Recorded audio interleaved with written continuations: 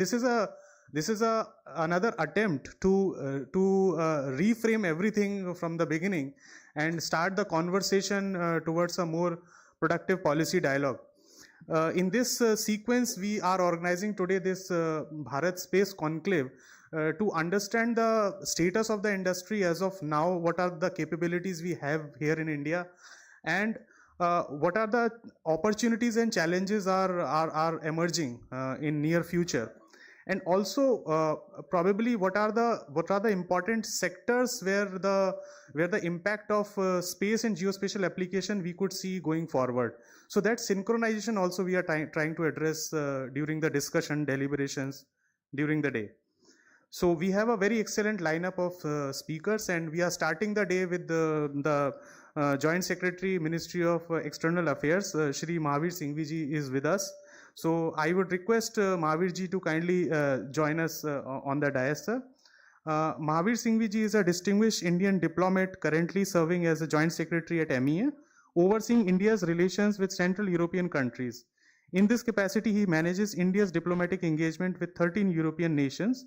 Mr. Singhvi's academic credentials are noteworthy. He is a chartered accountant, company secretariat, cost and management accountants, and holds an MBA reflecting a multifaceted expertise in finance and management. He was awarded a University Gold Medal from the University of Jodhpur, underscoring academic excellence. Throughout his career, Mr. Singhvi has held significant positions with MEA, including director roles focusing on regional cooperation and connectivity initiatives.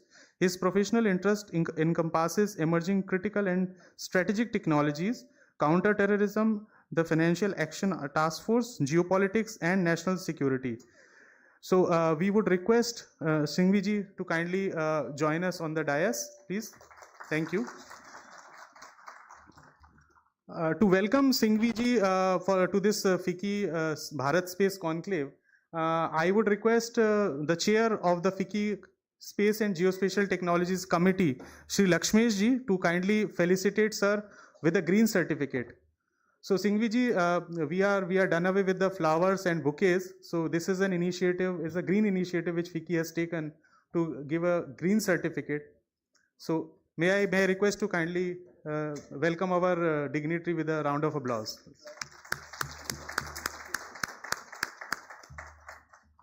Thank you. Thank you, Lakshmesh ji. So, sir, some trees have been planted in your name. Thank you. So, so with this, may I now request Singhvi ji to kindly share his keynote. Thank you, sir.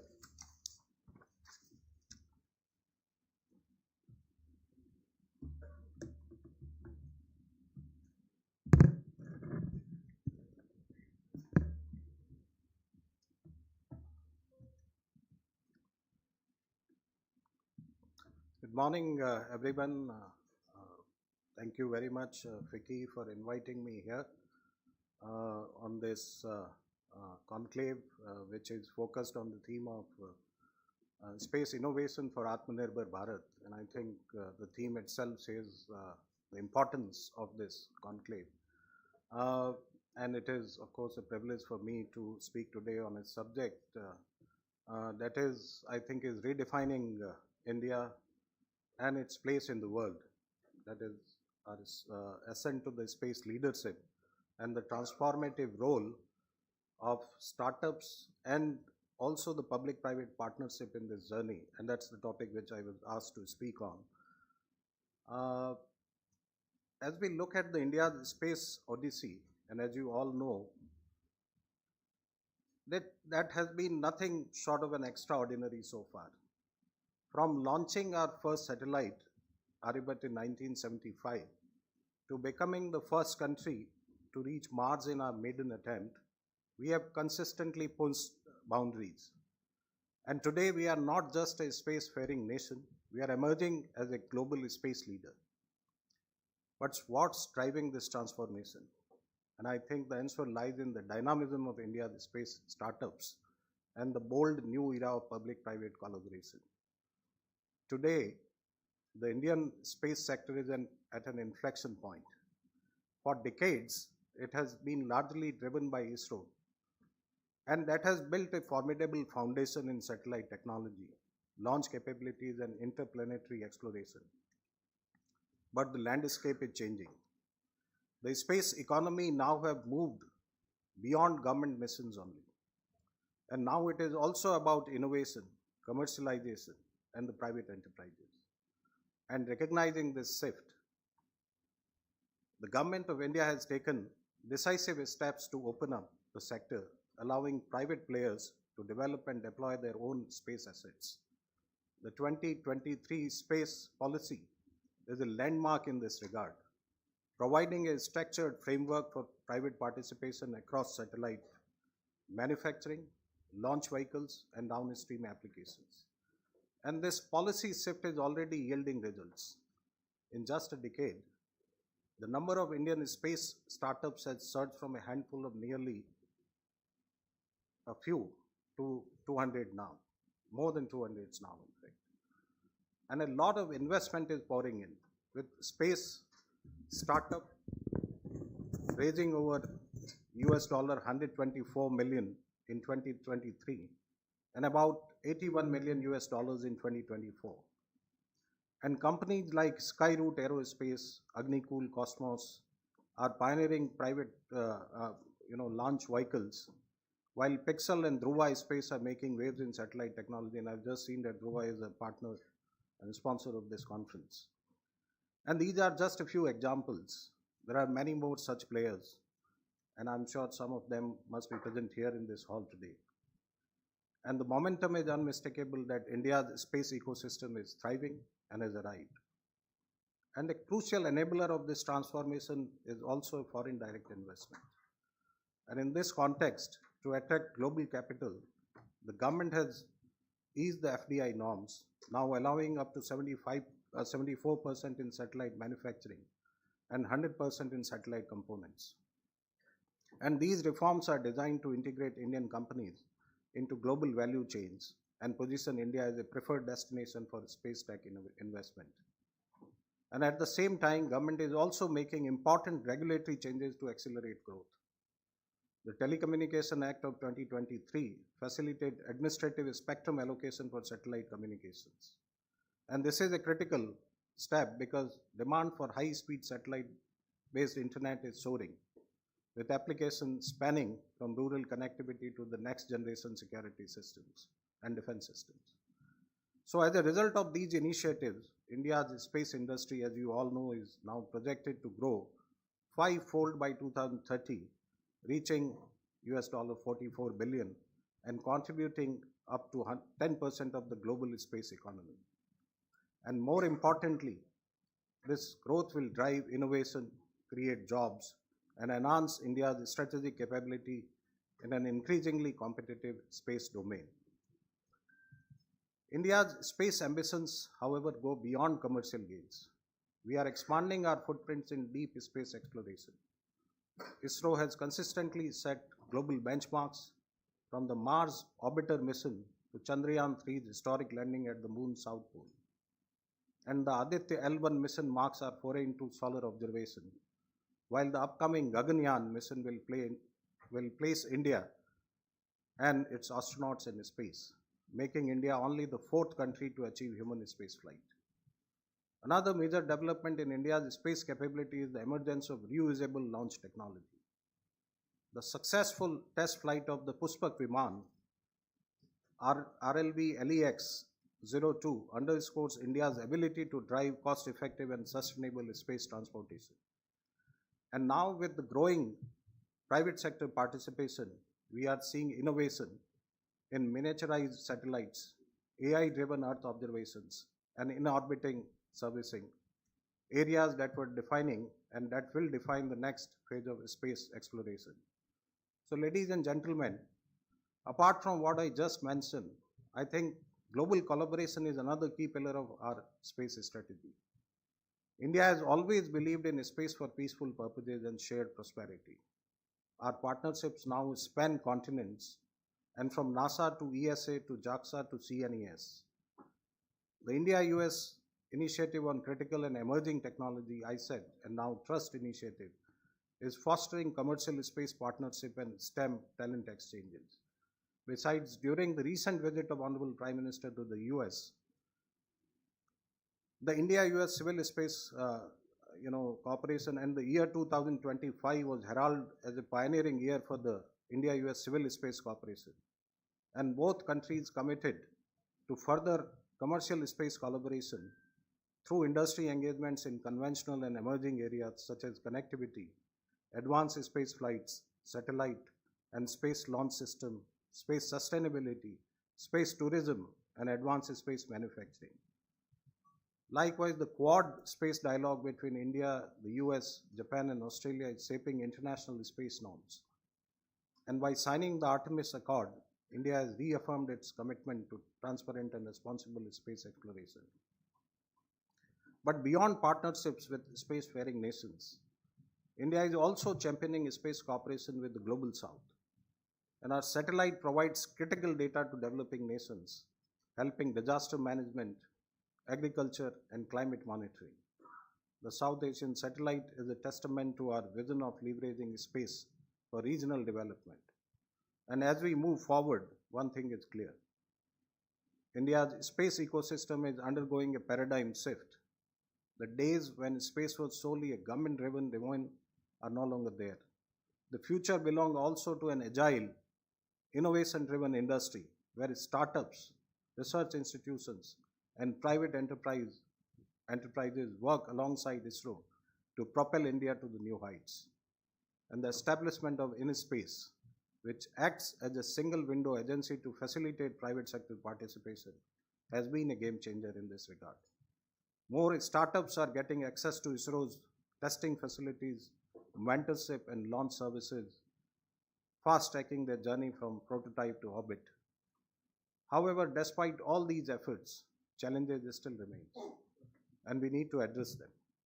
Space technology transfer, export controls, and international regulatory frameworks needs further streamlining. Global space governance is still evolving, and we must play a proactive role in shaping rules that ensures equitable access to space resources. The good news is that we are moving in the right direction. Our commercial launch market is attracting international customers. Our indigenous launch vehicles are gaining traction, and our innovation in low-cost satellite manufacturing are setting new global standards. And to sustain this momentum, I think we must focus on some of the key areas. We must invest in talent creation, building a skilled workforce in space science, engineering, and AI-driven space applications. We also need to deepen our international cooperation, leveraging global partnerships to co-develop cutting-edge space technologies, ensure interoperability, and establish India as a hub for space tech innovations. And I think we are moving in the right direction. And as we look to the future, we must also consider the ethical and security dimensions of space activities. With the rapid commercialization of space, issues like space debris management, satellite cybersecurity, and responsible use of AI in space operations require urgent attentions. And with our commitment to peaceful space exploration, I think we can play a leading role in shaping global norms for sustainable and secure space activities. I would like to conclude here by saying that we are standing at a threshold of a space revolution. The convergence of public and private sector efforts, backed by visionary policies and global collaboration, is creating a dynamic ecosystem in India, and that will propel us into the next era of space exploration. The vision is clear. India is not just participating in the space economy, we are shaping its future. And to all the innovators, entrepreneurs, and the startups which are present here in the room today, your contribution will be writing the next chapter of India's space journey. Let us continue to push boundaries, embrace bold ideas, and ensure that India's ascent to space leadership is not just a possibility, but an inevitability. And I'll stop here. Thank you once again, FICCI, for inviting me, and wishing you all a very happy Holi. Thank you very much.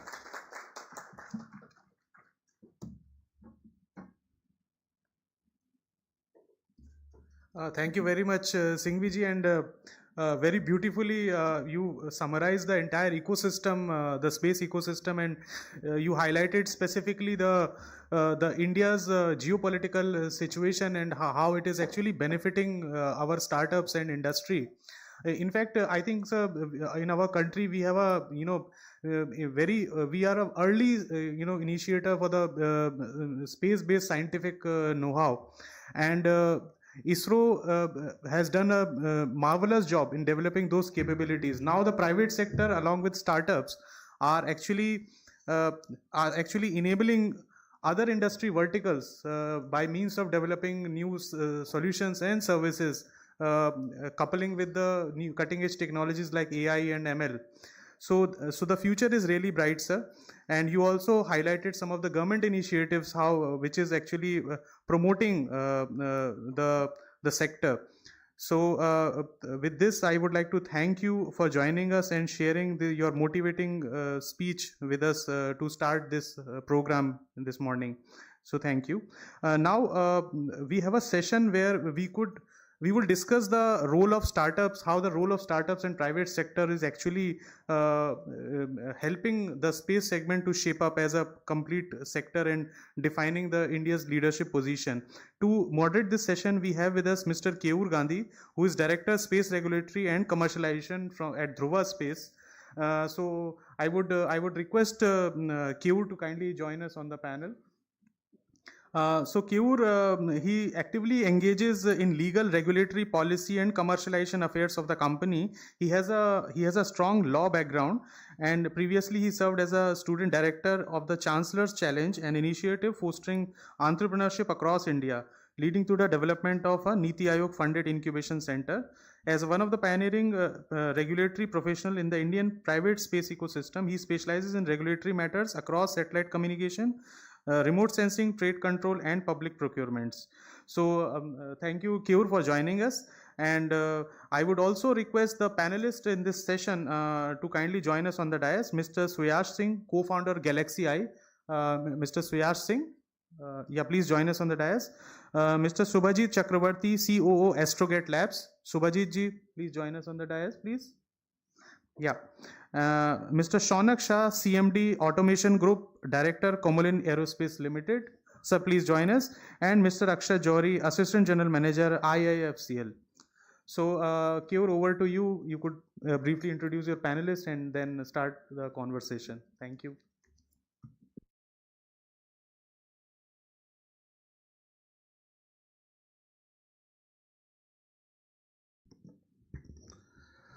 Good morning, everyone. Welcome to the FICCI organized Bharat Space Conclave. It's my privilege to be moderating the first session for the day. The theme of the panel today is quite interesting. It's about India's ascent to space leadership with specific focus on startups and the role public-private partnerships will play. To give some background on this topic, globally, we've seen examples of successful private space economies growing, and we see that the commercial space market has been a steady backbone, not just to enterprise aspirations for adapting space technology, but also to the strategic needs and requirements of various countries. It is not just about manufacturing satellites and enabling space technology applications. It is also about innovating and building next generation technologies which help countries stay competitive, which helps us not only use remote sensing data, but reach the moon, reach the Mars, reach the corners of the universe that we all wish to explore. PPP historically has been a very strong model. If we were to take examples of certain countries as to how they have supported growth of space technology enterprises, there are various models on which PPPs work. It can be by extending grant to make infrastructure so that space technology products can be made faster.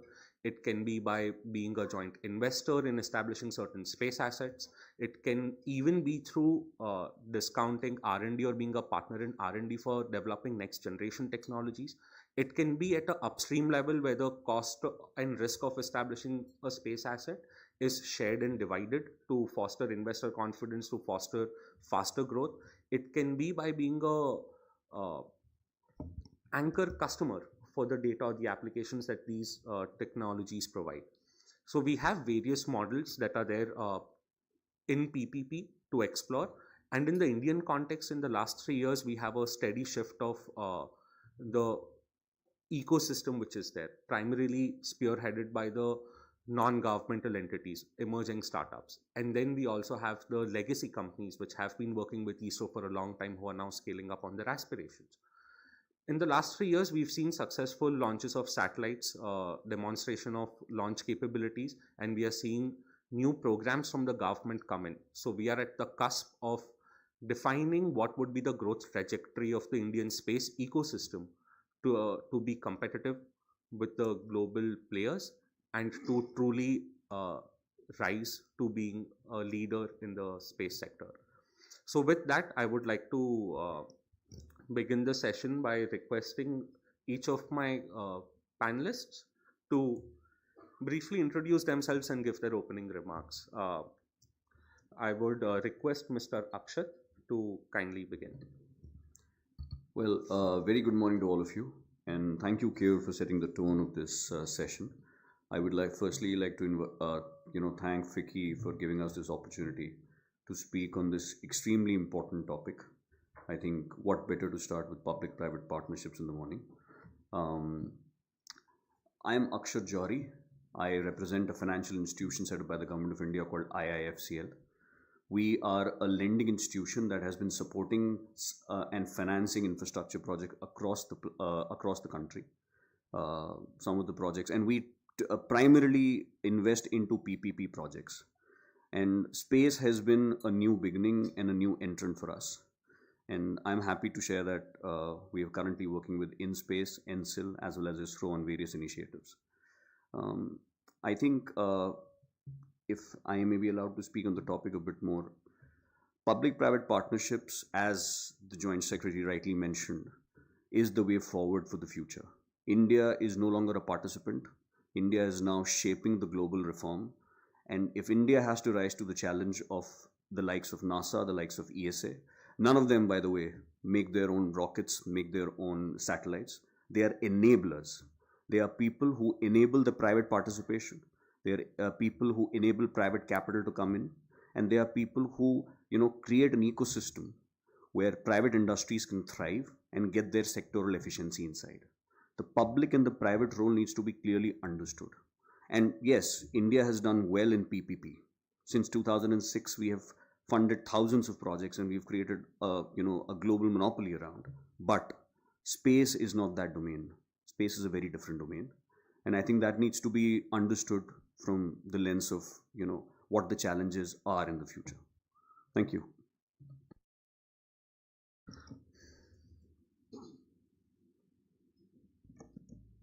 Good morning, everybody.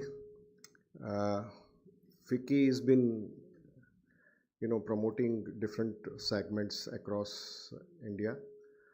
Space is one of the sector FICCI has been, did one major program about 6-7 years back. And then for last 2 years with Lakshmeshji, we have been trying to see how FICCI gets really involved into the space and ensure that, we are supporting to the space ecosystem.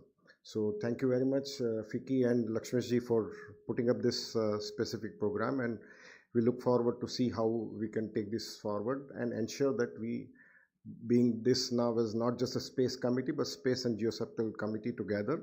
So ensuring that, the whole ecosystem from what we call it upstream to the downstream, and putting across the whole ecosystem of the space together to ensure that we are really growing the way Government of India has been anticipating. As far as I'm from Comoline Aerospace Limited, we are a group of companies. Comoline Aerospace Limited has been a company based out of Ahmedabad, and we are very closely associated with ISRO for last more than 2 decades. And we are, we can proudly say that we have been supporting ISRO Space Application Center in developing all the payloads till now, what ISRO has launched. And we have been, able to contribute ourselves. We have, ISRO's qualified clean rooms, ISRO qualified labs, ISRO qualified manpowers, and ISRO qualified processes to ensure that we support them from the build to print microelectronics, high reliability electronics projects in RF domain and digital domain. As far as today's panel is concerned, we definitely believe that PPP is the way to go forward. And PPP, what we have seen that the matured markets of space across the world, PPP is the only model which been really working very successfully. And India, by adapting this correctly, by collaborating with all the industry partners, definitely it is going to be a very great success. Thank you.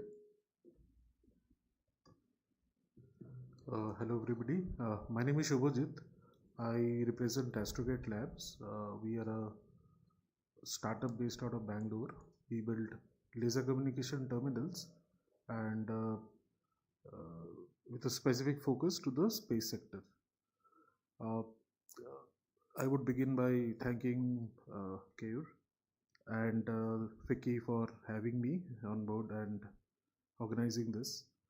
The topic is both, from a personal point of view, the topic is both, I'm thrilled as well as skeptical about PPP in function, because the history of PPP in India has not been very good, is what my observation has been.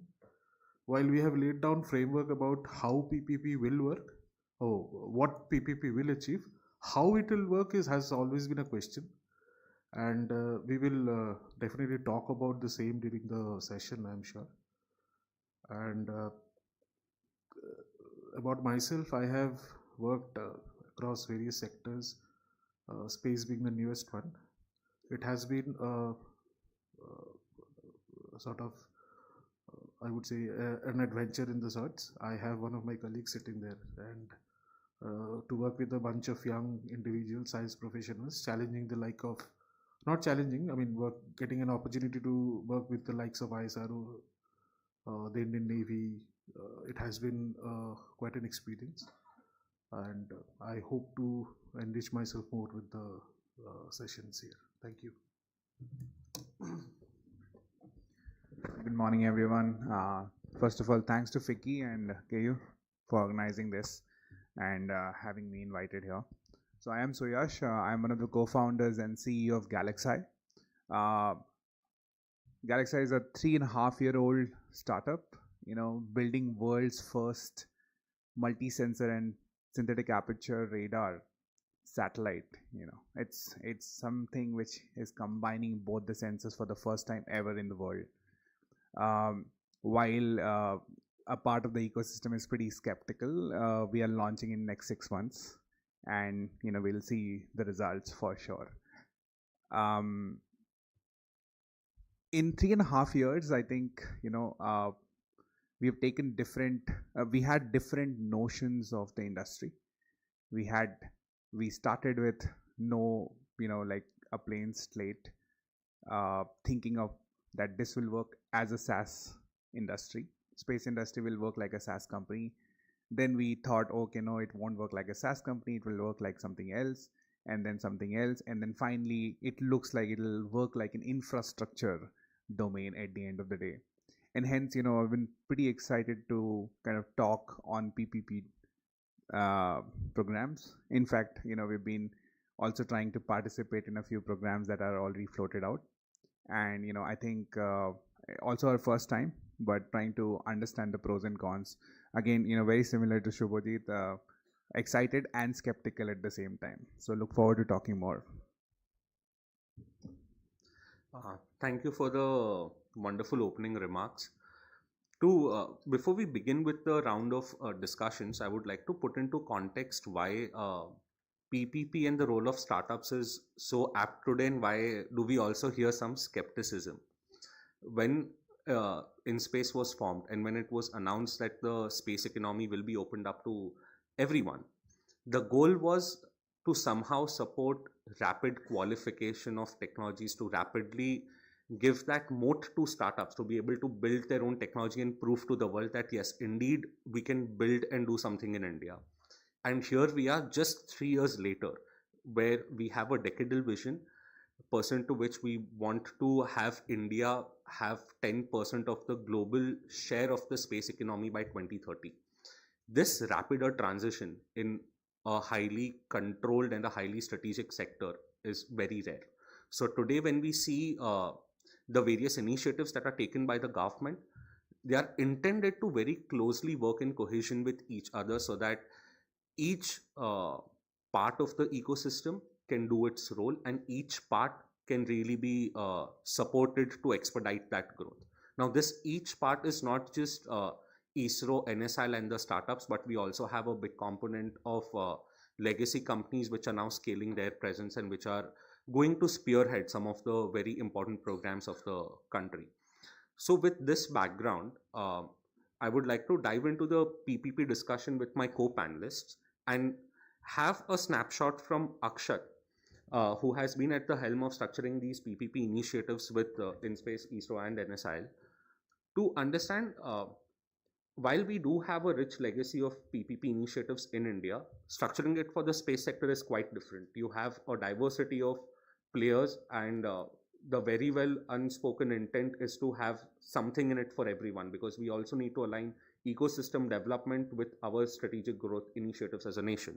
So what have been the kind of considerations and challenges that have gone into shaping up some of the PPP programs, that ones that have already been announced, and to the extent you can talk about any other programs? So that would help with context setting. Well, thank you, Keyur. And I completely understand the skepticism in the room, and I'm with you on that. I am the only one representing the government here, so let me now talk a bit about PPP. The moment somebody says PPP, the first thing that comes to a person's mind, even my mind, is tolls, energy projects, road, airports. And I think that has been the traditional way in which PPP has been structured. You know, that the government is going to provide land, the private sector is going to get the capital, and things will eventually be built and run by them for 30, 60, 50 years. I think that's not the structure, or that's not the approach that we will have to take. I think there has to be a bird's eye view for space. Space is literally rocket science. We use that in that term every day, that it's not rocket science, but you know what, this is rocket science. So we have to come up with, you know, innovative solutions. We have to come up with understanding how the public and the private's role are being looked at. And I mean, let's talk about some of the initiatives that we have taken. Firstly, you know what, let's go back and talk about what the world has done in space. The world has not done too many PPPs in space, but those which have to take very different routes. Take COTS, for example. COTS was a program that NASA started in 2006. That gave birth to one of the largest companies, SpaceX. It gave birth to Falcon. I don't want to, bore your morning by talking about Elon Musk, but we can all agree that it's been a major disruptor, and it happened because NASA came up with a seed capital funding. NASA gave that money for design, development, and production phase, and NASA made sure that something innovative came out of it. Research and development was at the helm of it. So that was not an approach which is usually taken in traditional fundings. Similarly, let's look at another project called Skynet. This was a project done by Ministry of Defense in the United Kingdom. They wanted satellites built by the private players where, which will eventually help NATO monitor European territories. They later understood that they have some, spare bandwidth to be used. And they told the private player, if there is any bandwidth left, you can use it or utilize it for your work. And that was a risk and return exchange that happened. So I think it's important to understand the kind of territory India is sitting on. We have, on the one hand, Thespian companies and people like Lakshmesh sir, who have built a legacy with L&T in aerospace and defense. On the other hand, we have people like Suyash, who are trying to innovate something new. My job or our job is to make sure that a level playing field is created in PPP. It's important that, joint venture partnerships are looked at, and the government will have to do a couple of things right here, because we have to be aggregator of demand, because without demand, without market, no capital is going to come in. No industry is going to step in. Let's be very clear about it first. Second, we have to use the correct instruments to incentivize them. if there is no incentives given to the private industry, then this is a very risk, this is a very risk, the risk sharing is on the side where the private industry loses. Let me now go into what we have done so far with InSpace and NCIL. NCIL gave us a very important task, which was to come up with a PPP model for one of India's largest launch vehicle, the GSLV Mark III, LVM3, and it was not easy. We had to really scratch our heads, because how do you build something so big, and how does ISRO then eventually, now with all the infrastructure that they have built, give it to the industry? So we had to come up with a minimum guarantee and a subsidy kind of an idea, with the revenue sharing coming into picture. It was borrowed heavily from global case studies that we studied. It could not have been done in a simple traditional manner where government is going to give land and industry will start building the rocket, because it doesn't work like that. Similarly, for the transaction which is right now on the Earth observation satellite, which is now being covered by the media, I think I can talk about it. We have come up with an innovative solution of providing some kind of a grant/loan, which will be given as seed capital for industries which are coming in consortiums to build multitude of these satellites. I mean, you are building SAR, you're building multispectral, you're building optical, you're building panchromatic. You're also building SAR, which is an active satellite. The others are passive in nature. So technological complications are humongous. The key is that we have to focus on risk structuring and financial structuring. If we get that right, and that, again, just to underline, that will not happen if the government doesn't engage and do a stakeholders. In both of these transactions, we had stakeholders before we started rolling out an RFP or expression of interest. We called everybody in a room, we circulated a strategy white paper, and we asked the industry, okay, what is it that you want? If the public and the private are on the same page, then I think coherence can exist and skepticism can be taken care of to a certain extent.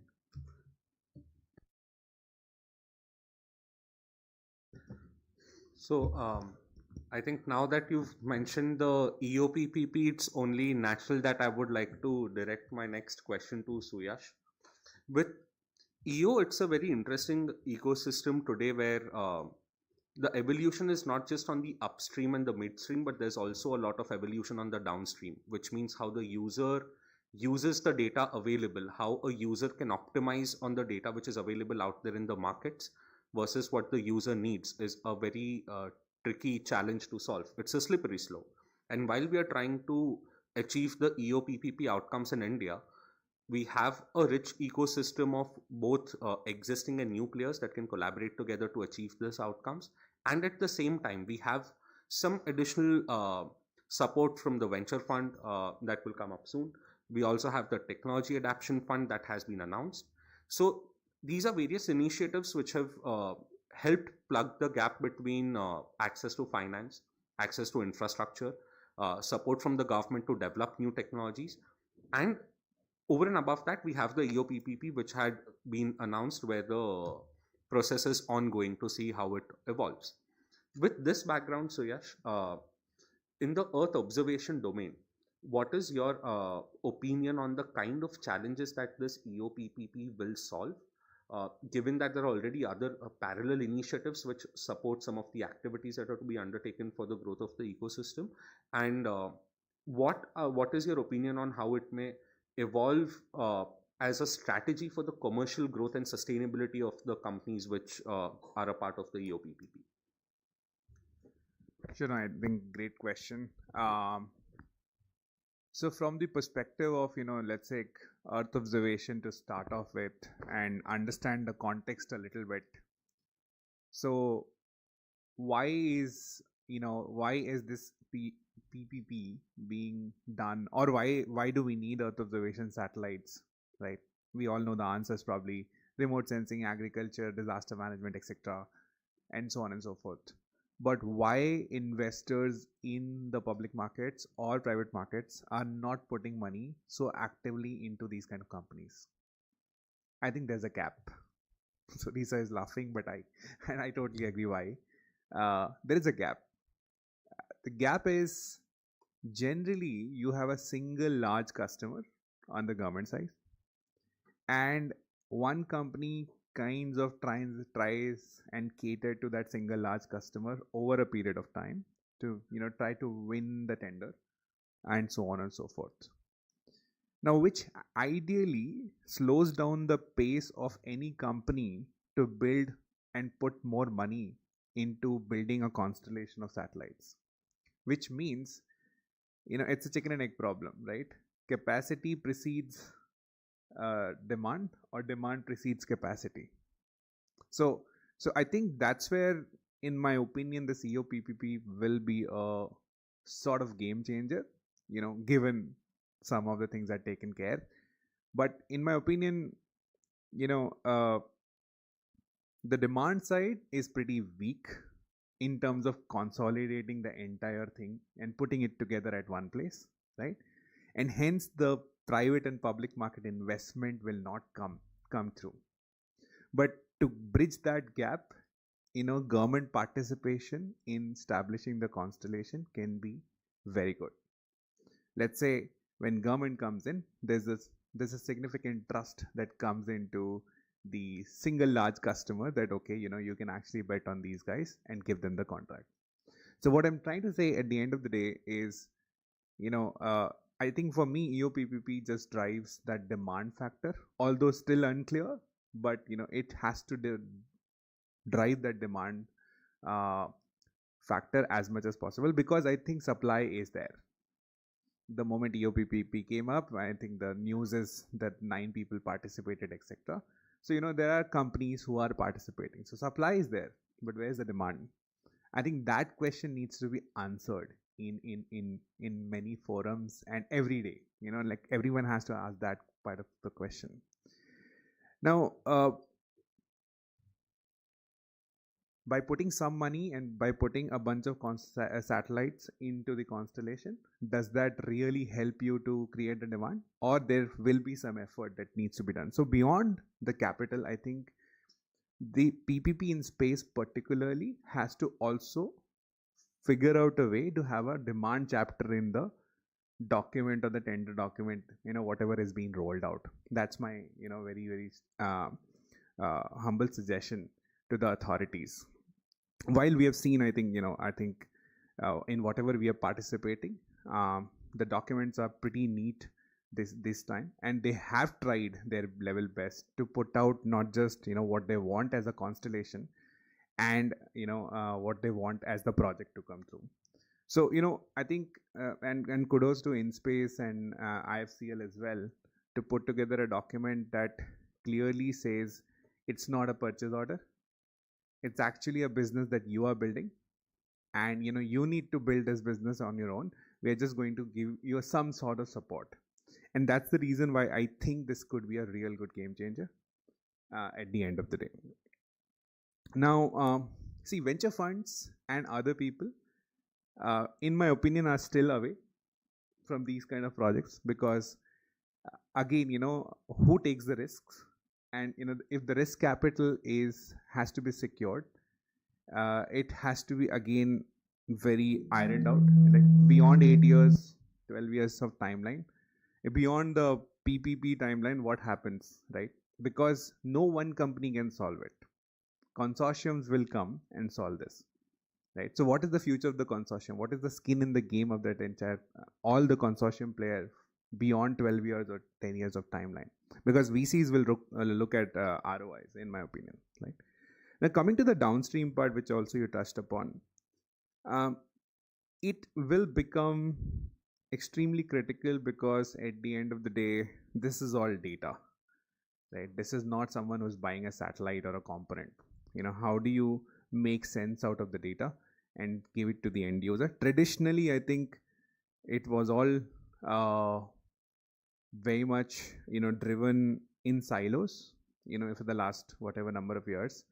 So if you see an Earth observation company, I don't think you'll find a unicorn globally.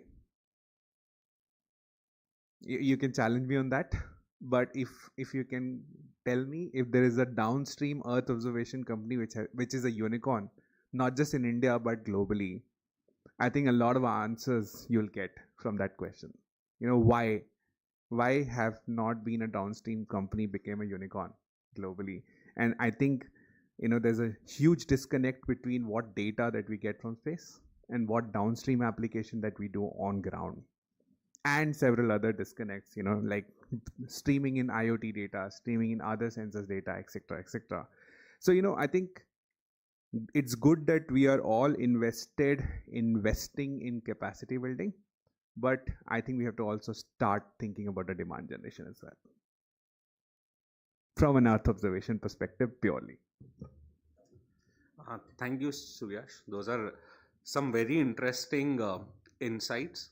I think before, I'm very tempted to go back on the questions of financing, demand, and the downstream companies' valuation. But before I do that, I actually want to cover base with Shubhajit as well. So, Shubhajit, you're working on some very unique technologies which today we've seen of being of principal use in the space sector for strategic missions, largely for military satellites and intelligence satellites. But as we see the crowding of RF spectrum increase and the need for data to be downlinked from space to ground increase heavily, especially in the ISR domain, this is a technology which is potentially of commercial viability in the near future, but maybe not immediately. So while these models for incentivizing startups are evolving and these schemes have been initiated by InSpace and through the government of India, how do you see this kind of enterprise fitting in, where you're working on technologies of commercial viability in the near future but not immediately, and what is your opinion on the PPP models that could be for such segment of the space ecosystem? Good. I would speak in reference to a very recent development, which is the announcement of the TAF, which is the flagship, I would say, effort by the space community on the government side. So this is one of the first instances where the government has taken sort of a stance where it is helping the economy, helping the space ecosystem in a way that there is incentive for the economy, for the companies to get funding to the tune of 25 crores, an amount which will sort of, I feel this is a ceiling line which helps, I would say, differentiate between startups and more evolved companies. More evolved companies might not approach the fund because of the quantum, but this is such an amount of money which, and it is a non-equity sort of a figure which is being given out, which means that the companies don't dilute. Also, the other great incentive there is non-IP sharing, which means the startups get to keep the IPs that they have been working so diligently about.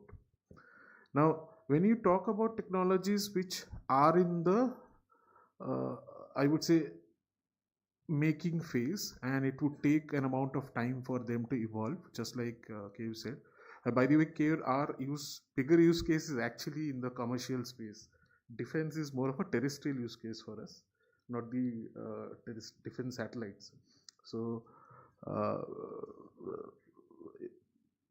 even then, with just like you said, the saturation of spectrum and the fact that laser gives you an opportunity to transmit data at almost 10x speeds.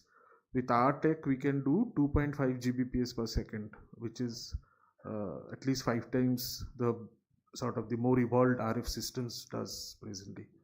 So for such a sort of a product and a process, capital has to be a bit patient, and this is something which the government is now looking forward to it, because there are no chains, sort of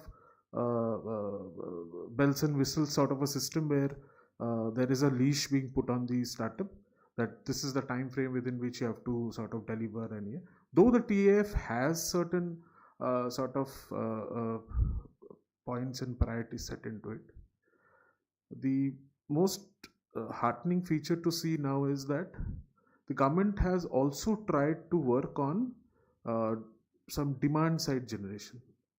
Now, the basic question for a startup always has been, I can get some money with my connects, my sort of, the fact that I have been working in this industry for some time for developing the product, and the government might also take part in the process. But what after that? I mean, if I am the government validating me by giving me money for building the product, also means that it validates the demand, the probability of me being able to sell certain amounts of that product.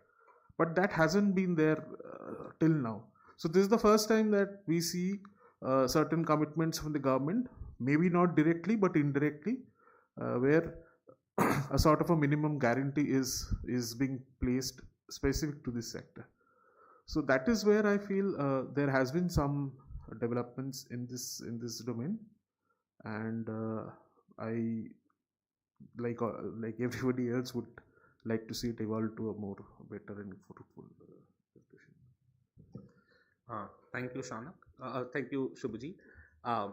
Moving to Shaunak-ji, you come with a very interesting background of being focused on components manufacturing and now eventually scaling your activities as the participation of India in the space economy increases globally.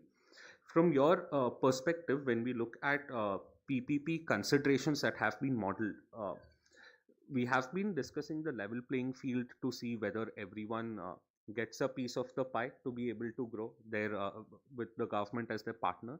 What is your opinion on the PPP considerations that have been there, and how would they differ for an enterprise which has been in the ecosystem for over 2 decades versus what startups look at, not just from a fresh technology development perspective, but also from the economics of that growth in the market? So, at least with my fellow panelists, everybody is convinced that, PPP is the way to go forward. So there is no doubt about PPP. That's number one. Number two, there has been some, Akshat has given some example of, how difficult it was to model a PPP, the first in the space sector. But yes, it has been finally molded, and yes, it has been started rolling out. So things are definitely possible, and it is very much doable. That's what is known now to everyone, and government has also understood. As far as the legacy company, which we have been there for more than 2 decades with ISRO for long, ISRO has now started giving that kind of a signal, and government has started supporting for larger projects, and that's where we are also trying to build up our capacity to see how we can participate in PPP and the next model. As a legacy company, we hold good amount of experience, good amount of infrastructure, good amount of people, good amount of knowledge, know-how to execute this, any new PPP or any new projects which we can take up. So that's where we believe that we can definitely bring a good amount of knowledge and experience bring to a table to ensure that whenever we become a part of the PPP, we also can make a role to make it very successful and make it a little faster. We have to adapt. We understand that, the differentiation between the startups, what they look at the things, and how we look at other things. So startups are definitely more innovative, more evolving, looking at faster results, looking at, the things to be done overnight. So that we are also adopting it, and we also want to see and ensure that, we can become a good partner on PPP model, and we can become a, experienced partner for all of the new PPPs to ensure that the executions can be made faster. Thank you. That's indeed. And now with that, tempted to move back to talking about government as a partner or enabler for financing and de-risking. So I'd like to go back to Suyash. Suyash, you shed some really good light on issues pertaining to how will demand generation be predicted, or whether investment happens first and demand generation comes later. So my question is really in two parts. One is, where in your opinion can balance be struck between efficiency of government expenditure through PPP models versus how much the government should play a role in determining the potential market and market development, especially for the EO projects that are going on? And if you could also shed a little bit of light on how have to navigate through this in turbulent times where access to funds is scarce, and you're seeing in terms of investment, whether it will be a market for consolidation out of the consortiums which are there, or whether it will be a market that will diversify even more, since the global trend today is that the space ecosystem is no longer driven by the 50 to 60 large corporations. It's rather 6,000 smaller companies which also play a part in it. So if thanks, KU. There were like a lot of questions actually, whatever you just asked. But just to shed the light, I think, in my opinion, right, there's a global demand, then there is the demand in the country itself. If we have to build or make homegrown companies come up, I think the demand generation can't be priority number 2. It has to be priority number 1, and in each of the segments, be it the upstream, be it the midstream, or be it the downstream. So, and so the other thing that needs to be done is, let's say the demand is small, and which is how we will begin in this entire journey. And what sort of ring fencing is being put up to protect our own companies, right? How are we stopping companies to come inside, in a form of an Indian company, but they are actually not an Indian company, right? So we need to put those things in perspective, because demand is small, right? Beyond EOPPP and beyond some of the ministries actually putting together some sort of demand, what will happen beyond that, right? You're talking about 6,000 companies. Tell me, after one EOPPP, what will happen next, right? Like, is the demand going to go entirely to that consortium, or it's going to be still catered by other companies, right? So I think it's important to begin with smaller demand, but ring fence as much as possible. That's what China did very, very well, right? And making 6,000 companies versus 50 companies, I think I let the government to decide how they want to go ahead with that. Because Japan, Korea models were not Sabka Saath Sabka Vikas, right? It was not at all like that. There were very few winners in the ecosystem. But, let's say the capitalist market where the funding is unlimited and available, I think that's where it was more, if you have the ability, go and crack it. So I think I'll let that evolve in the ecosystem and let it happen. But in my opinion, again, coming back to the same point, and with which I'll conclude, demand generation can't be second priority if this ecosystem has to evolve. Thank you, Suryash. That's a good insight. And also to add some context, I think I would like to also talk about valuations a bit. For the benefit of the audience, where we also have companies like Maxar and Planet. Yes, of course, they're not players who have only been focused on downstream. They have their own upstream and midstream value chain as well. But I do think indeed we have unicorns in the EO space, but yes, not for the ones which are only downstream. Now, why did I bring this example back? Because I think these are success cases that we should really focus upon when we talk about the government supporting growth of the private ecosystem through PPP models. So I would like to take the conversation back to Akshat. Akshat, where we have seen, especially in the space of EO, there being a very strong success case out of US primarily for making EO satellite companies sustainable and giving them that boost to become global leaders in Earth observation data, there's also a strong element of assessing how can these models really enable the additional money that needs to be put up, because in the ecosystem we still struggle with the problem of de-risking, not just at a project level but also at a investment level into space enterprises, because it often involves a mix of technology transfers, new technology development, and also investment into infrastructure. So with the kind of models that we've had for financing through PPP, how do you think will the debt markets or the project financing segment see it, and what more can be done to leverage non-government investors to participate in these models and boost the growth that the ecosystem needs?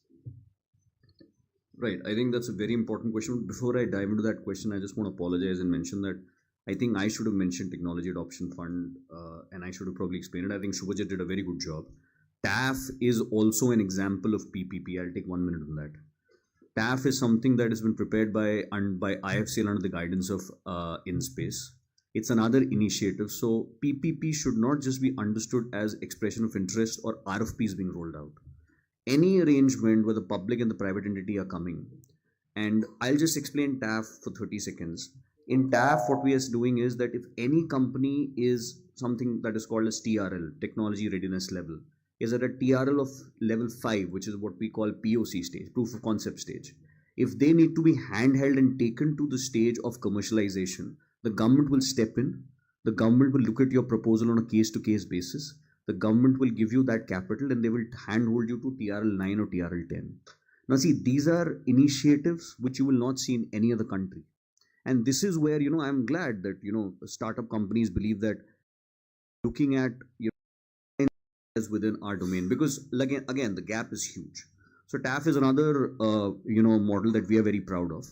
Besides that, I'm sure if within the coming months, very newer schemes are going to come out for all levels and all players.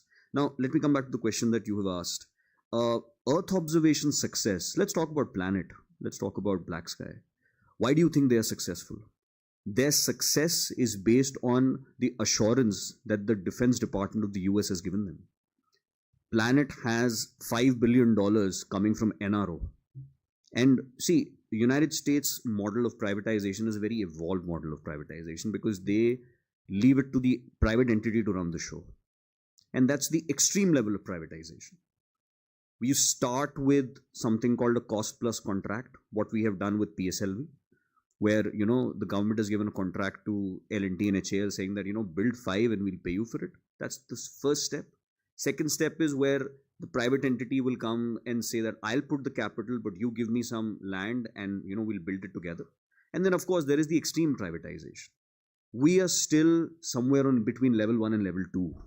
And I don't honestly believe in going to that level 7 and level 8 that they have done. But having said that, the question that you asked on investors and the point that Suyash has been trying to make on demand, I completely agree with him.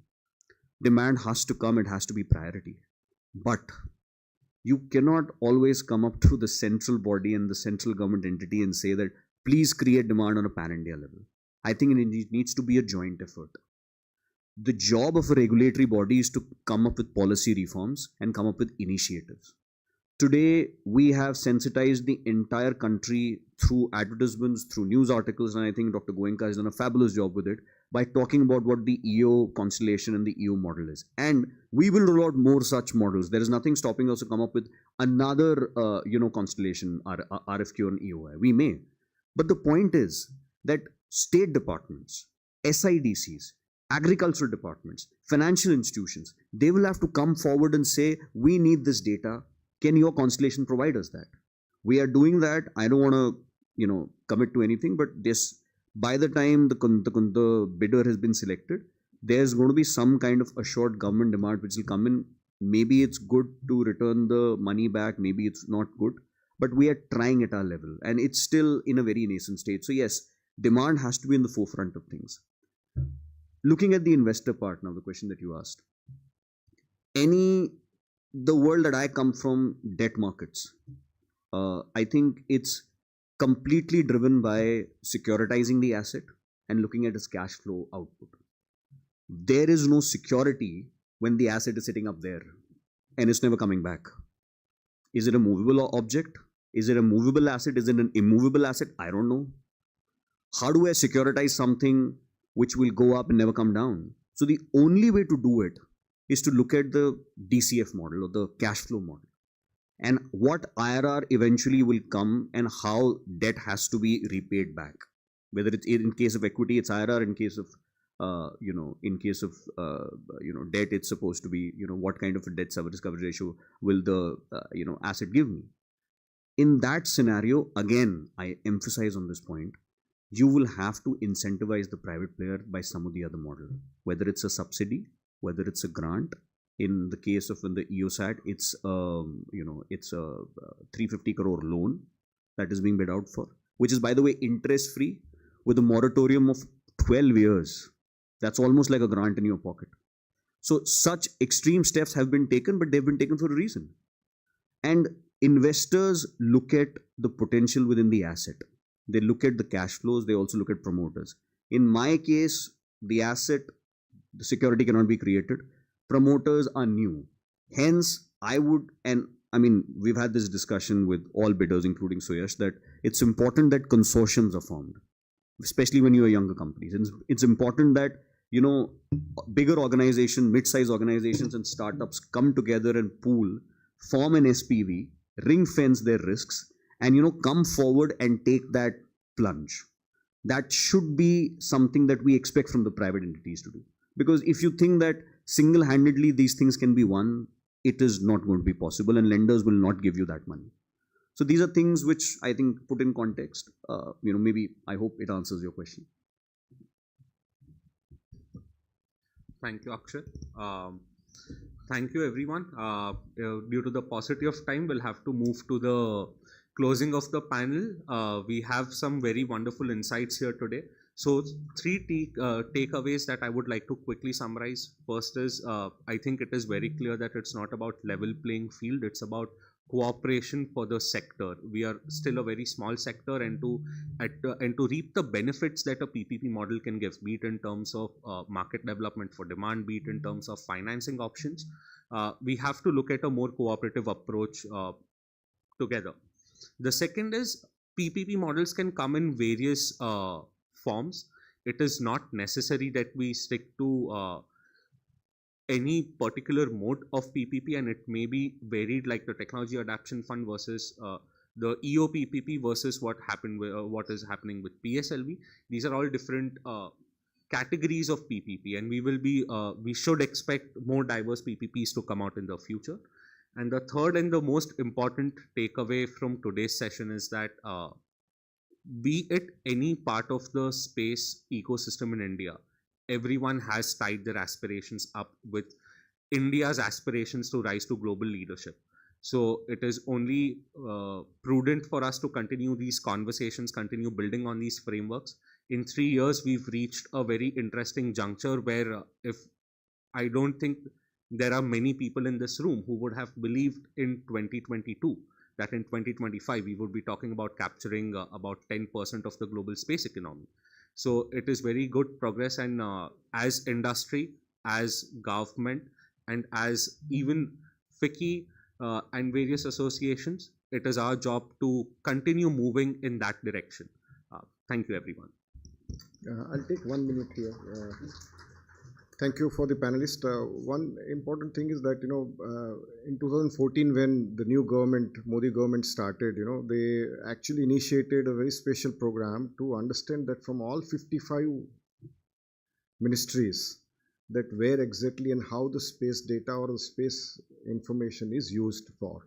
And there used to be a 3-day complete sessions were done, and individually each ministry was assigned with some important information to gather and come back for a space requirement or the space data requirement. So I believe if we FICCI, if we can do some kind of liaising and see if we can find out those details and reapproach them and make sure that, how we can aggregate the demand and understand, give the customers to that how they can really know what they really required, because today the most of the ministries, they do not know what exactly they require and how that can be useful, because this till that everything was supplied by ISRO, and it was all available free of charge. There was nothing to be done, so they have used whenever they have received.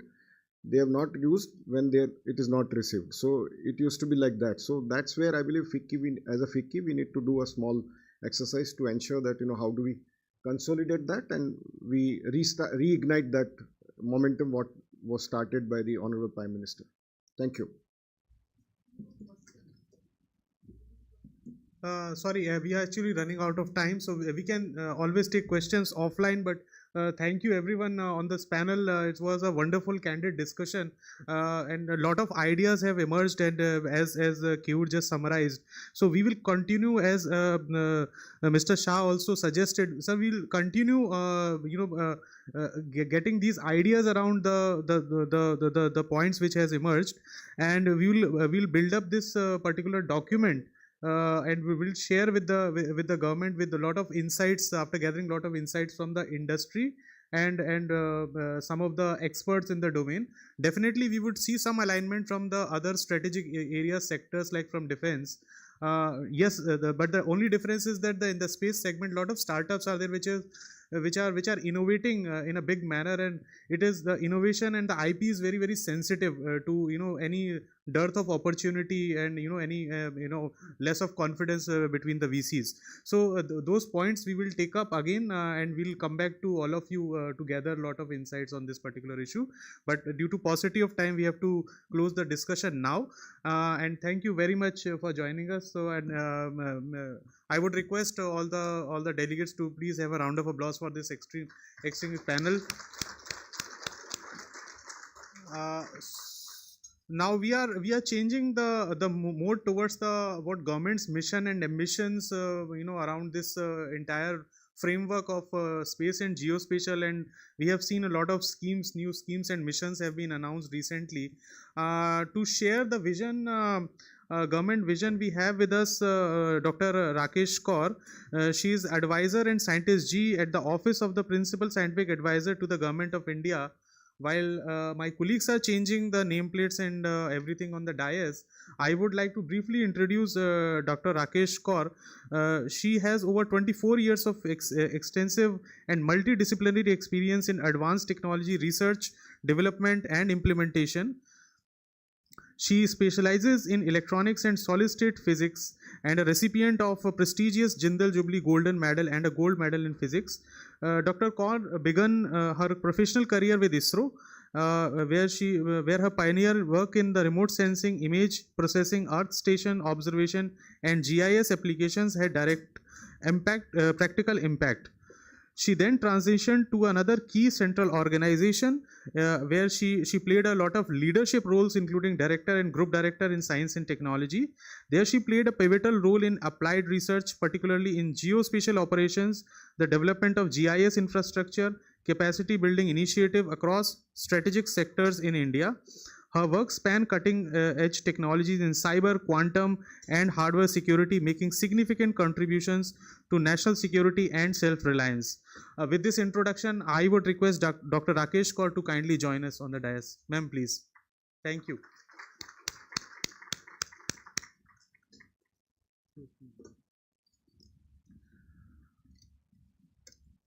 Ma'am, please. I would request our chair Lakshmesh ji to kindly felicitate Dr. Rakesh Kaur with a green certificate.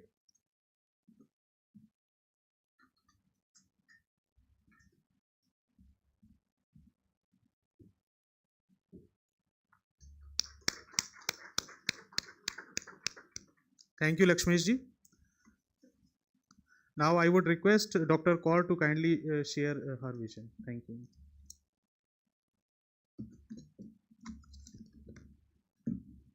Thank you for the nice introduction. Good morning, everyone. It is an honor to be here to discuss today synergy between space and geospatial technologies. In the recent session, I learned more about the EO, PPP and the TAF, where government will support after the TRL level 5 up to the commercialization level. generally sport is mostly required for the commercialization because lot of capital is involved. So I will just start with the spatial data. Actually, not only it is limited to the remote sensing data. So now even the data from the IoT communication devices, every device directly or indirectly can be linked with the location. So the data is very important because it is affecting every aspect of our national security and daily lives. And geospatial technology helps mainly in the collation, analysis and visualization of this geospatial data. So spatial data forms the backbone of all the national missions of the Government of India. And I can say that it is a digital nervous system of the modern nation. So it enables precision agriculture, promises good optimization of the urban planning, safeguards national security, predicts climate change, helps rural development and many more applications with great and extraordinary accuracy. I will just emphasize on few of the important topics, and I will cover from the user perspective also. For example, this data required for defense and the law enforcement agencies. It is not like the earlier cases where we take the data to the decision maker in the hard copy and some in the soft into different formats. But nowadays we have the common operational picture where data from multiple sources and from multiple platforms can be seamlessly integrated to put up a common picture where the decision can be made easily. And not only here, but also this data can be further in the form of, you can say, the as a services can be shared with the user organizations, so that the data in an enterprise-wide network, the complete load is not there with the users, only they access the services. Here I will highlight, in addition to the uses of the GIS and the geospatial data, I will highlight where are the more stress is required. More stress is required in the Geo AI, where we can have the predictive analysis, automated target identification, and also identification of unknowns, like we have in cyber security, identify the unknowns. Similarly, in the GIS, geospatial data, we need to identify unknowns by the patterns and the structures. So here, like, lot of scope is there to move forward in this direction. Also, the second is, like we discussed in the EU PPP, lot of demand is there. And by, like, if we provide online and the real time, the high resolution spatial data, and also the thermal data and various other sensors, which are very important for the security organizations. So even by providing that, we can reduce lot of foreign exchange. So this is the gap, and I think we can work on that. And this is regarding the defense sector. So there are various other sectors, for example, the disaster management, where optimal utilization of resources can be done by using the spatial data. So urban planning, rural development.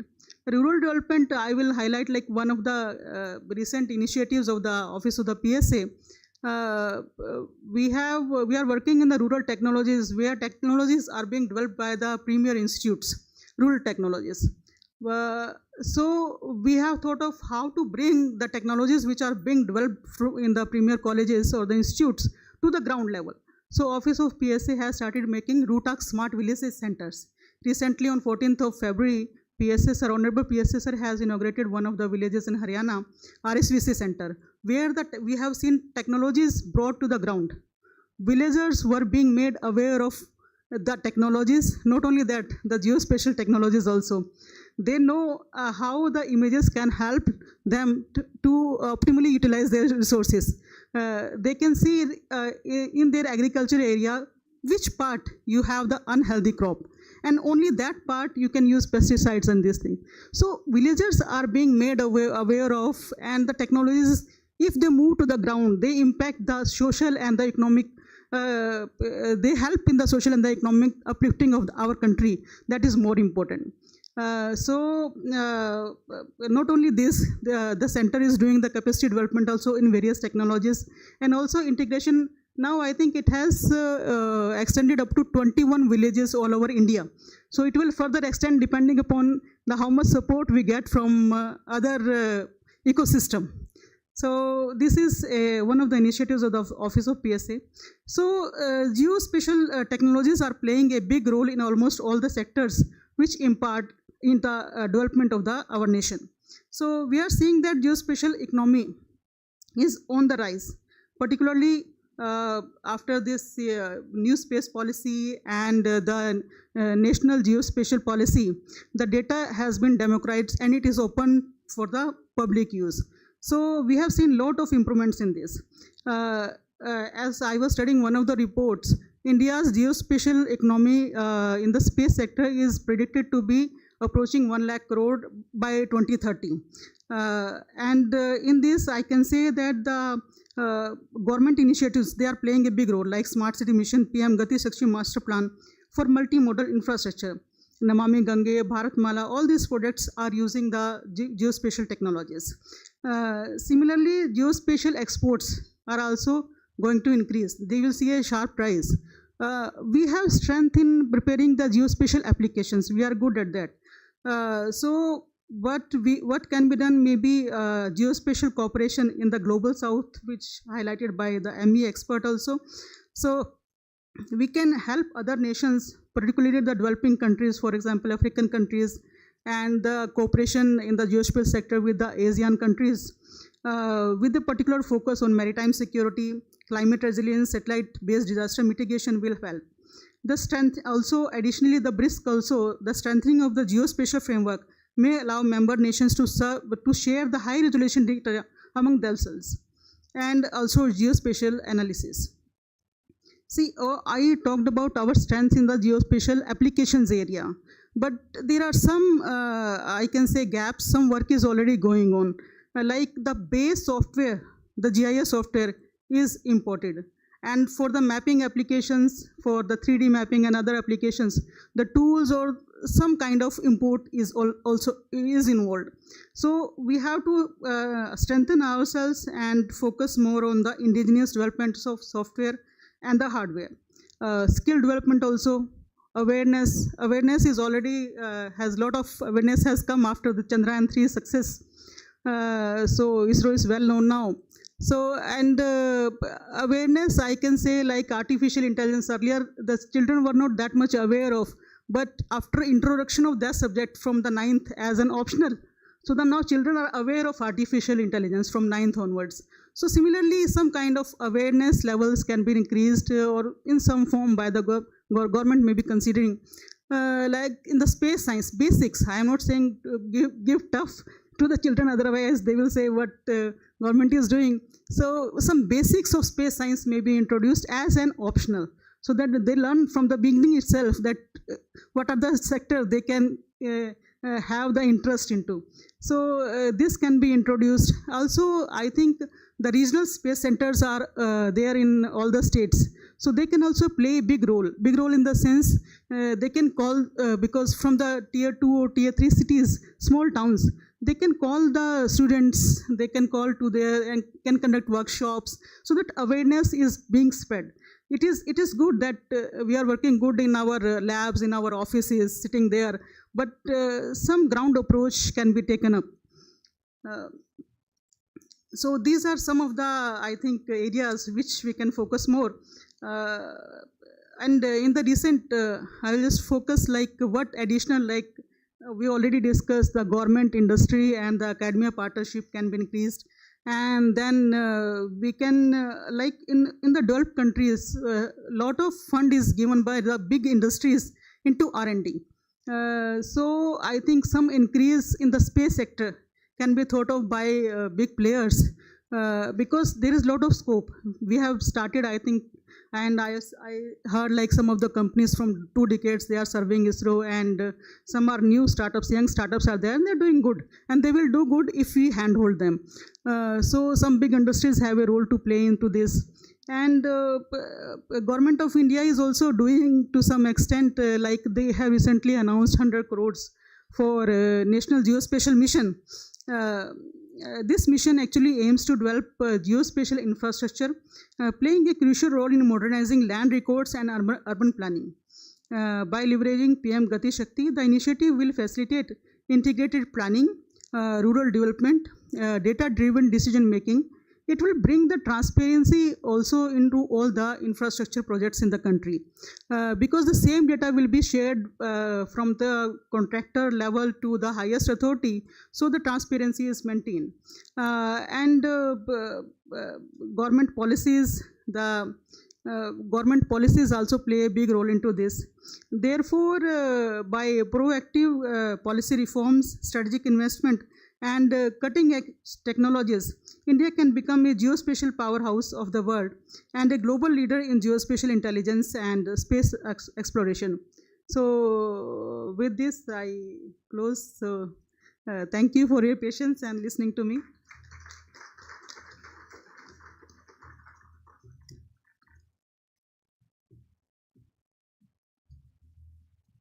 Thank you, Dr. Kaur, for sharing your vision and giving us a brief download on what all government is planning to do.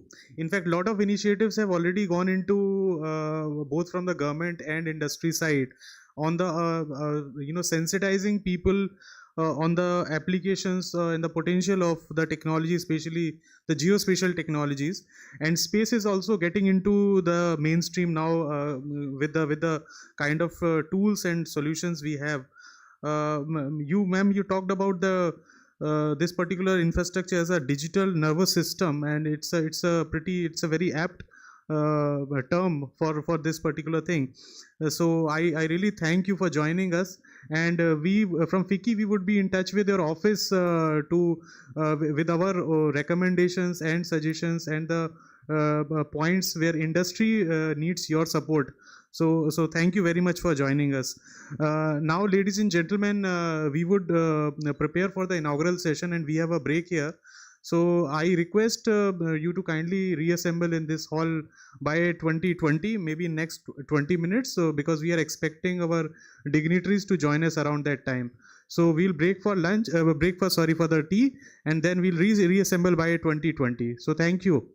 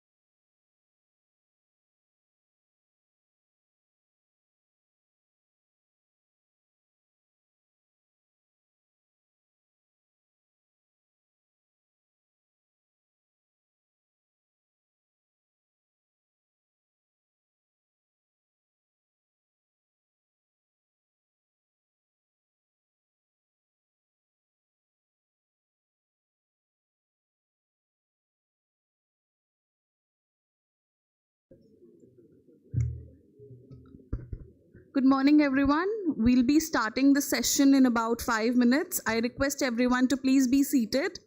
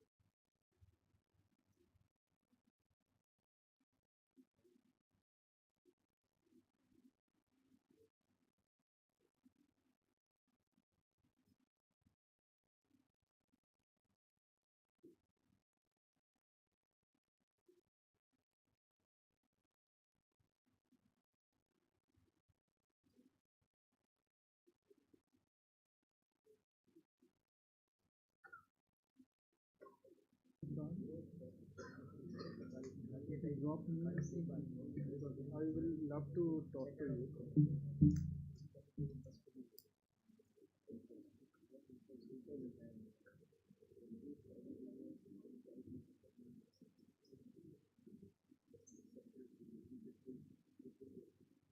Acharya या Bhattacharya?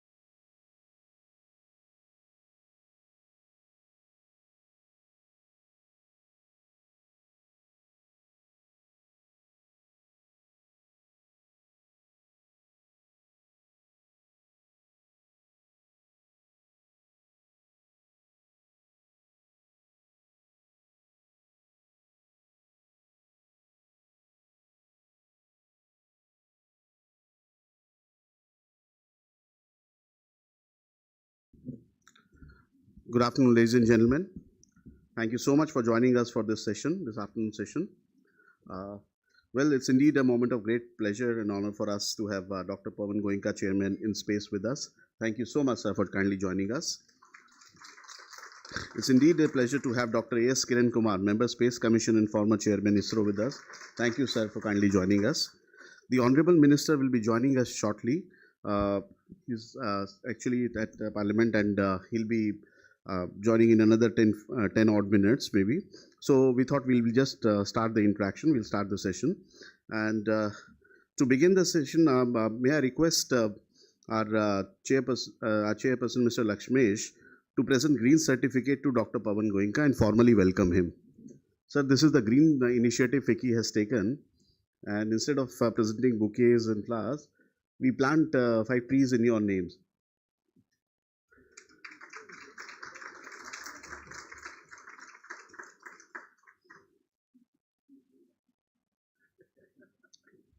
Thank you so much.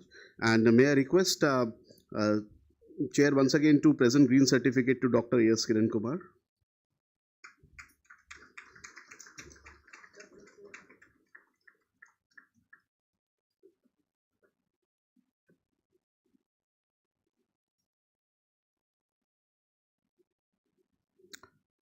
Thank you, Chair.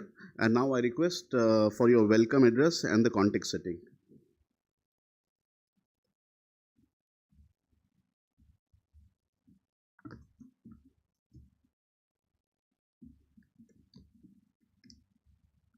Thanks, Sumit. Honorable Chairman InSpace, Dr. Pawan Goenkaji, Honorable Member Space Commission and former Chairman ISRO, Dr. A.S. Kiran Kumarji, Sumit, Deputy Secretary General FICCI, all members of the media, and ladies and gentlemen. As a chair of FICCI Space and Geospatial Applications Committee, it's an absolute pleasure for me and privilege to welcome all of you to this FICCI Bharat Space Enclave 2025. Led by ISRO, the Indian space journey is a testimony to the Indian scientific temperament, the perseverance, ingenuity, and of course technological leadership. From the historic launch of the 104 satellites to the Chandrayaan, Mangalyaan missions, to SpaceX missions, the journey has been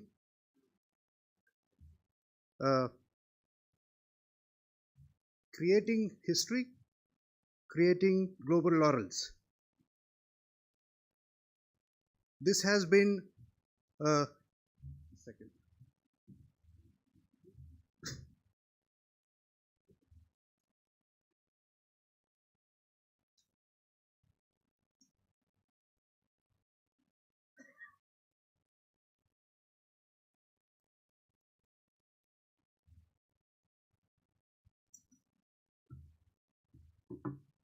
I'm sorry.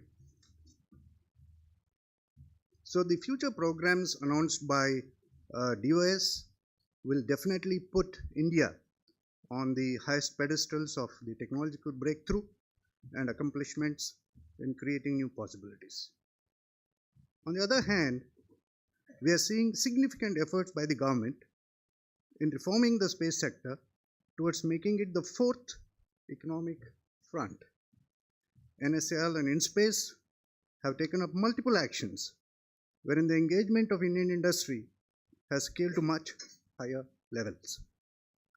PSLV, critical satellites, the SSLV tech transfer, the EOPPP opportunities, and many other such programs are testimony to this resolve. These efforts have laid the foundation of a new Indian space era where demand and supply will be the joint exercise between multiple agencies and the industry. No doubt, space has emerged as a potential sector where India is gradually picking up a leadership role, and we can see tremendous business opportunities getting translated going forward as India adapts to space-based solutions in its day-to-day and strategic needs. FICCI has been working in almost all the sectors of the economy. Space and geospatial applications call for a very strong set of technically enabled infrastructure for providing mission-critical information and insights for national security, developmental projects, and of course, businesses. The FICCI Space and Geospatial Committee is committed to fostering a structured and inclusive ecosystem that drives innovation, policy advocacy, and global collaborations. And very essentially, the idea of this committee is to create more partnerships within the players so as to create supply capability and also to create demand capability. Now, we wish to also leverage the cross-sector connects from various other sectoral committees within FICCI like Defense and Homeland, Agriculture, Infrastructure, drones, artificial intelligence, startups, etc. To unleash that full spectrum of our potential and support these segments in form of situational awareness, critical communication streams, early warning systems, precision agriculture, urban planning models, AI-driven analytics for climate resilience, etc. We are creating sectoral application-specific working groups to create strong cross-sector alignment. Now, by bridging the gap between the space applications and the core economic sectors, we are enabling a more integrated approach that will accelerate India's growth. So we do believe that demand generation is at the heart of this mega initiative of the country. So FICCI would be deep diving into the various segments of space and geospatial applications to kind of see what would be the addressable market size and addressable potential in the coming years, and then try to map it with the current R&D capabilities, current design and manufacturing capabilities, production capabilities, and of course third, global and domestic as well as global requirements. What are the different investment patterns therein, emerging future trends and technologies. EY is our knowledge partner for this exercise.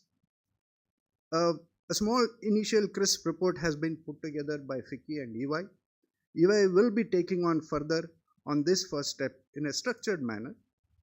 There would be a lot of surveys, interviews, and brainstorming sessions that will be conducted in coming months to kind of collate a lot more concrete ideas, information, and then kind of put it together in the form of recommendations for the consideration of the government.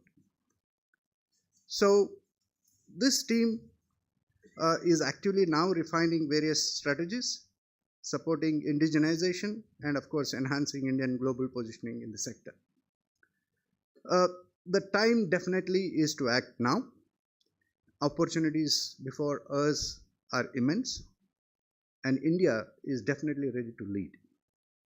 At FICCI, we are committed ensuring that our industry thrives, innovates, and contributes meaningfully to the future of space exploration.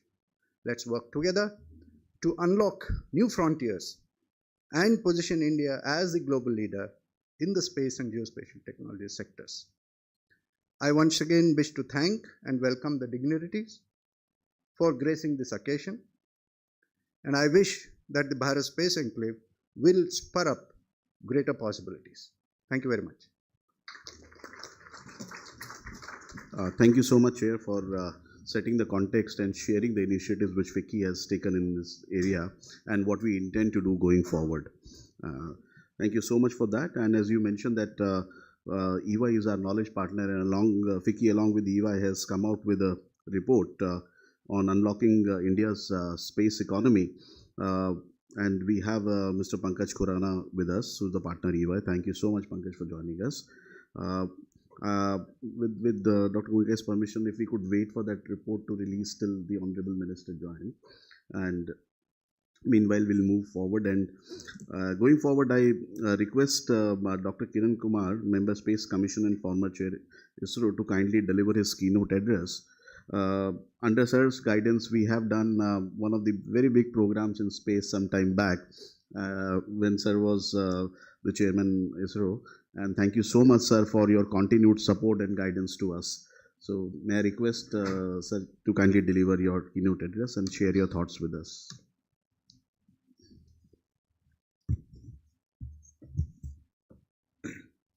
Good afternoon to all of you on this program, and it's indeed a great privilege and honor to be present here and share with you some of probably the history of ISRO itself and how it has moved and where we stand today and what is going ahead. Probably we're all very familiar that when India was struggling to provide food, shelter and education to its citizens, just after 10 years of independence, humanity got a new way of doing things, what we are all familiar, disruptive technology. A new capability of going beyond planet Earth became available to humans, as a result of the two superpowers trying to compete with each other and demonstrate who is more powerful.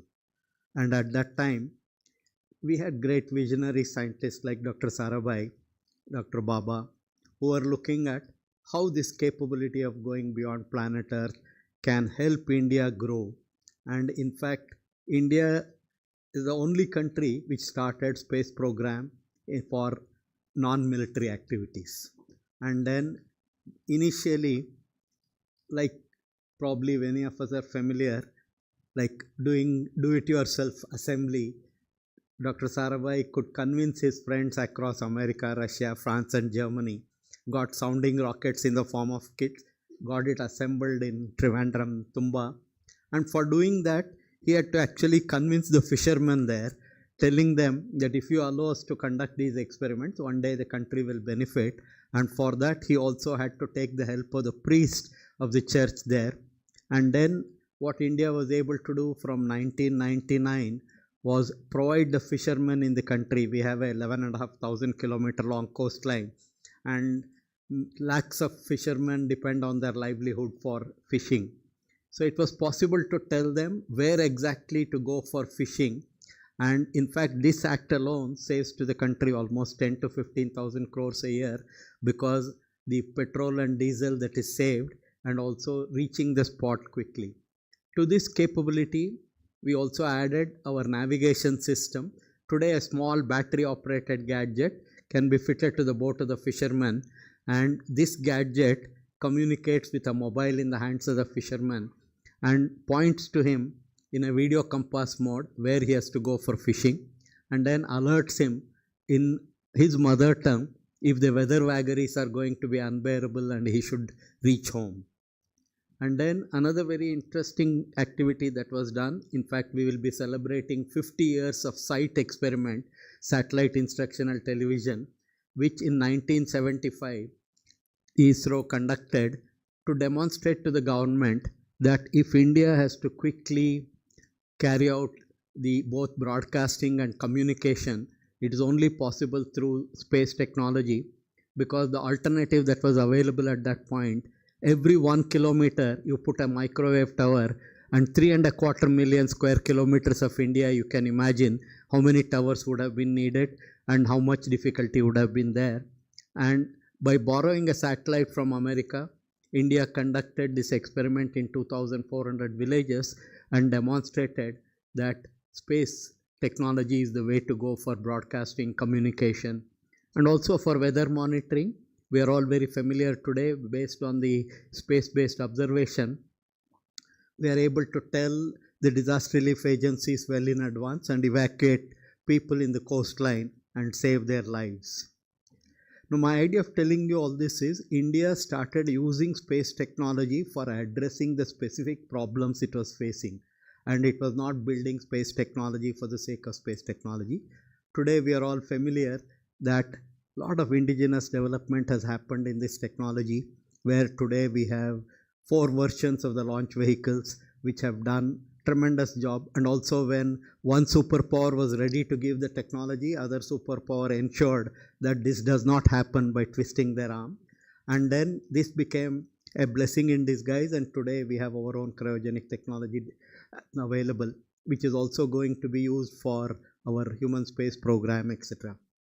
So the point is, India started making use of this disruptive technology in a very innovative manner, and using what is also called as a leapfrogging technique, where the basic idea is make use of whatever technology that is accessible to you, but use it specifically for solving your problems, not for the sake of building technological capability itself. And over a period of time, ISRO was able to build its capability, and today you are among the 5 topmost countries, and once we put our human space program becomes operational, we will be the 4th country in the world to have such a capability. And you are also very familiar how human race itself moves in this world.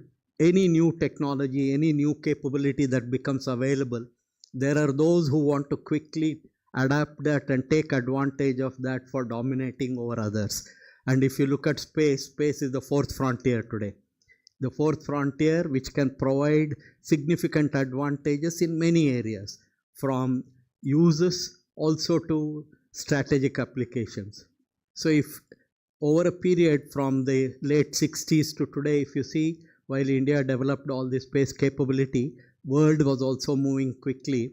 Not only nation states, but a lot of private entrepreneurs also started seeing that space can be economically or advantageous, and a lot of entrepreneurs came, and many governments which did not have any space program supported their entrepreneurs by allowing them to do space activities, by giving them license to go and mine or do asteroid mining and a whole lot of things. Today space is the fourth frontier. Space tourism, space adventure, space exploitation, space habitation, and then space for a lot of strategic application is all becoming a possibility. And if in this the government realized that it is no longer only nation states which are doing space activities, and if India with the capability of doing its own launch vehicle, satellite application, if it has to move ahead, it needs to actually bring in lot more players in the country. And that's how you see here we have the InSpace chairman present here, and Government of India made InSpace, NCL and many other things to enable the Indian entrepreneurs to become a significant player in the space economy. And if this has to happen and move ahead, who are the people who are going to contribute to that? Obviously, it is entities like this which is bringing in not only the technology builders, but also those who are converting those technological capabilities into real applications and bring it to the use. So today, the country is moving ahead, and apart from this use of space technology for the specific problem, technological capability also needs working on more and more difficult problems. And what India also did was not just going up to geostationary orbit of 36,000 kilometers, but going beyond, reaching Moon, Mars, etc. While some may look at it as a probably elitist activity, but what we need to realize is people recognize you for your demonstrated capability. And if today India has to be among the top few in the world and then has to be on the common table, it's only when you show what you can achieve, then you become part of that.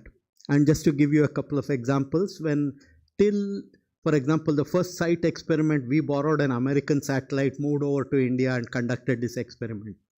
Till we did our Chandrayaan-1 program, where the satellite, though man had landed on moon and a large number of probes had touched the surface of the moon, Chandrayaan-1 gets the credit for discovering the presence of water molecule.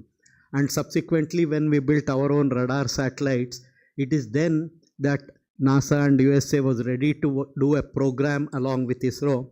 And very soon you will see the launch of a satellite called NASA-ISRO Synthetic Aperture Radar, which is a $1+ billion program, where India is spending only $0.1 billion and America is doing the rest. And this will provide to the global community a payload which is built, shared with US and India, will be launched on our satellite very shortly. This is going to provide to the humanity surface deformation, very small to the tune of few millimeters, and it can provide a huge capability, and it's one of the most advanced synthetic aperture radar called ScanSAR technique. And similarly, when we did our Mars program and even the as ASAT or SpaceX, etc., it is these demonstrated capabilities which brings not only credibility but also the competence, and people recognize you for when you demonstrate such things. And it is here that entities which are looking at how can we take India forward, and if by 2047, if India has to become the place to the topmost place, it will be possible only when space economy, which is a very significant component, India participates with a larger participants in that.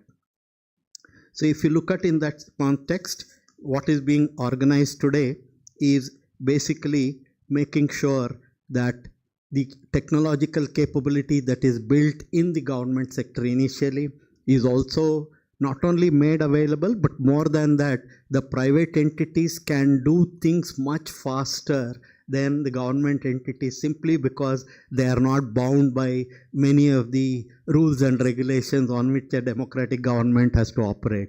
And it is here that you have seen how Elon Musk has made a huge change to the way the space activity is going on. And similarly, if you want in India things to happen, we want more and more of private entities where they see the advantage of doing space activity can bring benefit to the country.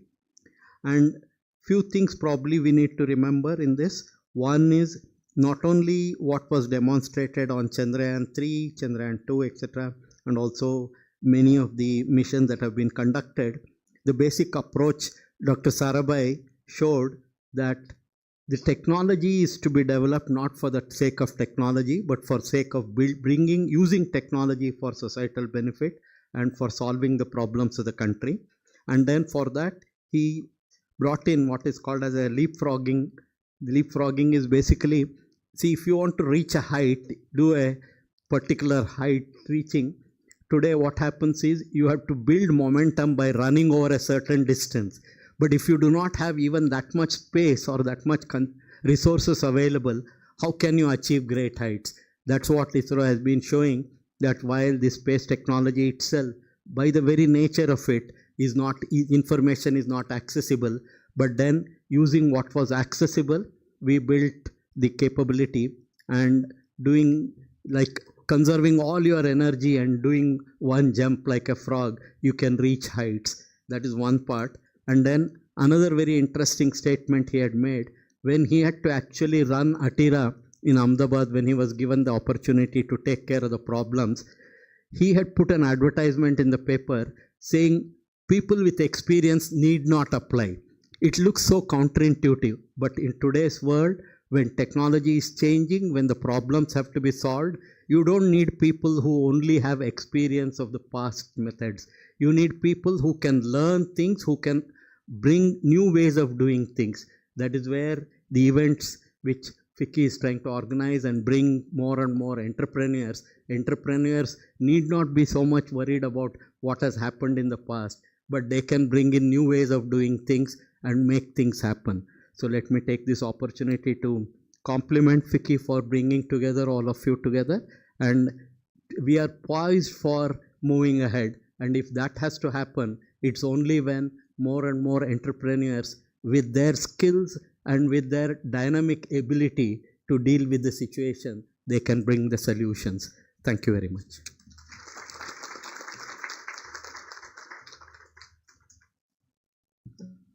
Thank you so much, sir, for taking us through the Indian space journey and highlighting the opportunities for the private sector. Sir, you also highlighted the role which entrepreneurs can play in the new space economy. Thank you so much for your kind vision, sir, sharing your kind vision, sir.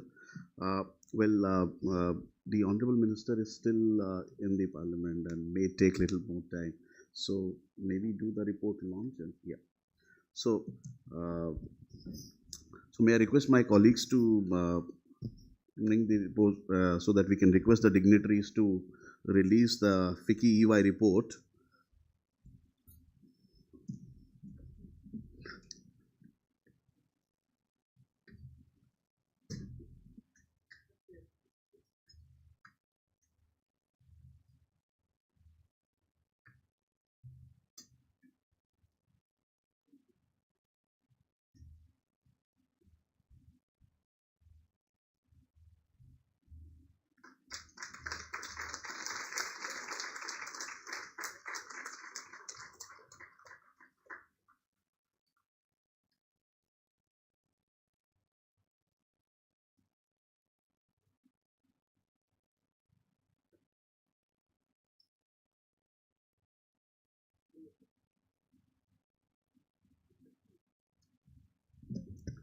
Thank you, sir. To talk more about the report and how we have, done the primary research and come at the content of this report, may I request Mr. Pankaj Khurana, partner EY, to make a brief presentation and share the highlights of the report.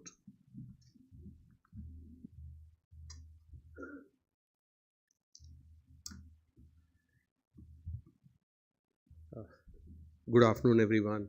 I know I'm standing in between the lunch and the sessions ahead. So thank you very much, Mr. Sumit, for having me on this dais. And thank you very much, everyone, for giving this opportunity and being there. And it's my pleasure to be there with all the dignitaries here on the dais. I think Dr. Kiran spoke about the deep technological aspects of how the space is taking shape in the globe. But every investment is looked from two angles. One is business, other is technological aspects. So I'll be focusing more on the business and economic side of this.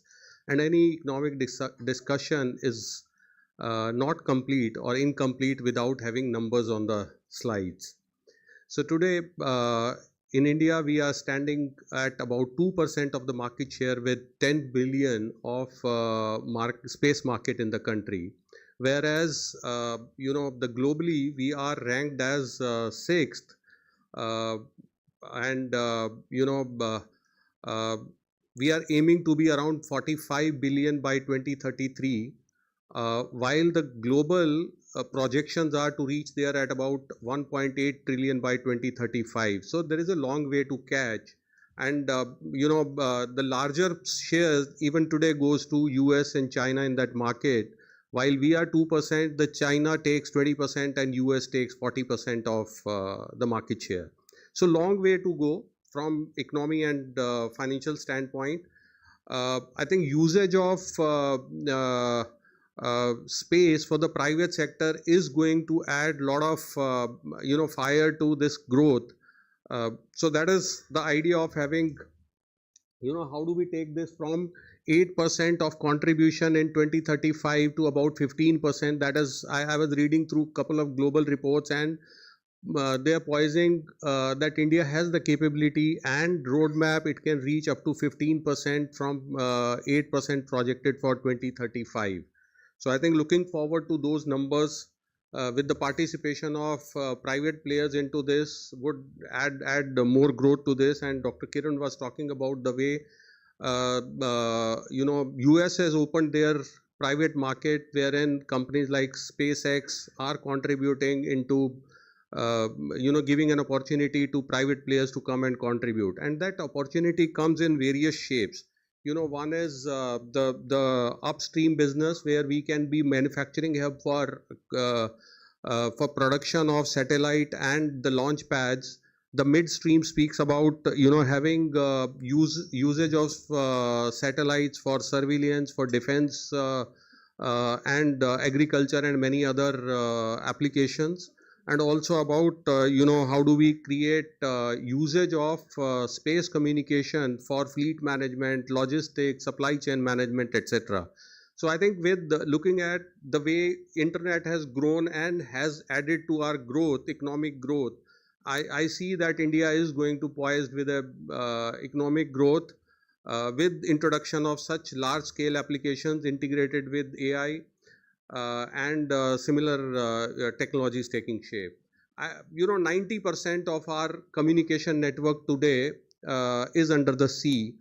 I would not be surprised if the similar situation arises in next 1 decade, where most of the communication happens through space. And in one of the report which has been done by NASA, they are not, they are aiming to have small packet-sized data centers in the space, instead of having such large-scale data centers serving for compute in AI and ML capabilities. So the day is not too far when we will see that data centers are being hosted in the space using all the time communication for this purpose.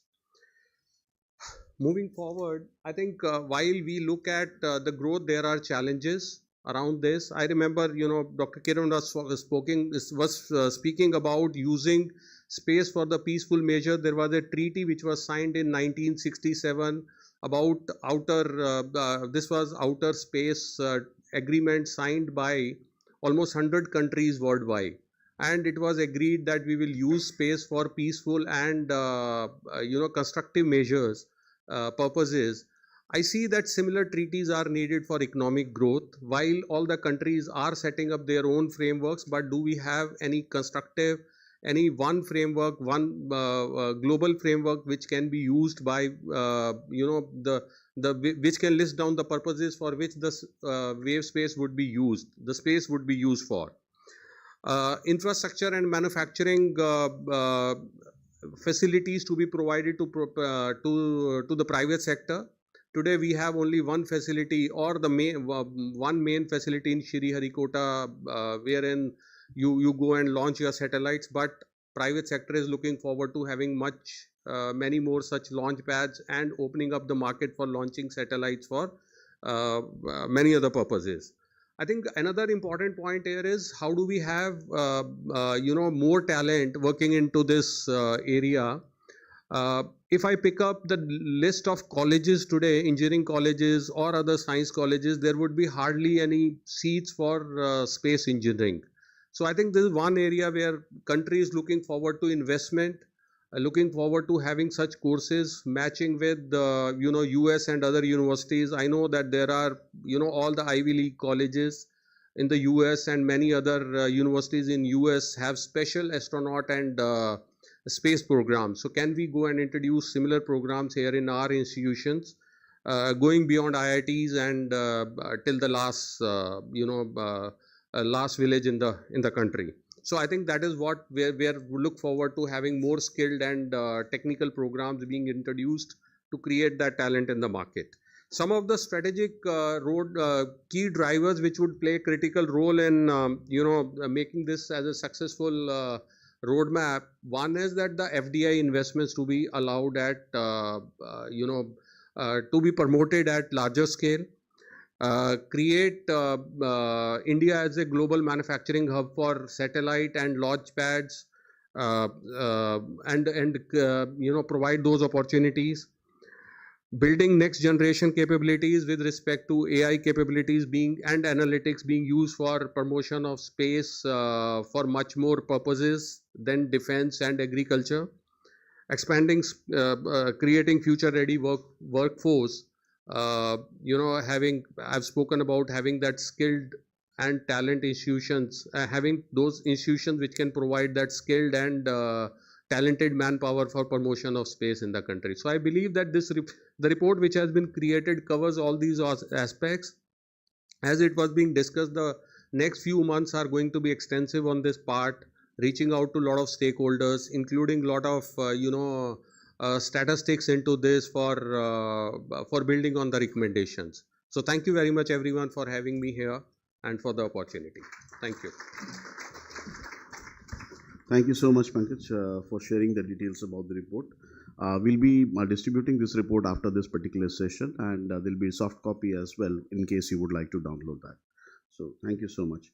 So going forward, may I now request Dr. Pawan Goenka, Chairman of InSpace, to deliver his keynote address. FICCI has been working very closely with Dr. Goenka, particularly on the scale committee, where he has been guiding us on various aspects. Thank you so much, sir, for your support to us. Over to you, sir.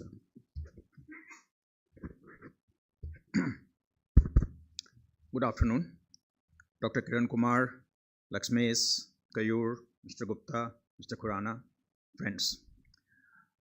It's always a pleasure to listen to Dr. Kiran Kumar. I've heard him so many times, but every time he has some new nuggets that he talks about. And I cannot get enough of space history from him every time. FICCI had been somewhat dormant for a while in the space sector, and I'm happy to see that they are now coming forward in a very big way with fairly clear plan of what they want to do and do it differently than what many other associations are doing. And this venue is a very, very good venue. I have not spoken here before, and here I can have eye contact with almost everyone. In most cases, you can barely see anybody beyond the first row.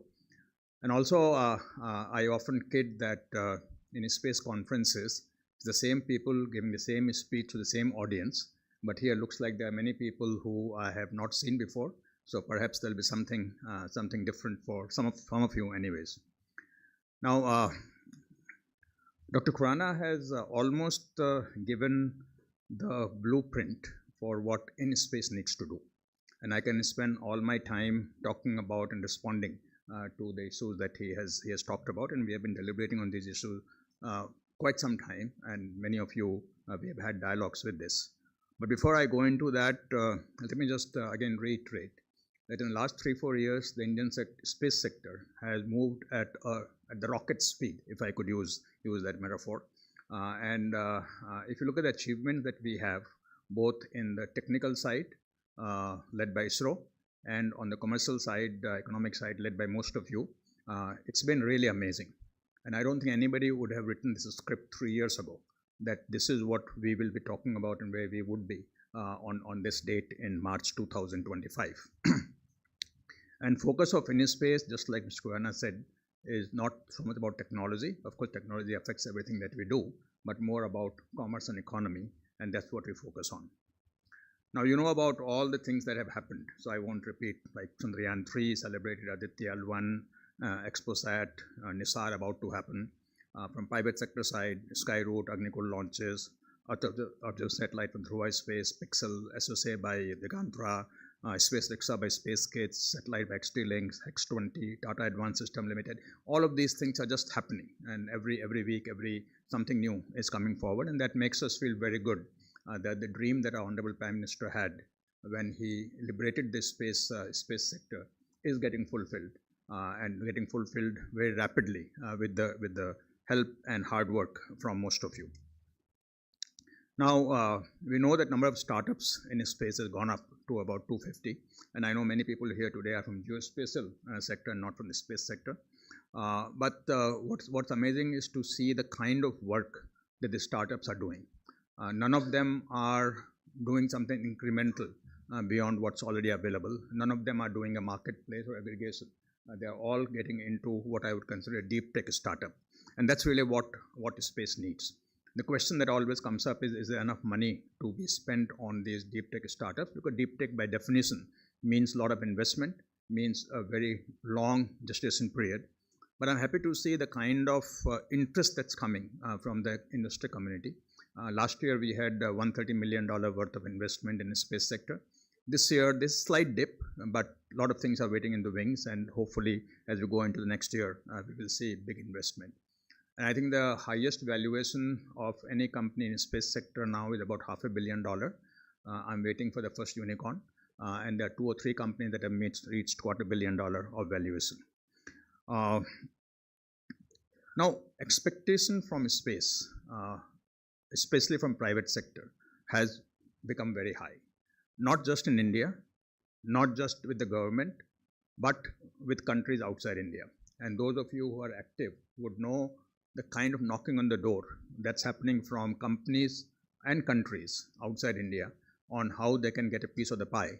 And there are some headlines that you have seen in the last 2 or 3 days on the interest that you see in India in terms of getting access to Indian market, Indian infrastructure, Indian ability, and all of that. But we have a long ways to go. We have talked about the $44 billion target for 2033. It sounds very good, and going from 2% to 7-8% sounds very good, but a lot has to be done. And I've said this many times before, that we have to do a lot. InSpace on its part is playing its role in bringing out schemes, hand-holding, facilitation in many areas. For example, 1,000 crore VC fund that got talked about in July budget last year. Taken us some time to actually implement it, but I think now we are almost there, and very shortly we should be able to announce who the fund manager would be for that scheme. We're just waiting for one more internal approval before we can make that announcement. The TAF, the Technology Adoption Fund, which is recently announced, I think yesterday SPI and SIA had organized a webinar on it, and I hope that many of you would find that a very good way of looking at R&D and investing in R&D, which you couldn't have justified on your own. And with government funding 60% of the R&D effort, you can then look at some new stuff that you can do. The EOPPP, which we have now shortlisted 6 companies, which has been announced, not the names of the company, but the 6 have been announced. And we're hoping that by mid-April, latest end April, we should be able to finalize who will get that. And I want to say that this project is in many ways going to be a orbit changing project for this private space sector. because what it's going to do is bring in a private constellation of a dozen or so satellites, which will provide data that is not available to us in India today from Indian sources. And we have been very careful in ensuring that we are not replicating what ISRO is already doing. We are doing something that is not being done by ISRO, where we are depending on outside data sources to get the data. And what's very heartening to us, one of the things that we are doing is talking to many government departments on how they will use this data and how they would be able to then use more applications. And I find almost a hunger in many departments. I personally talked to at least 4 or 5 departments in central government, couple of states, hunger for seeing how more and more space data becomes available to them and how more applications come out from the private sector to make it happen. And very soon we'll be releasing multiple AOs, announcement opportunities, for doing pilots on specific use cases that the departments have identified, and invite those, and from that go into the big applications, right? And I would also want to say that since I am sort of a private sector person, industry person, that the industry has to build its credibility with the departments. Right now, when it comes to space, it's all about ISRO, right? ISRO has done everything up to now. And there will be some level of hesitation, some level of apprehension in relying on private sector to do mission critical things. And you will have to build that credibility slowly by doing work of as high a quality as ISRO has been doing for decades. And therefore, there cannot be any shortcuts when you start working on these things and that you'll have to work on. The ground station service is another area that we are focusing on. We already have given authorization to, I think, 4 companies to set that up. And the regulatory hurdles are just about getting taken care of. TRAI has already given their report on by stating that IN-SPACE would be the final authority to authorize the ground service, and that should, therefore, we should be able to start that very soon. The SATCOM, where private sector is not present at all in terms of having their own satellites, and we depend completely on NSIL, that is ISRO, and outside sources. Now we have the first company that has been given the authorization to use a frequency that ISRO had unused to launch a SATCOM. And I hope that is just the first of many that will happen. And we'll keep working on finding more ITU frequencies and make it available to private sector. Having said that, the private sector, whoever gets this authorization, has to work extremely hard to again launch a satellite, which will be the latest cutting edge satellite, and it will be an investment of significant amount, and therefore that taking big bets has to come from the private sector. SSLV technology transfer, we have been talking about it for quite some time. Now we have the final 3 companies that have been shortlisted. Their bids have come, and we are in the process of finalizing who amongst those 3 will get that technology. And I think this is going to be a very big deal. As I said many times before, the first time ever an agency, a space agency, is transferring complete technology for a launch vehicle, lock, stock and barrel, to a private sector company, to the extent that the space agency will not make those rockets themselves. It will be completely up to the company that builds. Only company that can make those rockets in India would be that company, not even ISRO. So that's a very big deal. The international outreach, a lot of stuff is happening, and I'm very happy to see that at least 50 MOUs have been signed by private sector companies with companies outside India for various things, led by what's happening in Australia, a lot of work happening in Italy, work happening in Japan. We are taking a delegation to Japan. We took one to Singapore just last month. We took a very big delegation to Milan for the IAC, and for the first time we had, I think, 75 people from India had visited IAC in that conference. So very big participation from all of us. And I think one of the under-leveraged thing is the capability that our vendors have, which ISRO has developed over the last 6 decades, very beautifully, very, very strong capability that I think is under-leveraged in terms of what we can do to get international business. And we have been working on that, and I'm urging all the companies to spread out from India, because I think there's a very big opportunity there for all of us. So, as I said in the past, that to do all of these things, we need capacity, we need capability, we need skilling, we need infrastructure, we need international partnership, we need funding, we need demand. And none of these things are there on a platter. We have to work for it. And InSpace's role is to facilitate all of these things, but all the heavy lifting will have to be done by each one of you here to make this happen. And in my way of looking, even though capacity, capability, skilling, infrastructure will take a lot of effort, but I think it will happen.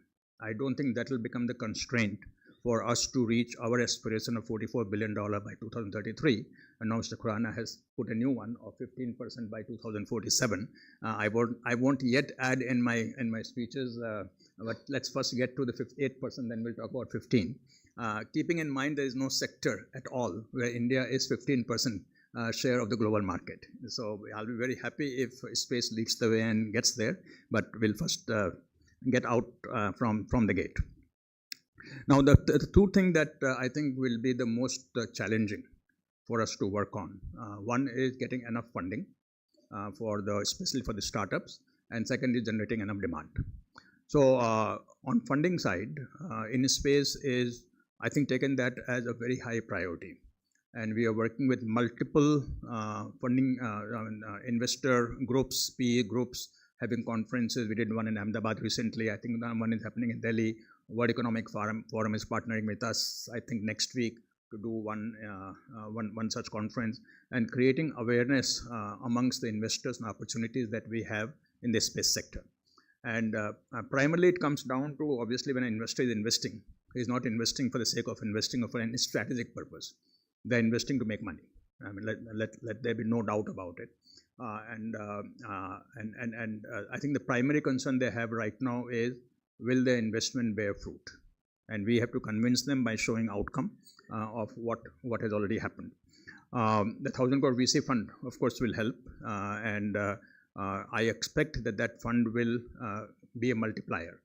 And if government is investing 1,000 crore in or whatever amount in a given company, then other investors would find that perhaps is a brand of approval coming from the government, and therefore a lot of their work is done in terms of due diligence. But the demand side are three parts to it. One part is coming from Government of India, second part is coming from the private industry, and third part is coming from international sources. So Government of India, I've already talked about how we are working with multiple departments, and I think it'll take some time, but within 2-3 years we would have significant amount of application demand flowing from the government side to private sector.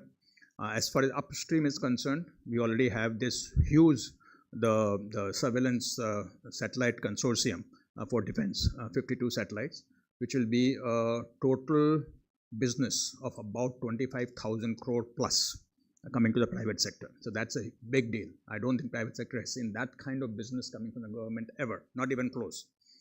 Similarly, the LVM-3, we have now an approval to build I think 60 plus LVM-3 rockets, which will again be done primarily with the help of private sector, and that will bring in about 25-30,000 crore of business to private sector. So you can see how the demand now, some big numbers are coming on the table. Government themselves have approved 35,000 crore worth of projects for ISRO, and any ISRO project, the contribution from the vendors to ISRO is 60-70%. So that again is extra business coming for you. So bit by bit, I think the demand from government is coming to begin to come to the private sector. As far as industry is concerned, in many cases the industry does not know what space can mean to them. By industry, I mean not the space industry, those who can use the space industry.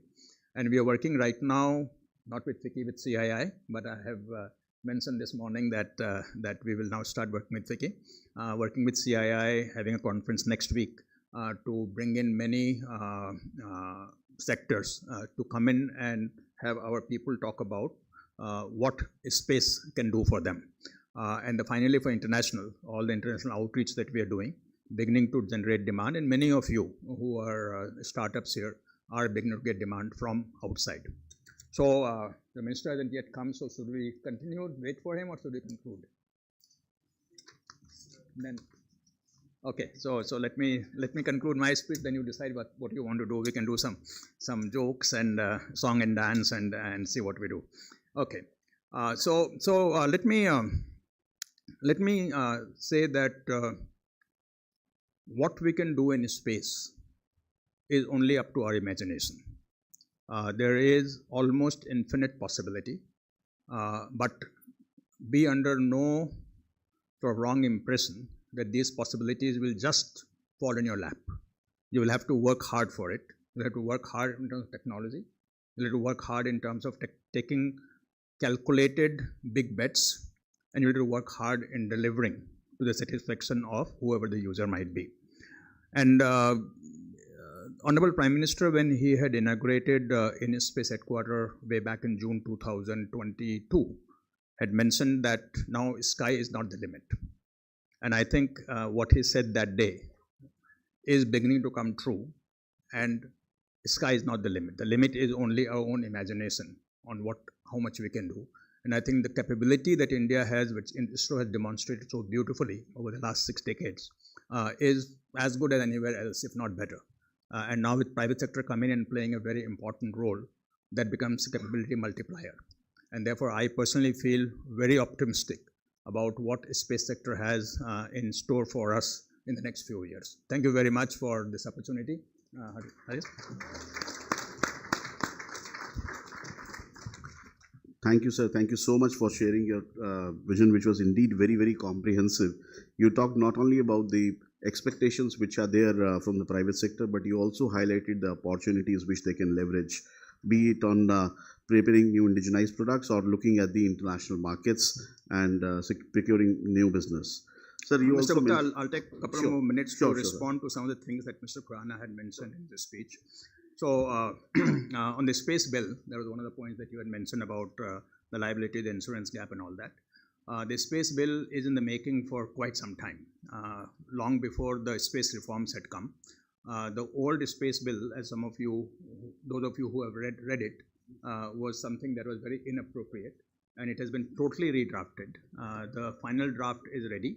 I have stopped giving a target dates when something is not in my full control, so I won't give a target date, but final draft is ready. It's going through the process, and sometimes from outside we don't realize the complexity of drafting and releasing a bill, because it is going to the highest body, that is the parliament of the country, and therefore every word has to be carefully thought through. Once it's approved by the parliament, it is cast in concrete, nothing can change. So therefore it takes some time, but I would also like to say that because the space bill is not there, nothing is stopping us from doing what we need to do. There's not a single thing that we're not able to do because the space bill is not there. And as far as liability, insurance gap, all of these things are concerned, when a need comes, any space goes out and gets the approval. And good thing for all of you is that we have not asked you for any liability insurance so far. When the space bill comes, you will have to have the liability insurance. So you should hope that the space bill doesn't come. Till that time, you don't have to have the insurance. On multiple agencies overlapping, you have talked about NCIL, ISRO, DOS, InSpace, DOT. There are multiple agencies, but I think at least internally, what each agency is supposed to do is very clearly defined. And if you face problems where you find that there is an overlap, where you're not clear on who you should go to, please come to us and we will resolve it. By mandate, InSpace is a single window contact for the industry when it comes to space, and therefore it is our job to remove any such problems that you might encounter in dealing with different agencies. Skilling, there's a lot of work happening, and there are at least dozen or so colleges that are just about to start offering space as a minor in their engineering degree, and some are even talking about a space degree that they'll be offering. And I think one of the targets that we have taken in our 5-year plan, which is under approval right now, is to have at least 2,000 space graduates in 5 years to fill the needs of the industry. and there's a lot of interest in the students to get into space. FDI promotion. So I do not know, is there anything specific that you have in mind? I would like to understand that. The FDI policy, of course, is out. The FDI guidelines are not out yet. Again, we are stuck on a couple of things that are not clear. We are working on that to resolve that, and hopefully we can do that fairly soon. But I think with the FDI out, the automatic route is not an issue. Automatic route is working. But when it requires government approval, there is still an issue because of the guidelines not being out. So which we're trying to expansion, that of course is the big thing, and I have talked quite a bit about that as to what we are doing already. Infrastructure, I'm not going to be too concerned about that. We have the whole of ISRO accessible to private sector, and I think all of you or many of you have used it through InSpace. InSpace itself has a technical center, phase 1. We right now in the process of doing phase 2, which will be, once approved, about 300 crore investment to create the infrastructure for private sector to use, space only for private sector to use. And of course, ISRO is adding more. The second launch center in Kulsagapatnam has started now. And before the SSLV is ready, and before I think Skyroute is fully ready, that launch center should also be in place. So that then will take care of that requirement. But I think I've covered most of the things, the major things that you have talked about. Thank you. Thank you, sir. Thank you for responding to those queries. And I can only say that going forward, we'll be we would like to work very closely with your office. And as you said, though you've been working with other organizations, but we would also, though we would like to, continue our association, and we'll assure you that we'll work very closely with your office, sir. And moving forward, now I request. Sumit, just one point. I mean, I think as industry, we do not have any confusion. We are very clear. ISRO has its mandates, which is more technological and national missions. We are clear that NSIL is the one where the technologies that are developed by ISRO are the ones which are getting commercialized. And we are also quite clear that InSpace, which is led by you, is to completely create an absolutely a parallel something, absolutely end-to-end, where design, infrastructure, everything is going to come from you. So I think we are quite clear of the government's intention of breaking this whole space sector into these three, and that's how those big numbers which you mentioned are coming out of this. Yep. So I tell our people that InSpace success is measured by private sector success. That's so therefore there is nothing that we would not want to do that will help you succeed. Yes, thank you so much. Now I request Mr. Keyur Gandhi, member of FICCI Space Committee and Director Dhruva, to deliver his concluding address and propose vote of thanks. Yeah.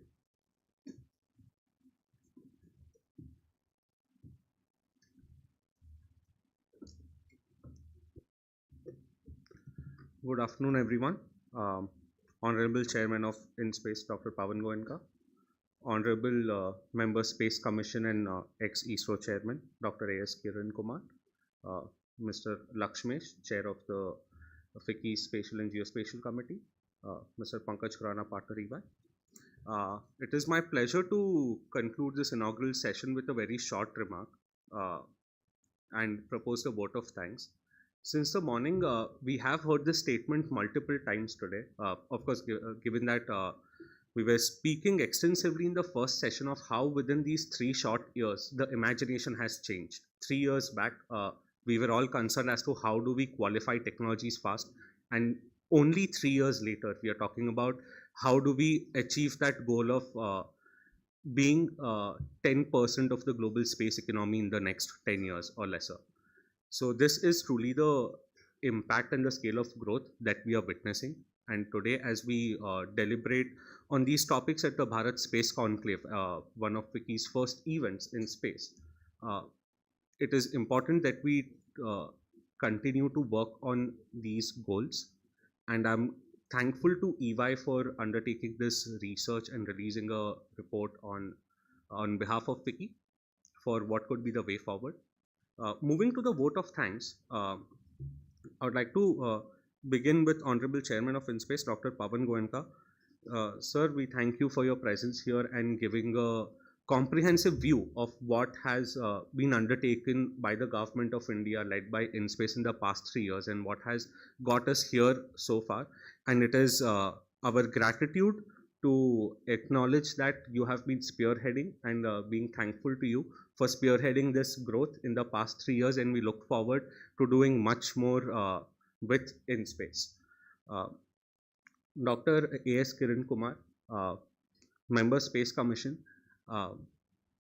It was very poignant to hear about not just what we are doing in space, but why did we do so much in space. That clearly gives us an indication as to how we should, as private sector, look at the growth and make commercial space sustainable rather than being focused only on defense space, and continue the goals of space for the better of the world. We thank you for your presence. Mr. Pankaj Khurana, we are partner EY. We are incredibly thankful to you, and on behalf of FICCI, I would like to thank you for working with us to release this report on unlocking India's space economy. It comes at a very timely juncture where we have been deliberating on these key crucial aspects as to how can we move the growth trajectory for the industry forward. Mr. Lakshmesh, Chair of the Space and Geospatial Committee, I would like to thank you for making this event possible, and helping in such a short notice to build the context and make this event a success. It is truly a pleasant change to see a closed door event where we actually have that personalization to the event. And last but not the least, I would like to thank Mr. Sumit Gupta, Deputy Secretary General FICCI, Mr. Gaurav, and Ms. Joshi for putting this event together. Thank you, everyone. Thank you, Mr. Gandhi, for your thoughts. And now we come to the conclusion of this particular session, and I request everybody to kindly join us for the lunch.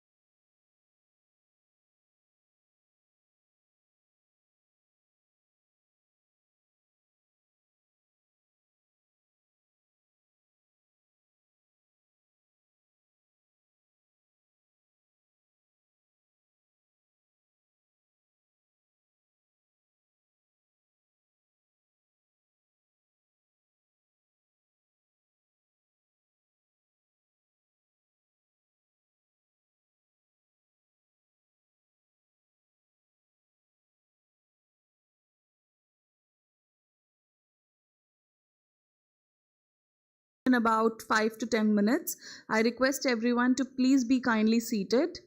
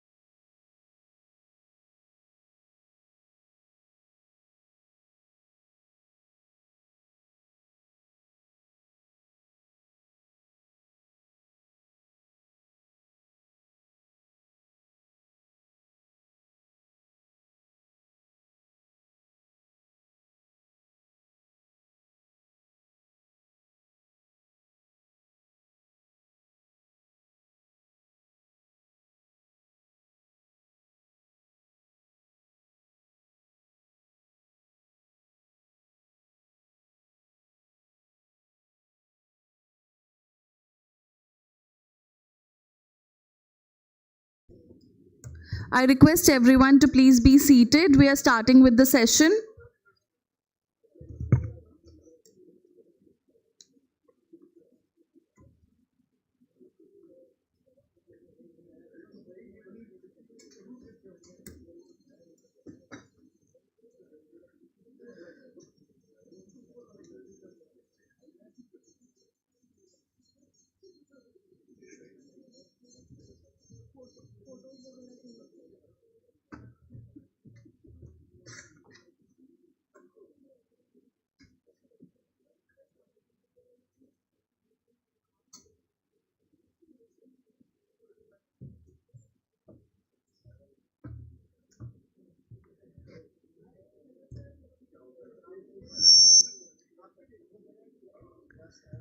So after lunch, now we are beginning with our next session of the day, which is space and geospatial synergies. And for this session, we have with us Mr. Saurabh Rai, CEO Arahas Technologies, who will be the moderator for this session.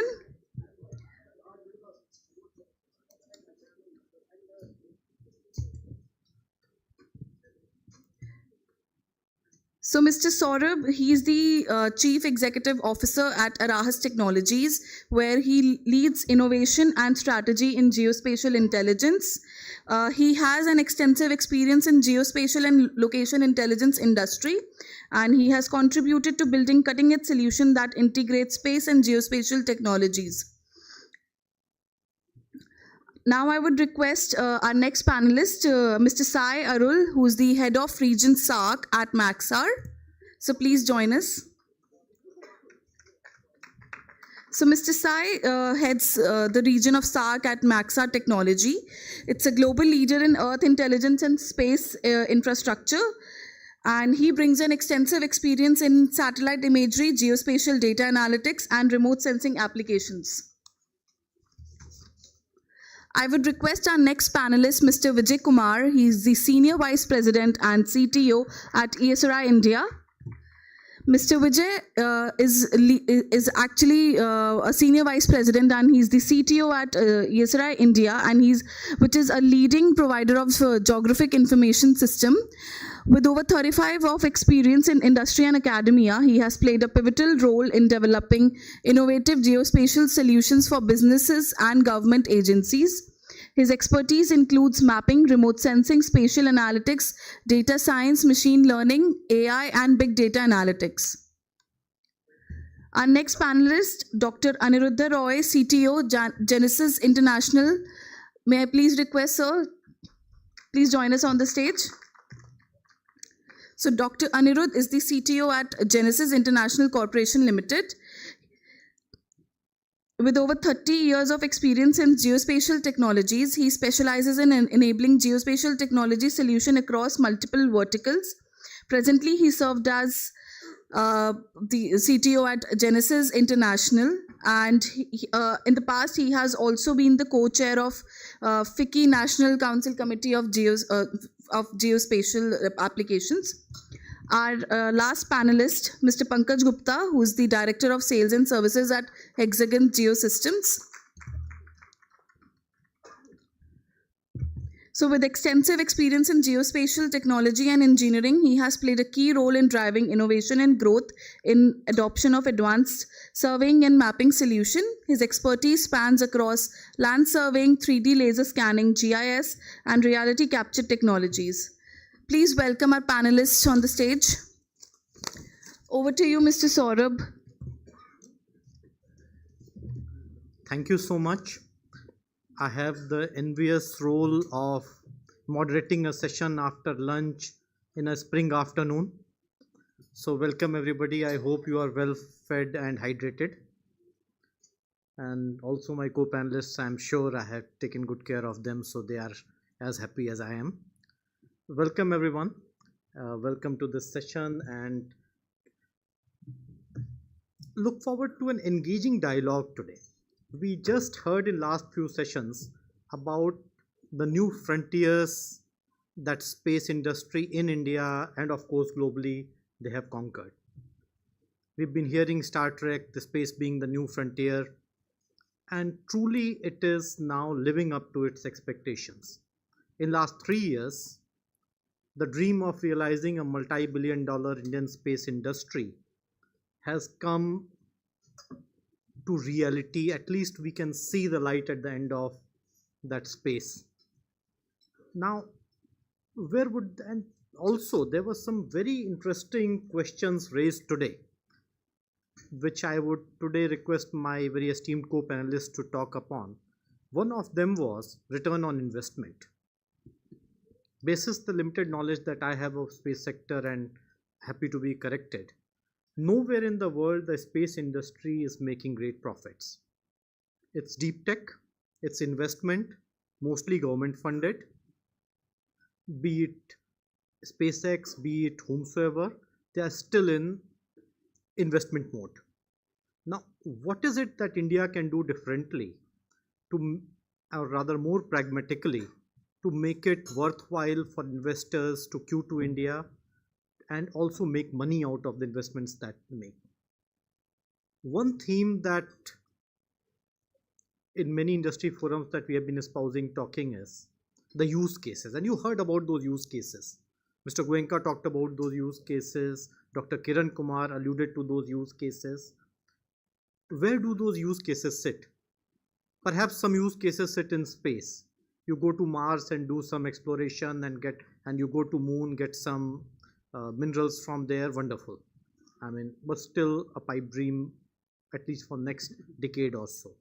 Bulk of these use cases sit right here in the earth, on the location, on the latitude, longitudes that we are currently using.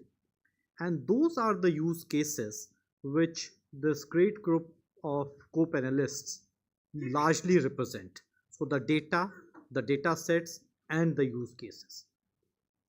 What I would really want is, amongst other things, talk of those use cases within the context of India, see how to realize that, where are the synergies, how to build that ecosystem approach so that every party gets their fair share, and what is next in that in terms of fusing the space to geospatial. And with that, perhaps it would be best appropriate for an audience to understand who represents which company. I'll start from myself.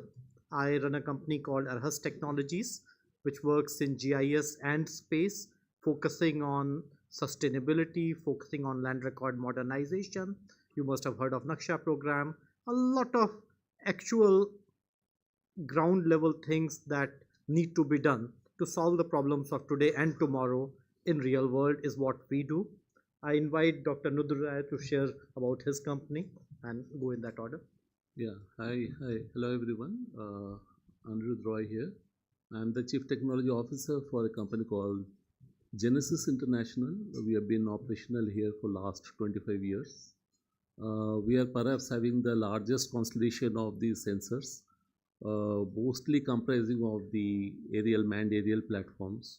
Also, we have got the large fleet of vehicles for both mobile mapping, LiDAR and 360-degree street view coverages. We are into software development, we are into surveys and mapping. Currently, we are into one of the activities which is called creation of the 3D digital twin. We have been creating the 3D models for whole of Mumbai. We have been just completing it for the city of Varanasi. And currently we are having our own content program. We are having typical survey and mapping exercises, and we also act as an outsourcing hub for the major geospatial giants like Apple and Google, where we provide them the data sets that are requirement. Thank you. Sai, please. Hi, I'm Sai Arul and I represent Maxar. Basically, Maxar is a space technology company. We had two lines of business. One is the space infrastructure piece, where we build satellites and other associated infrastructure for space, be it robotic arms, rovers, all of that. And it's a US-based organization. Our second line of business is Earth intelligence or Earth observation under the company by the name of Maxar Intelligence. Now we have our own constellation of electro-optic satellites. They are currently the highest resolution that is commercially available across the world, and we probably touch most of your lives also, because everything that you see on, be it Google or Uber or whatever else, is extracted from imagery that has been sourced through Maxar.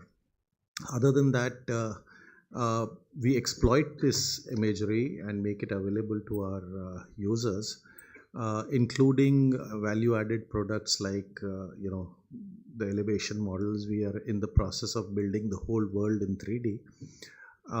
And there are n number of areas that our products and services touch. We've been in India for quite some time. It's over 15 years, and we've been part of the growth story of India, and looking forward to this discussion. Thank you. Vijay. Good afternoon, everyone. Myself, Vijay Kumar, CTO at ESR India. So ESR India, we are here for 28 plus years. We have a platform for India, Indio ArcGIS, which is an advanced geoanalytical platform. One of the endeavor we have taken in last couple of years is that integrating the platform with all advanced technologies like AI, deep learning, machine learning, big data analytics. Because what we felt actually, many of our large customers in India, they have been actually having very large amount of data sets, multi-year data sets and for entire geography, for entire country. So this becomes actually quite an important point for geospatial community in India, that, so that, GIS as a GIS community, our endeavor was that people should be able to harness capabilities of, advanced technologies from within GIS platform. So that was the endeavor actually, and we found this is quite interesting.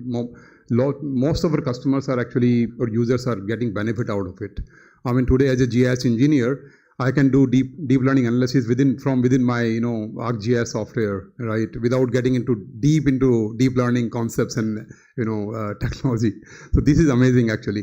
The purpose was that to utilize those advanced technology and to harness all the benefit and solve business problems, because most of the users, when let's say they buy satellite data or they buy other data sets, the purpose was that whether they are able to utilize the data to the full extent, whether they are able to harness the information intelligence out of that. So rather than manual interpretation, which has been a history now, now users are able to harness, interpret the data programmatically using deep learning, machine learning from within the GIS platform itself. This is a really amazing response we are getting around the users. And apart from that, apart from government, we also serve many private entities in India. For example, largest telecom providers, largest utility providers, and so we are actually there also. So integrating various technologies together. So thank you for the invite today. So we'll be happy to share, further. Thank you. Thanks, Vijay. Yeah, Pankaj. Yeah, hi. Good afternoon. My name is Pankaj Gupta, and I represent Hexagon, India. When I talk about Hexagon, most of people, know us as Leica brand. So our products come with a brand name called Leica. Leica is a Swiss multinational with a history of more than 100 years now. We started, developing and manufacturing drafting tools. From there to the first theodolite, GPS, aerial sensors, and that's the legacy we have. Around, I think, 10-15 years back, we have got internationally many awards as a, world #1 innovator, this, that. Today, we are completely moving into autonomous future and autonomy. These are the two major themes that Hexagon is working on when it comes to what we actually produce. So we help you create data sets. For any geospatial project, if you talk about, there are 3 milestones. One is data collection, second is data modeling, third is you should be able to read that data or analyze that data, right? So we touch upon all these 3 spheres. You have to collect data in a point, line, polygon mode. So you guys use our total stations, GNSS. If a large data set is required, 3D, data collection equipments like scanners that can be a standalone scanner, stationed at one point, and then it's scanning a particular area. Scanners can go on to mobile mapping, mobile units also, like cars, rail tracks, rail engines and all. You can scan data on very high speed, like maybe 100 km/h also, if accuracy requirements are not that much.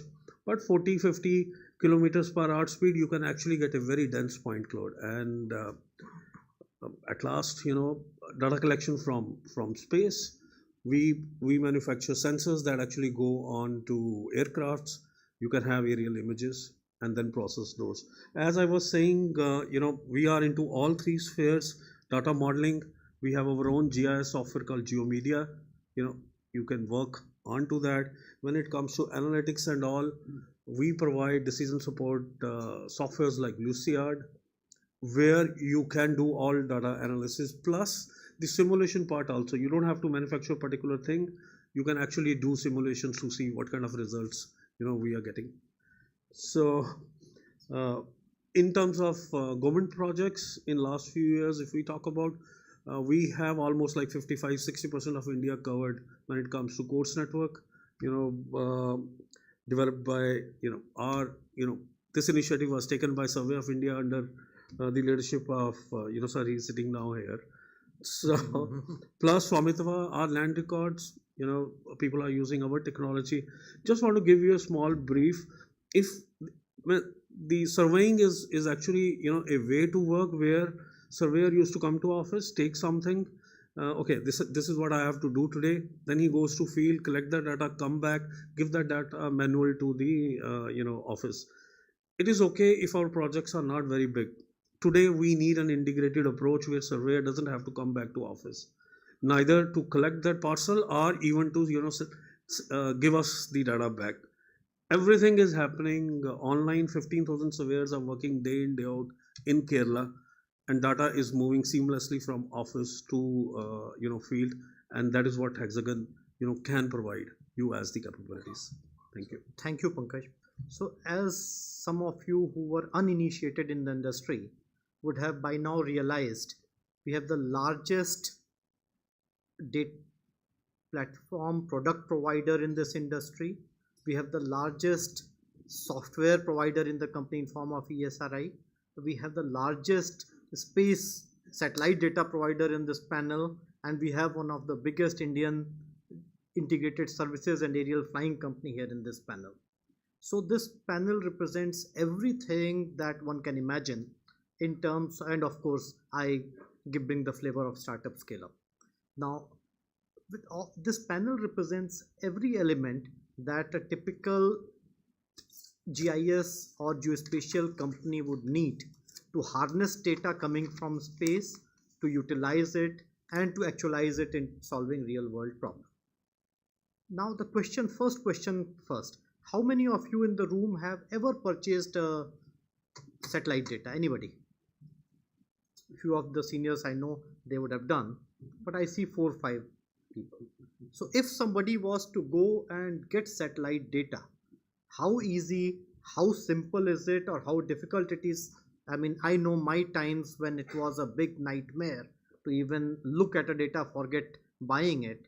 If you were to go and buy, how easy it is? That's a question I would pose to Sai, so that he gives people an idea on what's the current state of affairs.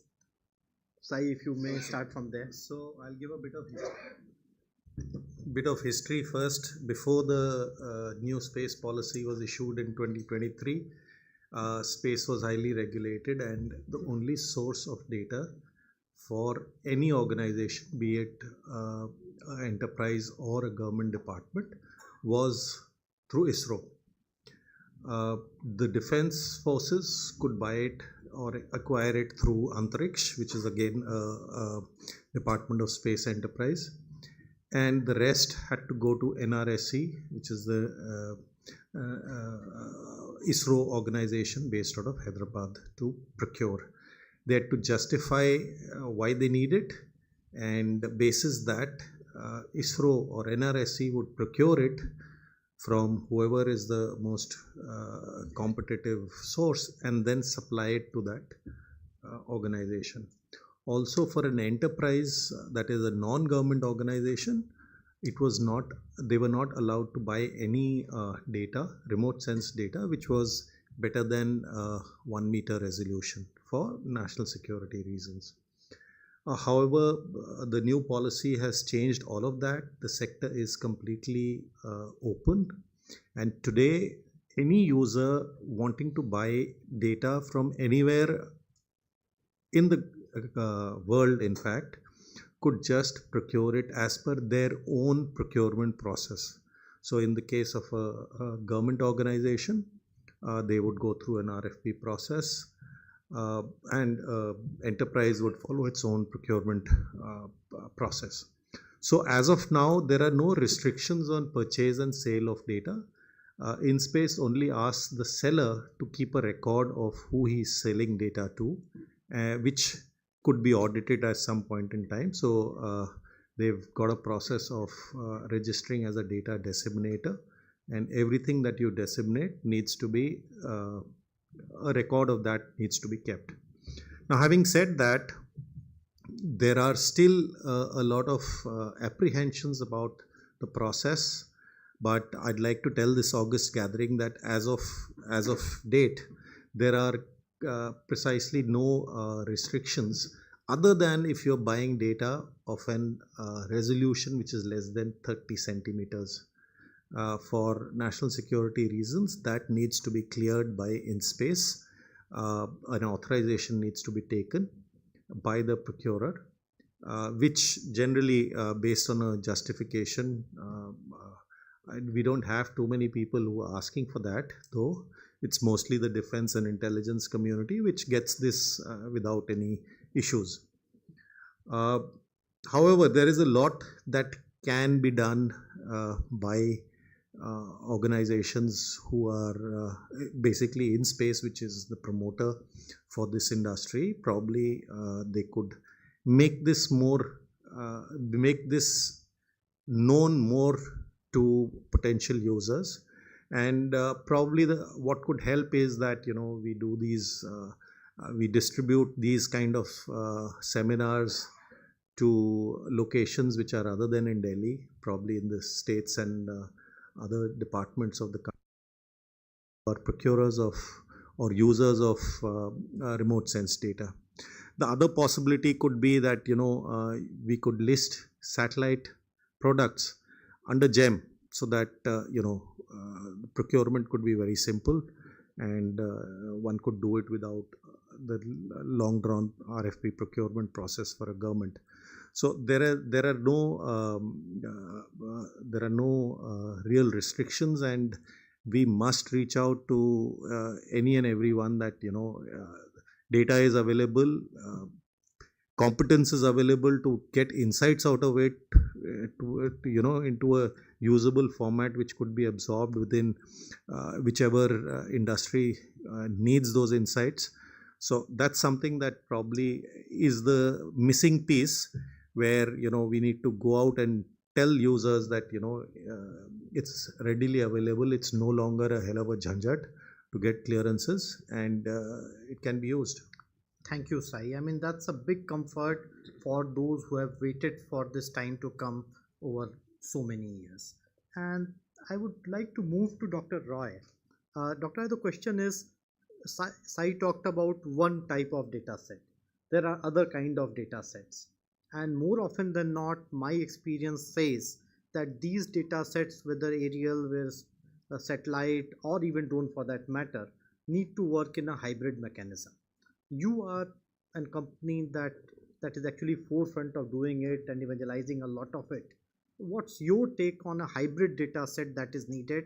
How easy, how difficult, and what are the nuanced around it? Okay. Thank you.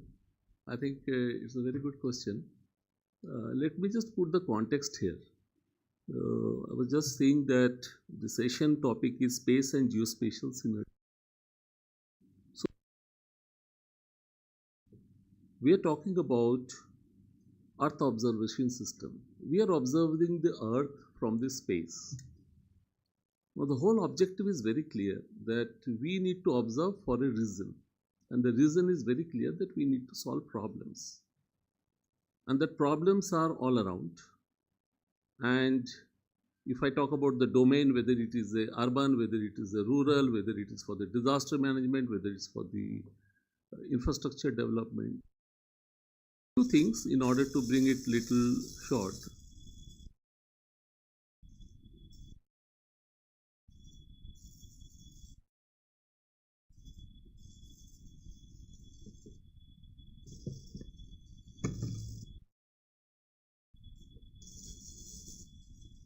Okay, where is this?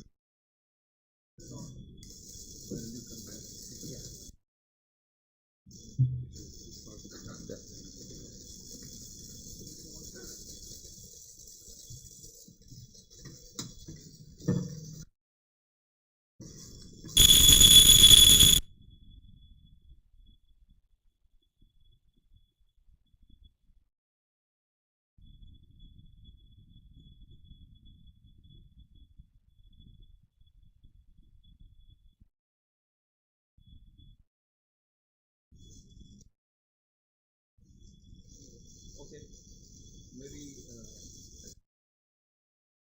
So the objective is that, am I audible?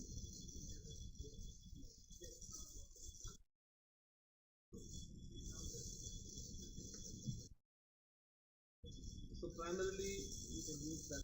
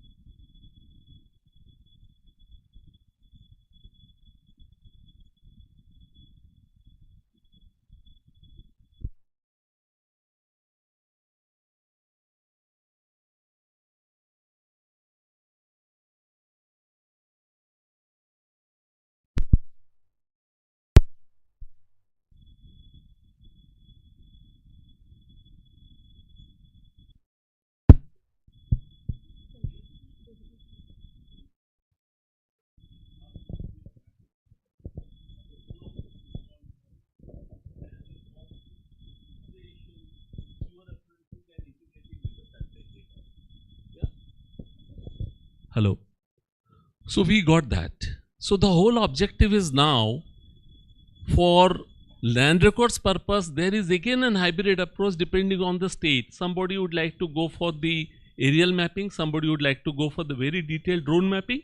Even satellite is prevalent based on the use cases. Two aspects we found it very, very interesting.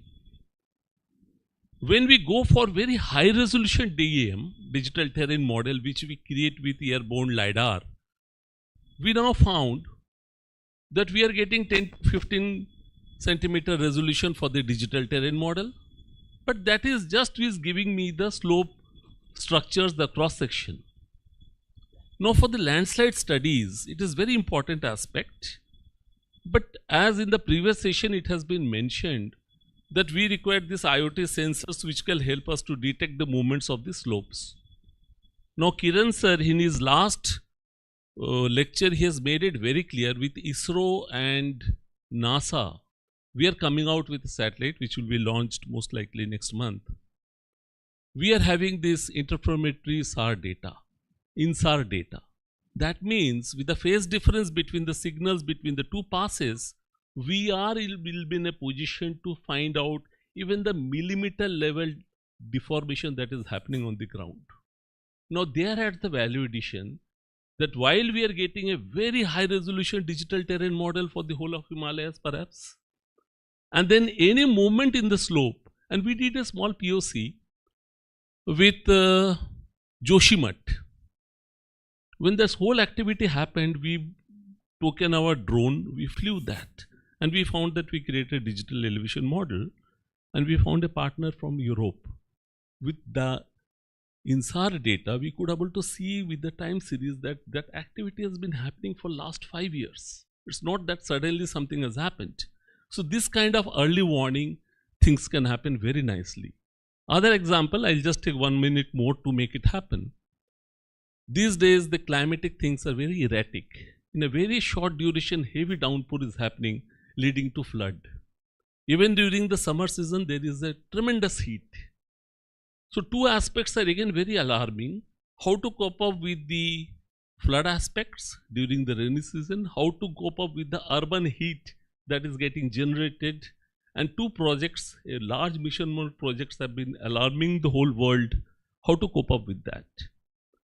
So for the flooding aspect, whatever the digital terrain model, we get a very high resolution digital terrain model, but how the SAR data, frequent monitoring, that is not possible to fly that LiDAR data every day with the aerial sensors. It's very important that we integrate, we fuse the satellite data on top of it.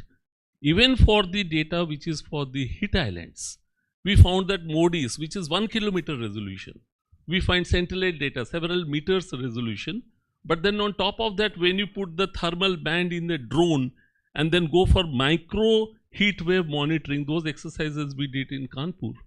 So those are very interesting. So fact remains, there is a place for drone, the aerial imagery, and it all depends on how we are actually solving the problem based on the user's requirement. In short, that is how it is. Thank you so much. My next question to Pankaj is, we just heard data availability. We heard from Dr. Roy about different data sets, and Pankaj in his opening round said that Hexagon brings all these data sets together and a lot more through a variety of sensors and other projects that you have. Now, how would you bring this data to life? We talked of data, we talked of availability. Pankaj, if you might want to share something. So, if we talk about satellite images or aerial images, those images are taken from a particular distance. Distance can be few kilometers or, some thousand meters or something below that. All these data sets need to be, connected. All these photographs need to be connected and actually laid onto the ground as accurate as possible if you really want to get those accuracies. So there are many things which are required. We need to have more and more ground control points on the ground so that we can stitch that data. plus, you know, the nearest, the more the ground control points you have, the more accurate information it can actually become. Even if we have all that information, if your project demands, say it's a revenue collection kind of a project, these things can give you an outline. But if you really want to calculate a real area and all, then you have to go manually do the survey, which we call survey resurvey kind of a project is must, you know, to get those on. Like you know, for a particular project, we need to define what actually we are going to, you know, get, what results we are expecting, you know, to have. Depending on that, sometimes 2 meters, 3 meters, 5 meters accuracy is good enough for a project. There is no need to, you know, go for very heavy equipment, time consuming equipment. Just go with the satellite image. 5-6 meters kind of stuff can be marked, and you can actually digitize everything. But the projects where you need centimeter kind of an accuracy, the whole scenario, the how you are going to work changes. And think about even below that 1 centimeter in level if you need accuracies. So like, you know, there is a place for each and every technology. More and more technologies you know combine together, your data set will become more rich, more information will be there, and you can extract more out of it. So thanks Pankaj for that explanation. So in the same continuity, we talked of availability of data, we talked of data sets, we talked of integration. Vijay and his organization, they have always addressed the next frontier when it comes to user applications in ESRI. Now Vijay, what are the real use cases from the space data that India today needs as we move towards Viksit Bharat, as we realize the aim of becoming a multi-billion space country? What's your take on that from ESRI? Thank you, Gaurav.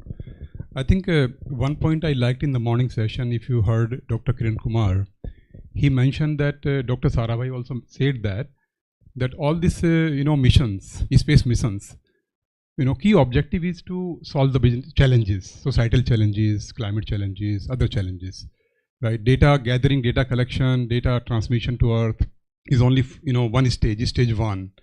But real outcome, real ROI comes when we user utilize the data, and then, you know, solve the challenges what we face today everywhere, you know, in all the areas. So primary intent is that, and I think as you rightly mentioned, I think when we talk about the real ROI from the space technologies, so our endeavor actually from ESRI, I would like to share a couple of experiences. I mean, earlier, you know, maybe a couple of decades back when we started using, let's say, raster was a fundamental to GIS, you know, but compute was not so good actually those days. But now, when we have this good compute available everywhere at a lower price, and by integrating all AI, machine learning, deep learning, I think many things have become so easier today. Right, we experimented this. We are doing it with many customers in India also, and couple of examples I can quote. For example, you know, when we talk about with one, you know, couple of states around encroachment, so they said, okay, can you actually figure out that what's the encroachment? Let's say there is a government land, right? Government land parcels are there across the country, spread, owned by different department. They said our land is encroached by many people actually over the years. How do you find out? Then we took the base data of the you know government land ownership, and then when we run this deep learning, and we created some model, we developed some model, you know, calibrated for Indian condition, and then we found that, you know, rather than getting into manual stuff every time, if you automate the process, entire process workflows, it becomes so easy. So what we have done, we found that yes, this area is actually, there is a built-up coming, although the land should be actually vacant as per the government, you know, records. So we captured all those into workflows, you know, into GIS system. So what happened? And the end user decision maker need not to get into the back end. Everything is running in the back end, you know, by some processes. The dashboard is picking those areas, highlighted areas. If there are some deviations, it is going to the field crew for validation sometime. You know, there is a workflow. And then it is actually reflecting on the decision maker's dashboard that where is the challenge, what kind of challenge is there. So we found that when we integrate this kind of advancements into the business applications, end user actually start using these things and harnessing these capabilities. So this becomes very, very interesting. Similarly, we have many other use cases in India of automating the workflows. So I believe it's important that, for example, you talk about urban areas, you talk about forest areas, agriculture domain. There are many use cases coming up now. But what is the good part actually? What we realized that although there are a lot of R&D happening around applications, but still there is a lot of potential, in fact, to do more R&D around applications. So, for example, I see a lot of young guys sitting here, startups sitting here. So there is a potential, for all of us to pick actually new satellite sensors data sets and then do some use cases, do some R&D and then articulate, demonstrate the technology usage, data usage to solve certain challenges from different domains. So there is a high possibility in that, now also. This is a potential for all of us, in fact, going forward, which will help us in getting the ROIs, real ROIs of the space programs. So one point I would like to touch is that why my colleague Sai mentioned that data procurement was a big task right earlier. So we did actually.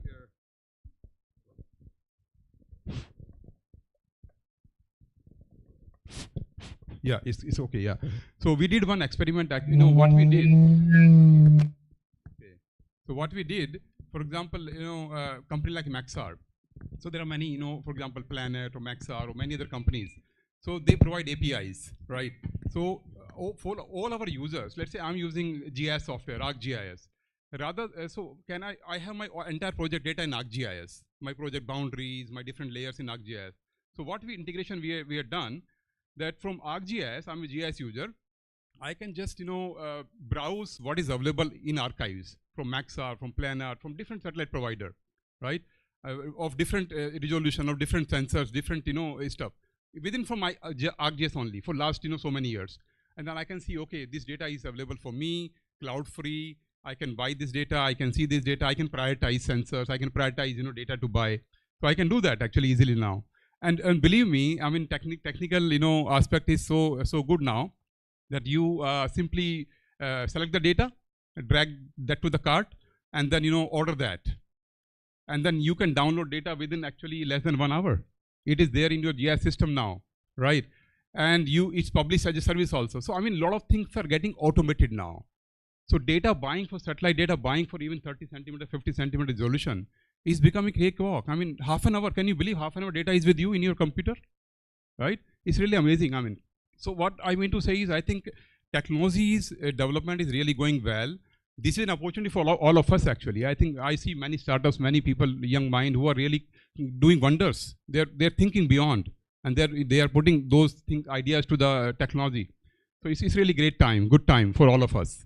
Thank you so much. Thank you, Vijay.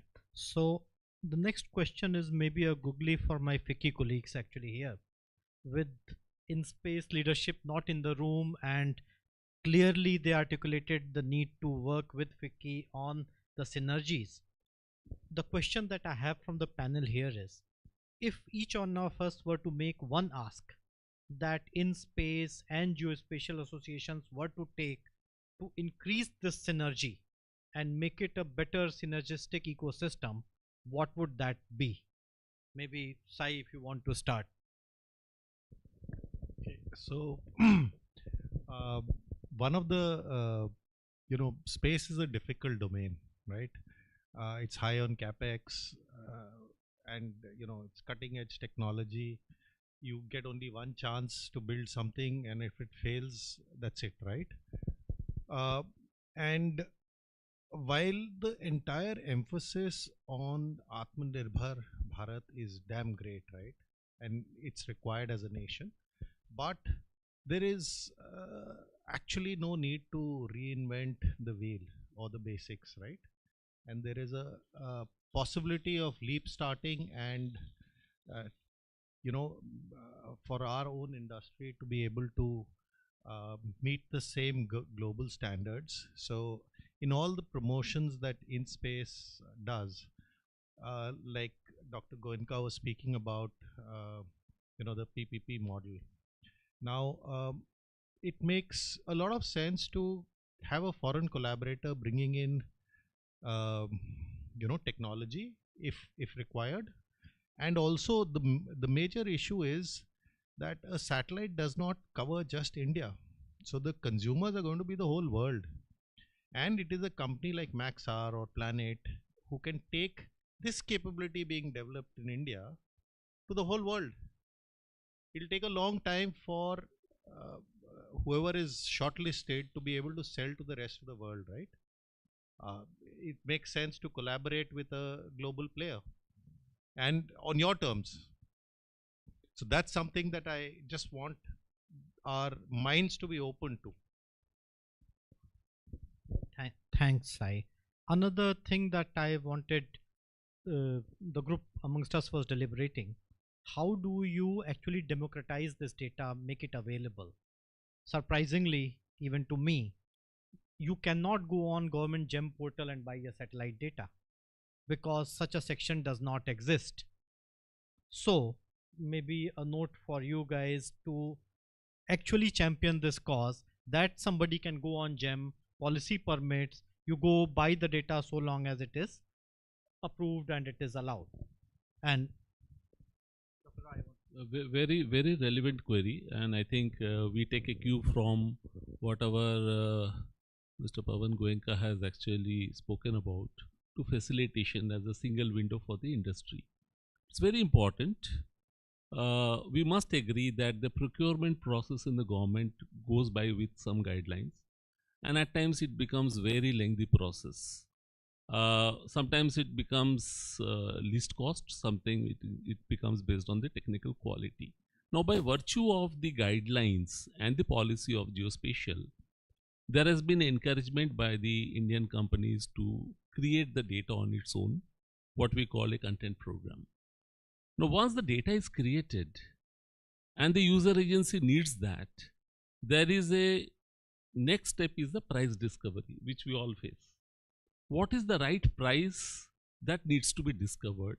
And having that price already discovered in the marketplace, it's very important that from FICCI, we should take it forward to in space and get that facilitation done either in GEMS or similar other portals where this data can be directly be procured if subject to the quality considerations. So if the user needs the data, user sees the data, if they find it useful, how this facilitation can be done with the already existing price discovered. If that is done, I think most of the hurdles will be problem, and then industry can boom in no time. That's my take. Vijay, in the interest of time, one quick suggestion from you. No, I think one of the suggestions coming to our mind is that we are investing, or there are a lot of programs and funds for satellite upstream. As I mentioned that success lies actually in the ROI. So there is a possibility of actually having certain programs from government where data applications for problem solving, those can be actually focused in different domain. It can be in partnership with various ministries. For example, let's say urban ministry partner with and there is a fund released to harness the data potential to solve the business problems. And in this program, many young mind and startup can also participate. This will really help in country in going forward in different domains. So we can probably have that thought.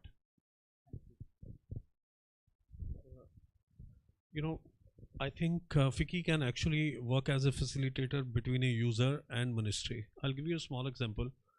Last week, Ministry of Road had made it mandatory that use of grader.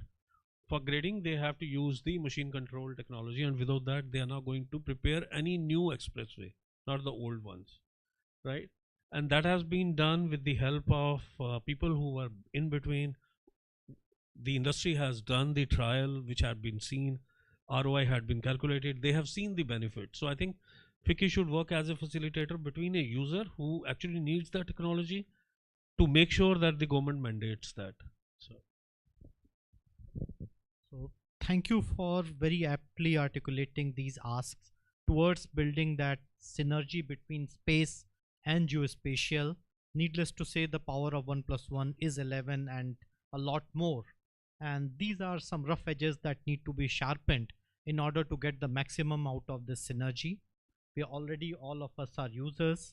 I want to thank all my co-panelists for sharing their thoughts on different data sets, the usage, the use cases, as well as the problems and the opportunities that lie ahead. A round of applause for all my panelists. And thank you so much for joining.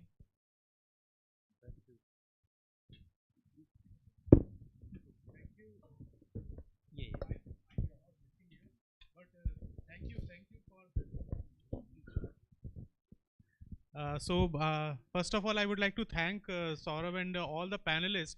I could easily relate to this discussion because, you know, after serving long in the geospatial domain, I remember Mr. Rajesh Mathur is here.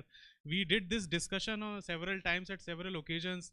The dearth of high resolution data when the smart city mission was launched, and we were struggling with all these ideas. So definitely, as the panel has recommended, domain specific ideas and to be taken up with InSpace, and how to build up this synchronization effort useful, we will from the FICCI side will make a detailed note with help of all of you and the larger stakeholders, and thank you for joining us today. Thank you everyone.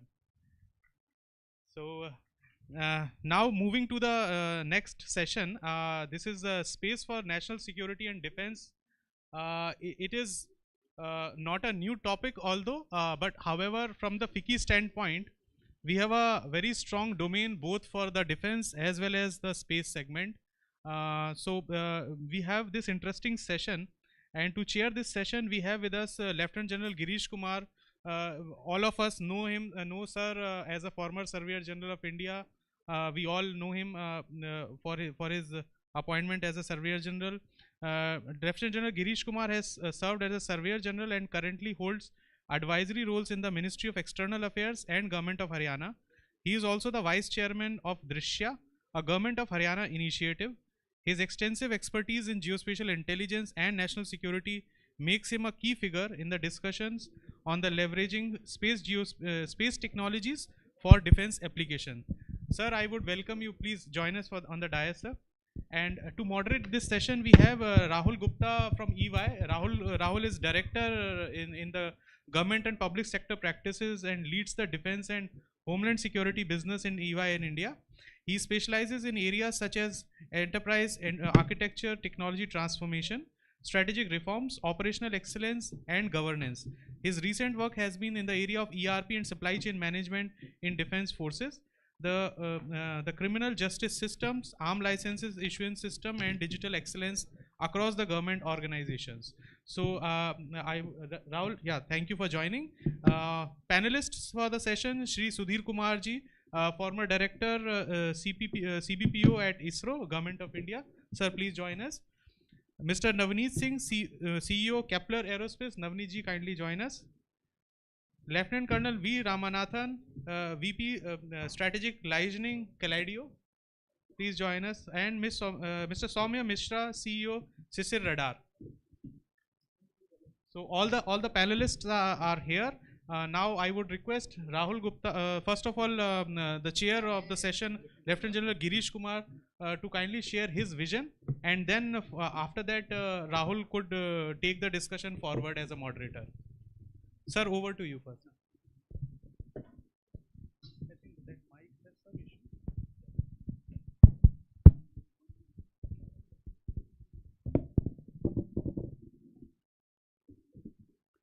Very good afternoon to all of you.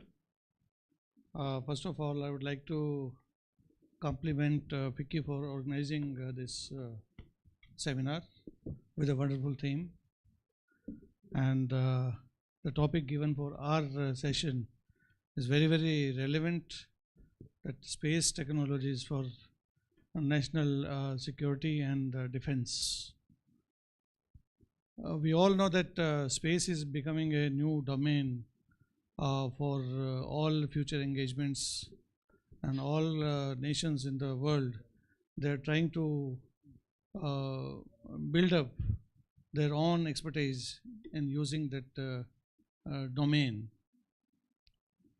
From the space, we generally get communications, navigation, positioning,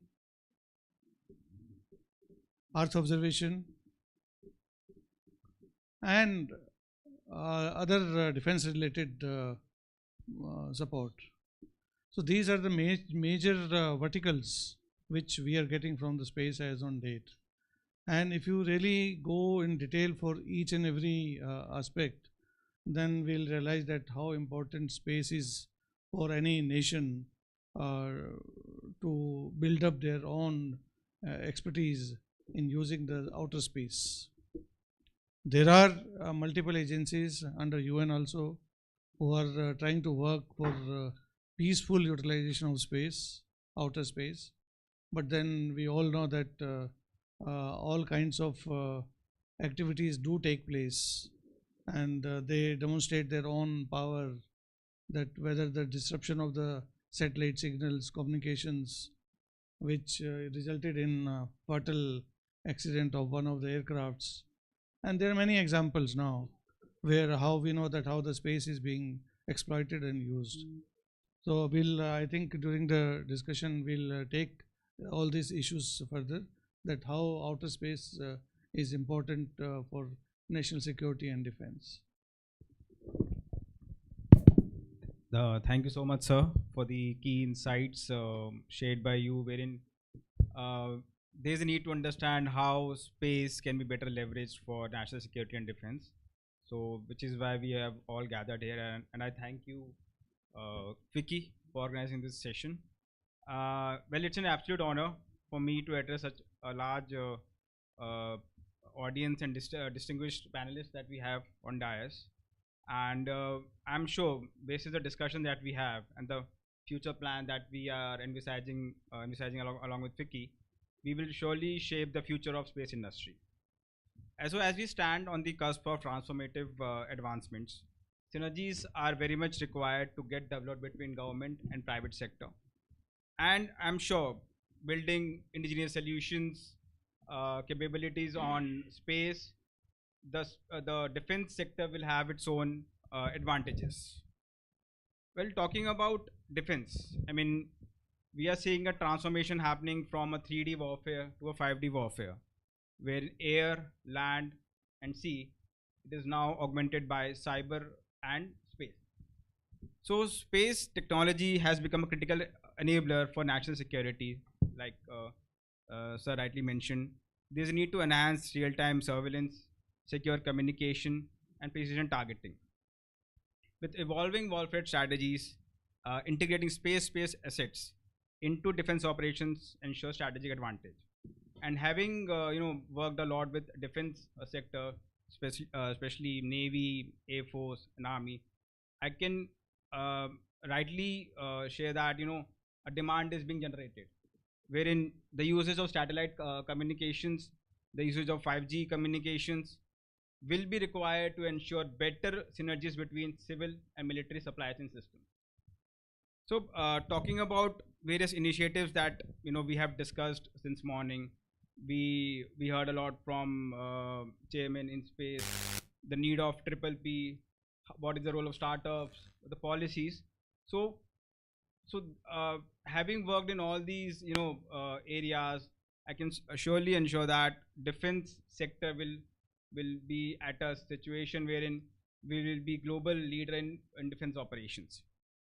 So not taking much of ado, I will now request Shri Sudhir Kumar sir to help us understand how ISRO is basically helping bridge the gap between the space capabilities, and what all systems or technologies are being planned, which will not only ensure security but also reacting to any threat that may come up from various international parts. Yeah. Thank you, Rahul. To be more precise, when a discussion came, especially after Defense Space Agency has been formed in Government of India, so there's some clear-cut guidelines were there between the civilian space and military space. Okay, initially ISRO was supporting in technology front, because ultimately, it has to evolve from a base.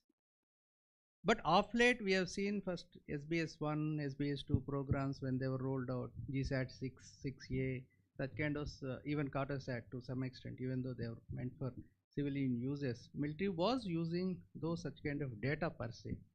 But application, military intelligence, interpretation, that is what morning also several speakers were talking. It is not civilian, let us say commercial things. It's not an agriculture or fisheries or marine applications or let us say disasters management, but the intelligence per se was not the cup of tea for ISRO, because whether it is signal intelligence or electronic intelligence, such kind of things.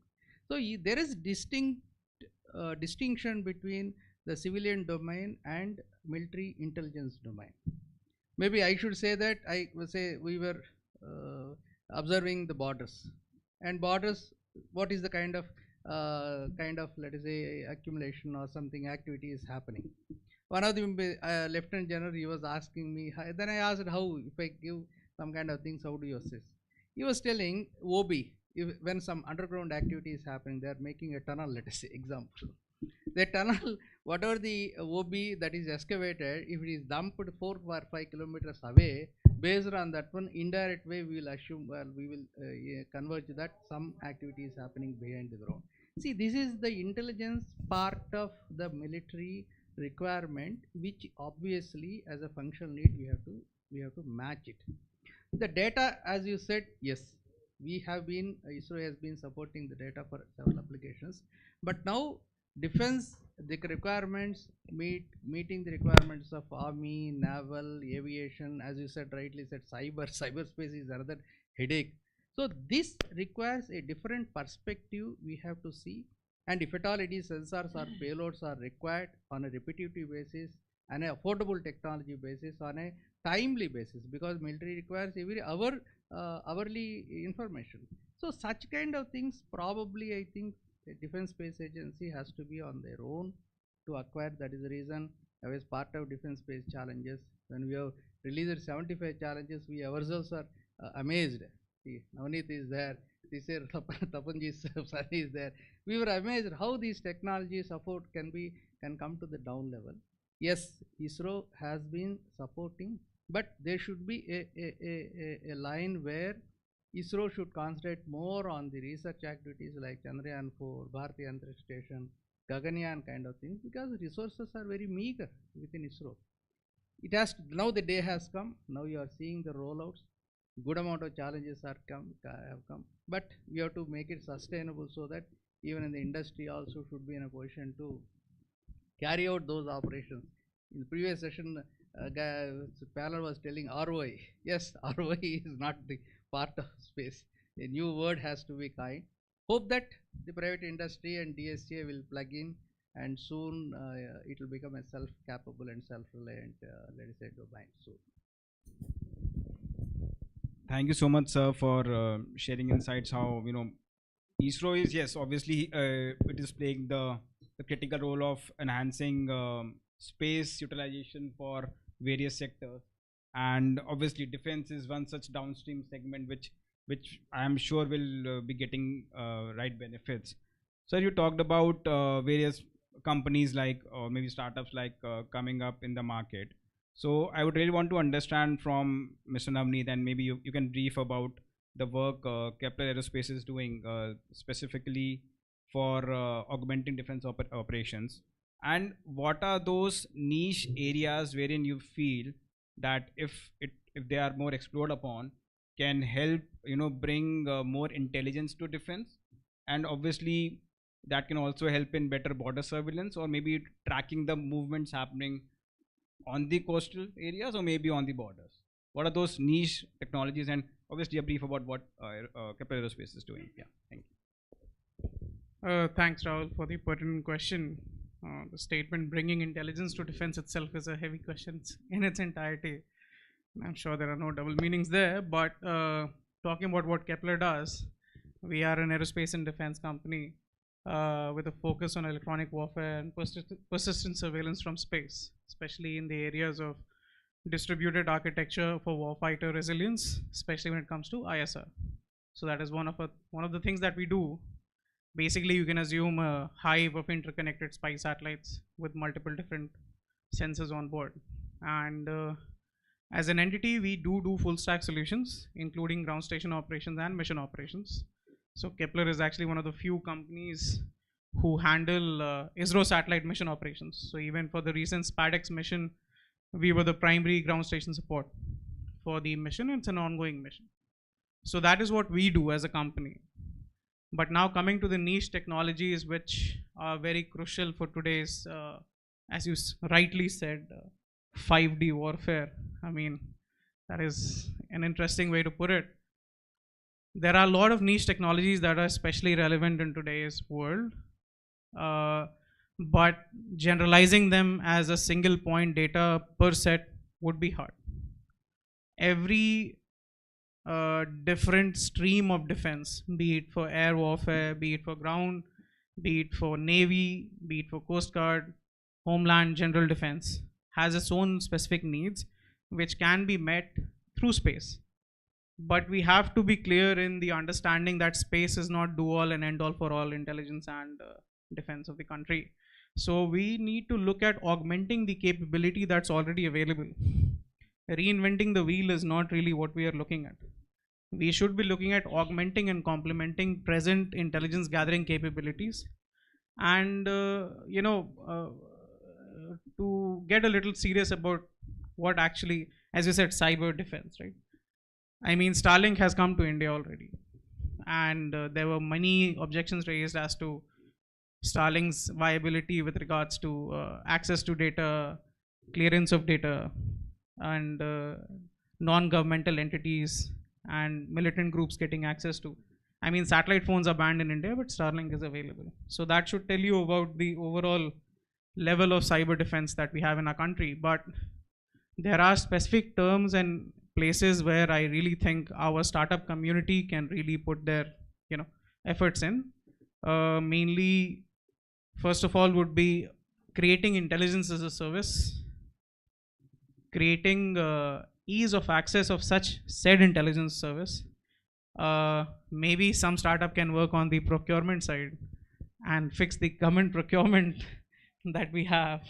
That would be the biggest, the biggest thing that a startup can do for our India's, nation defense. But that is a different question entirely. Emerging technologies such as new kinds of sensors, neuromorphic sensors, SSA, high resolution optical sensors, which I think Caladio is already working on, electronic warfare from space, SIG intelligent capabilities, on-ground capabilities such as kamikaze drones, loitering munitions, expendable munitions, laser precision guided kits, and utilizing space assets for targeting as well as real-time targeting rather than just strategic. Coming to land use, I think CISR is doing some great work when it comes to radars, spaceborne radars, not only utilizing them for, well, Cartosat 3 was launched for land use survey. So similarly, utilizing the data and the technology of CISR for things like not only land use planning, urban planning, but also foliage penetration in our northern borders would be a great asset. And I think they're doing some great work on that. So it takes a national effort to create national defense. It is not just, a couple of companies doing it. So I think that would be the gist of what I would like to say. Yeah, thank you so much, Navneet, for touching upon key factors that will play a major role in defense operations.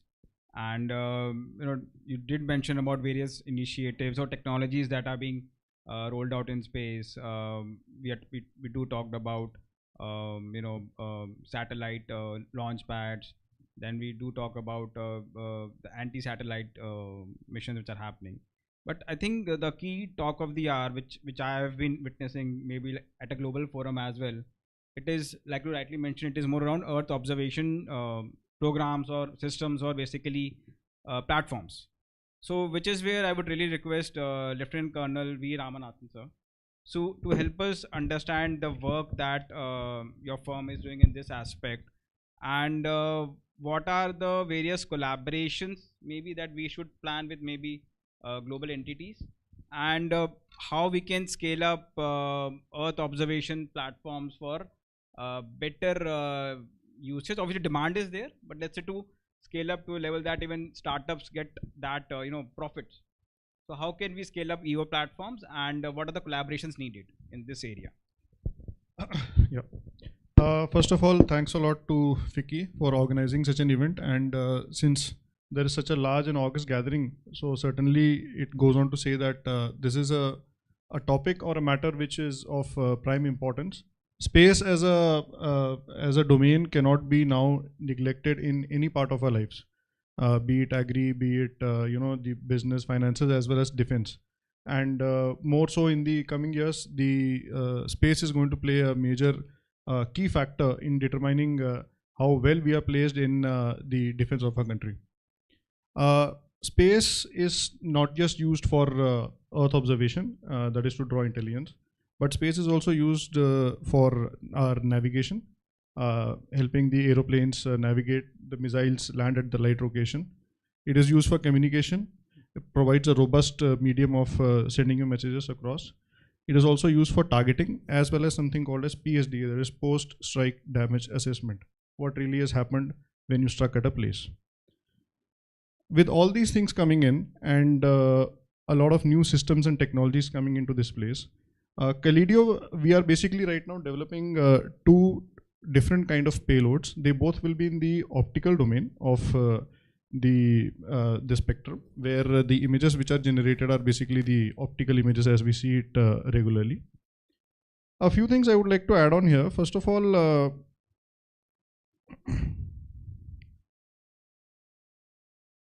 the amount of data which is going to come down maybe in the coming years is going to be huge. We are already talking of constellations and systems which are not just coming down to 30 centimeter and 50 centimeter resolutions, but also the size of the data which is coming down. It will now not be possible humanly to kind of download it, analyze it, segregate it, and draw intelligence out of it. There has to be some amount of automation involving AI in helping us do most of these steps. And then yes, of course, nobody is denying the final involvement of the human angle, which is the decision taking. So minus the decision taking part, I think the entire system needs to have a lot of automation coming in which the startups, the space tech which are based out of India, have a major role to play. That said, even in our case, after let's say Calidio launches its payloads, Satshore as the mother company has the technology, has the right systems in place to assist in generating these analytics out of the satellite images. We need to concentrate on a integrated Earth observation platform. Now, how do we integrate an Earth observation platform? So there could be these following steps, which I kind of graded it in the order of, let's say, their importance. First, probably we'll need to integrate them at the sensor level. There are companies here who have now tried to, who are making good strides in getting multiple sensors together on one platform. SAR, hyperspectral, all coming together, EO. But finally, there will always be a limitation on a satellite as to how much of sensors can it take finally, how much of power can it generate and stay in air and be of use, how long can it be doing it. The second one would be an integrated constellation. Why plan a pure electro-optical or a SAR or a hyperspectral constellation? Why plan something only at the LEO orbit? Why not integrate something in the MEO to have an overall perspective, get LEO into it, and then take on precision targeting through imagery in VLEO as well. The third place of integration needs to be, after the data is collected, what kind of an end platform or a solution are you providing? We really cannot have a system where a SAR image is looked on by a different in a different silo by itself, and EO images in a different silo. and the other images, let's say there's hyperspectral and the multispectral are in a different silo. Also, are we only looking at the Earth observation data which is provided? Because finally, when intelligence and analytics have to be drawn, other sources of intelligence also needs to be factored in. So keeping that in mind, we need to have an integrated system where all this data flows in, and finally a result or an output is available to the end user who can make meaningful analysis out of it and take those decisions.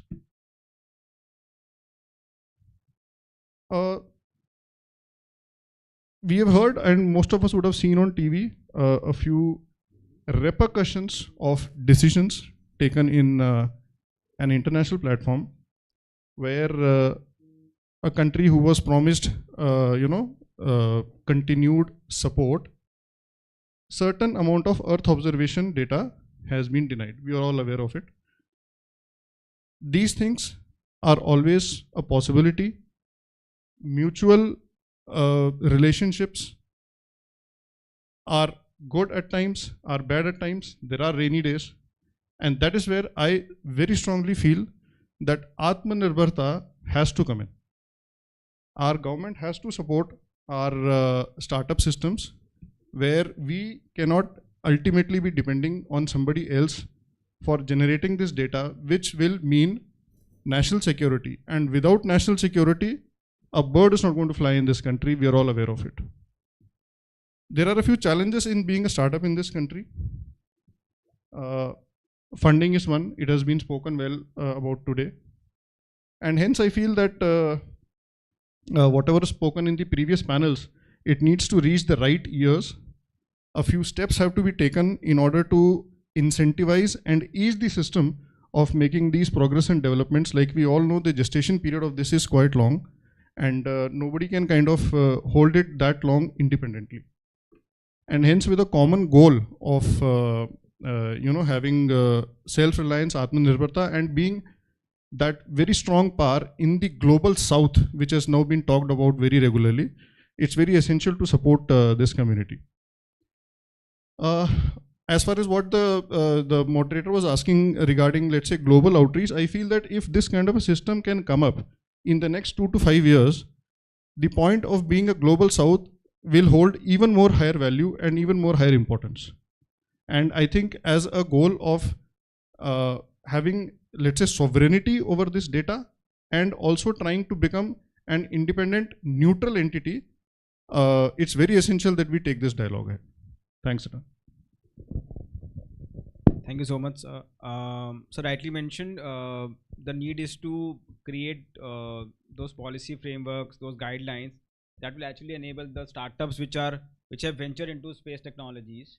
So which is where I'm sure that since chairman in space talked about the space bill that it will get formalized, and with think tanks coming like FICCI, so we can we are surely in a phase wherein right planning is required, and somewhere if key players from startups, MSME sector can be a part of this.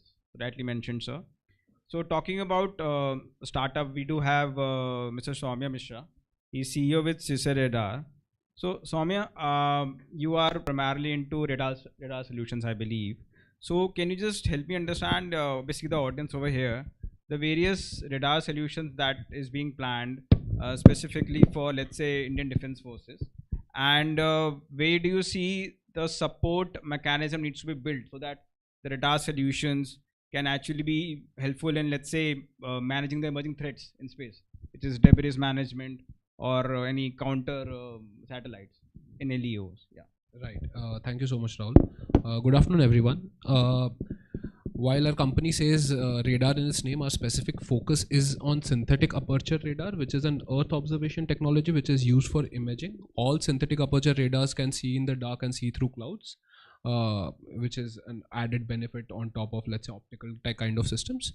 We have focused on 3 kinds of SAR technologies. One is in X-band, which is the most common SAR technology in the world right now, where you get high resolution imaging, but the caveat is that you're not able to see through trees. Now, let's say you want to track troop movement in Arunachal or Chhattisgarh or any place in the tropical regions which are densely forested.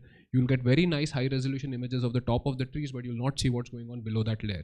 So for that, you need to go into a lower frequency band, and that is the primary tech that we talk about, which is L-band SAR, where we have cracked really high resolution, submetric resolution, which is 10x better than the global standard currently. And we have also built P-band SAR, which allows you to see through the ground. So that means with a satellite with a high resolution P-band SAR, you can basically detect underground tunnels and bunkers.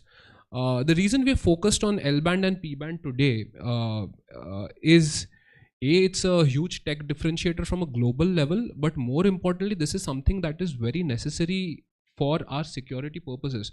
Most of our positions where there are vulnerabilities, you either have a lot of forest cover and you need to be able to see any sort of enemy troop movement over there. And now, especially after the Hamas attacks of a couple of years ago, you want to be able to see if people are burying underground and trying to cross the LOC, right? So these are the primary problems that we want to solve. But going forward, it's I mean, from a space perspective, Earth observation is one aspect which pertains to security, but the other more important thing is setting up infrastructure. Now, this is where like a company like Kepler comes into the picture, right? Like you want massive ground station support, not just in India, but across the world, so that you can actually deliver on real-time imaging, right? Apart from that, communication is super critical. And let's just talk about numbers, right? I think India today has somewhere like 20 plus satellites. Starlink has 7,000 satellites. That's the delta you're working on, right? Within the next 5 years, they will own global communication. And there will be no choice. They will do to the global communication what Geo did to their competitors, right? So unless you compete with them at that kind of proliferation, you will have no choice but to bend to their will. And communication has way more impact on security than anything else. So I think, and communication layer, that is an infrastructure play. Your ground station layer is an infrastructure play, and infrastructure from a tech perspective is also where, the country should focus to secure its future. Thank you, Soumya. Well, you rightly mentioned that, a lot of investments is being done for radar solutions, for EO solutions, which is where I would really want Lieutenant General's suggestions, maybe advice. Like a lot of expenditure in space technologies go into R&D, research and development, and it's quite expensive. I mean, we did discuss about the capital expenditure that goes into space technologies. So where do you see, I mean, to ensure the sustenance of such startups, what are those government maybe support systems or procurement changes? Because we do understand that defense does have a larger procurement cycle. I mean, there are a couple of approvals needed, so that ethos is there with the startup, and it's the finances are not disturbed. So where do you see those support mechanism coming for startups, specifically for, let's say, defense ecosystem? Very relevant question and very close to my heart. I have faced this problem. First, I'll narrate that. Like our friend Ramanathan said that in future a lot of data is going to flow. I'll live to see that data flowing tremendously, and which we are not able to handle it. When I took over as Survey General of India, so you know that there was a gap in the data available, latest data. Our data was old, 50, 60 years or maybe 80 years old. So we approached NRSA that I need high resolution data, satellite data, not any drone we had not even thought of in 2017. I started drone survey in 18 and 19. So I said, okay, we have a big land mass of 3.2 million plus square kilometers.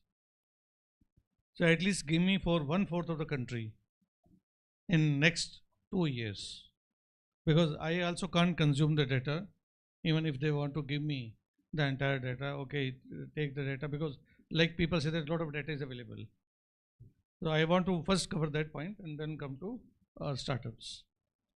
So it took 1 year to finalize the process.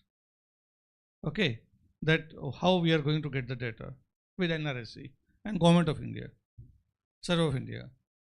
And after that, because Indian satellites were not available, Indian data was not available, it had to be, dependency was totally on foreign satellites. So they said some companies were ready to dump 4 years old data.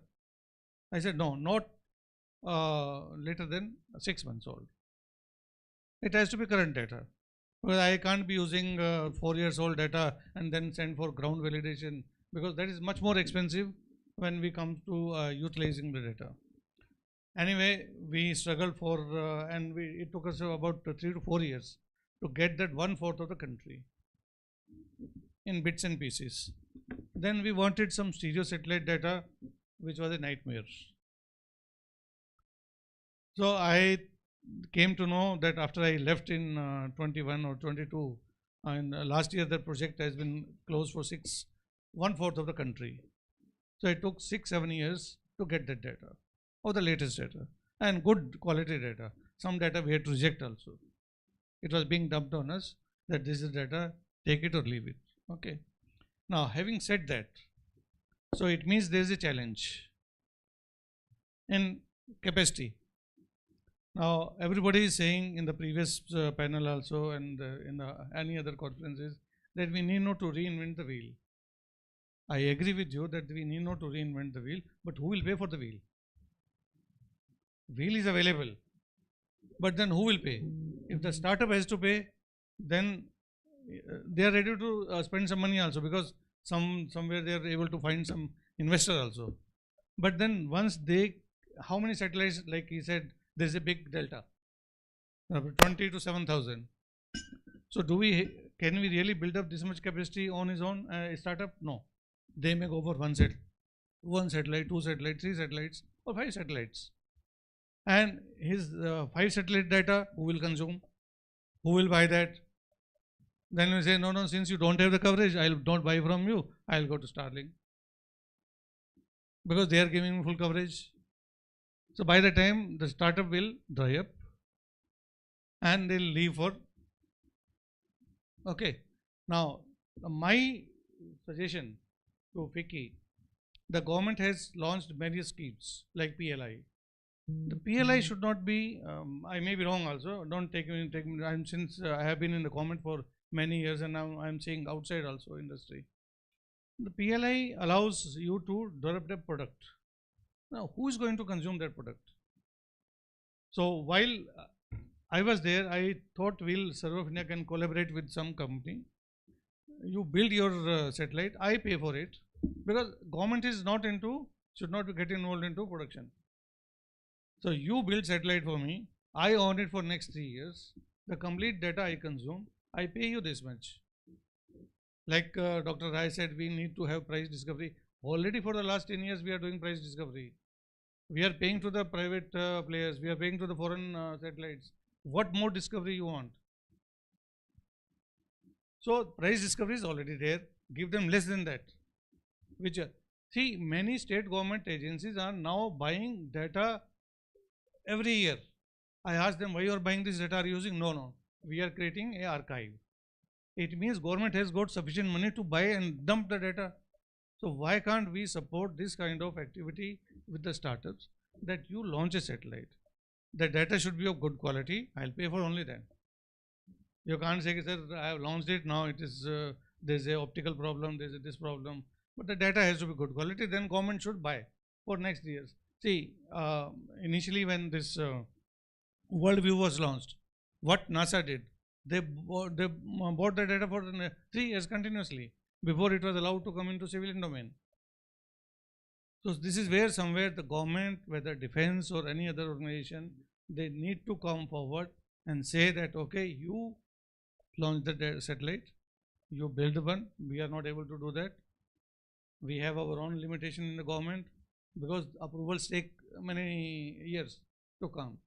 So the data satellite can be launched by them, data is ready to be consumed by the users, and then we can slowly and slowly, not one startup, there we have I think 500-600 startups now in India, but still we are not having having any roadmap that till when we are going to reach to that 7,000 figure.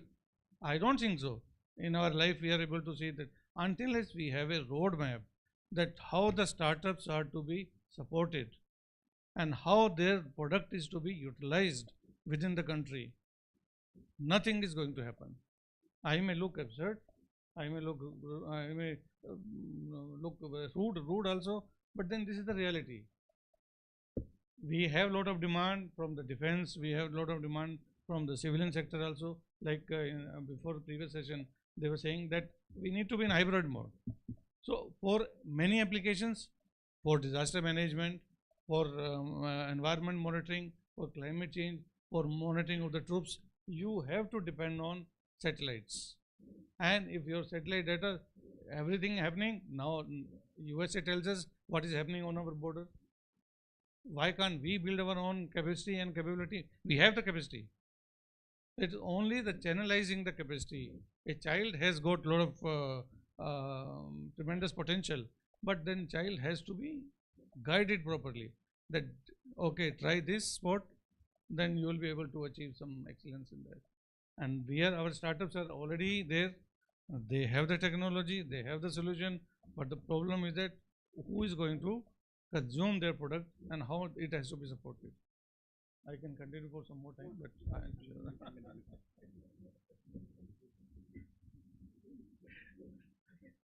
I hope I answered your question.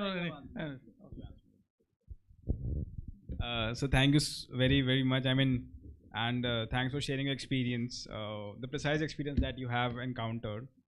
So developing upon your experience. Sir, for Arunachal Pradesh, we were not able to get any imagery. We tried for 2 years, and in 2 years also we couldn't get any imagery for Arunachal Pradesh. Then we thought of trying SAR.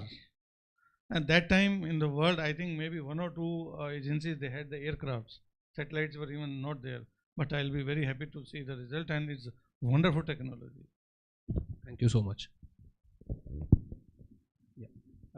Thanks a lot, sir. Maybe a next session should be planned on empowering startups for space excellence. So I mean, creating that ecosystem for so they're actually able to develop those technologies and bring it to a scale that will benefit both the demand generators and the producers.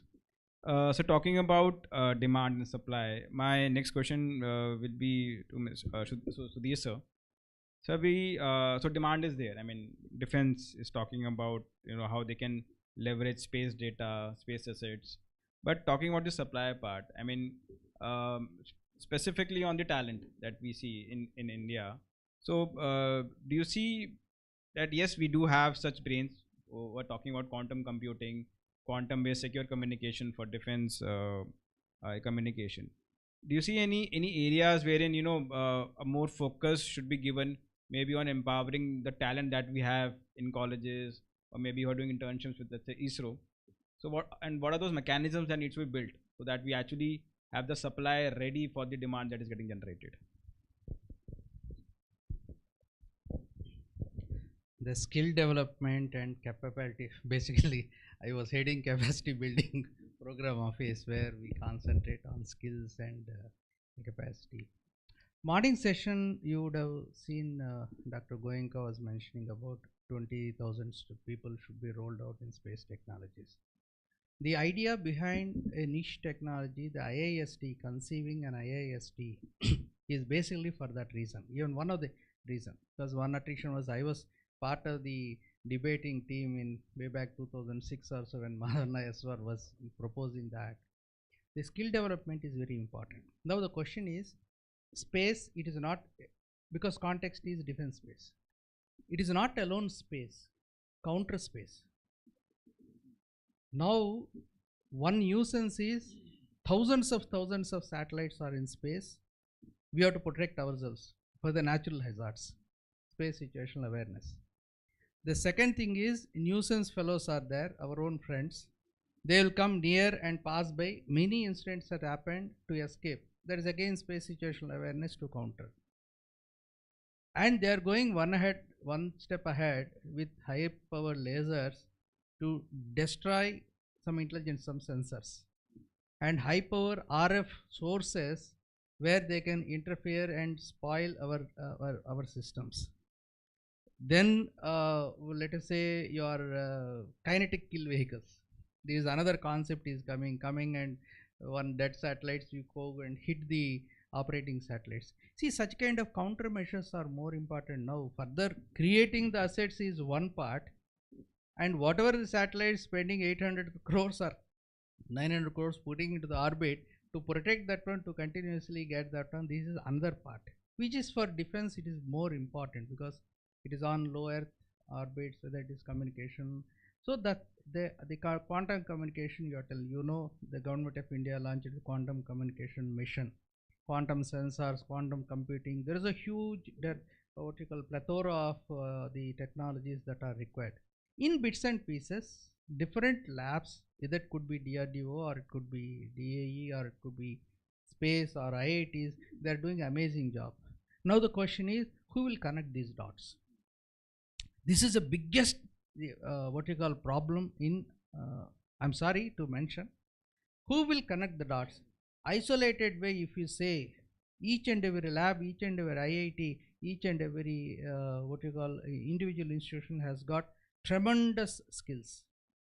In CSIR, all the DOS and DRDO per year, if you say what is the expenditure of research, if you put together, there is recently government of India launched one place, something submission is there. All the researchers have to be collated and put it in one place, so that the startups, in fact, some of the startups, they have raised this issue in interaction with Honorable Prime Minister or Honorable some kind of interaction, that somewhere the research is happening. They brought it to TRL 2-3 level, JRF, SRFs. They don't have any sustainability. They left for the organization. They went away. Where this knowledge repository available for the general public, which is publicly funded. If you take out such kind of things, now lots of youth is there. You can give it to them, train them, and put them into some kind of mentorship, etc., and bring them. TIF yesterday, which was announced. Let us say if 100 such technologies have been picked up, which is already available in the databases, in the safest lockers of the government labs, if they can be put out and bring, that is more than enough. See, as far as education is concerned, there is no depth of education. Government support, huge support is there. Crores government is pouring on retaining the technology and talent. It is only who will connect the dots in a structured manner. If that is done, I don't think all this meeting any kind of thing. Military, incidentally, I am telling you, when Kiran sir and myself, we were there 2 years back in IITB reviewing. The General Bhadoria was sitting. When one of the professor has made a presentation on some item, he was telling, oh, I want these sensors for many things which we have been procuring. That means in IIT, electrical professor was not aware what electronics professor was doing. That means silos, desilozation is required. The connecting dots are required. We have to bring the entire knowledge, because India there is no dearth for manpower. We are leading in the manpower. So such kind of directions, probably I have been raising all these points in all forums, but nothing is happening for years. Okay, so these are all the skill development is concerned, because this, when they are available, institutes will pick up those technologies. We can make them. Outreach is another important thing which we are always missing.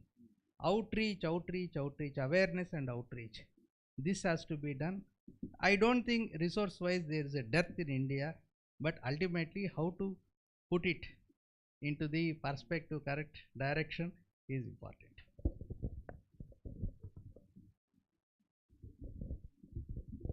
Thank you so much, sir, for sharing the insights. I mean, yes, a need is there to break the silos, make it more interoperable, and I'm sure with such events or maybe seminars that is being hosted by FICCI and the collaboration that we are doing with FICCI through Knowledge Partnership, attempt is to break all such silos. I mean, if we can obviously connect the dots, then that will be great. So talking about the critical dot we have, so I will request Navneet to, like, okay, government will plan skill development programs, government will ensure the right funding, But from your experience that you have, I mean, being a CEO of a firm, what are those initiatives that you are planning at your firm that you have the right talent to actually meet the demand which is being generated specifically in defense? I mean, I'm sure that you must be getting some mentorship support as well from, let's say, DRDO. If not, then what is those areas wherein you are investing by your own, and where is that support that will be required from the defense sector, or maybe defense firms, defense organizations in India? So our hiring strategy and our training strategy is quite simple. We take people for 6 months internships, and we hire on the basis of how much is the learning capacity of the person, not exactly what he has done before. Because in a startup, especially small startups, especially in niche areas that we work in, you require a person to have a capacity to unlearn and then learn. You can't have somebody come with a concrete mindset that I will do it this way and this is my way or the highway, but that does not work out for us. So we require the person to have the capacity to unlearn. Then we see whether he has the capacity to learn. And what we do, see, honestly, I'll tell you, the talent that comes out of our esteemed educational institutions requires a lot of remolding. Let's put it mildly.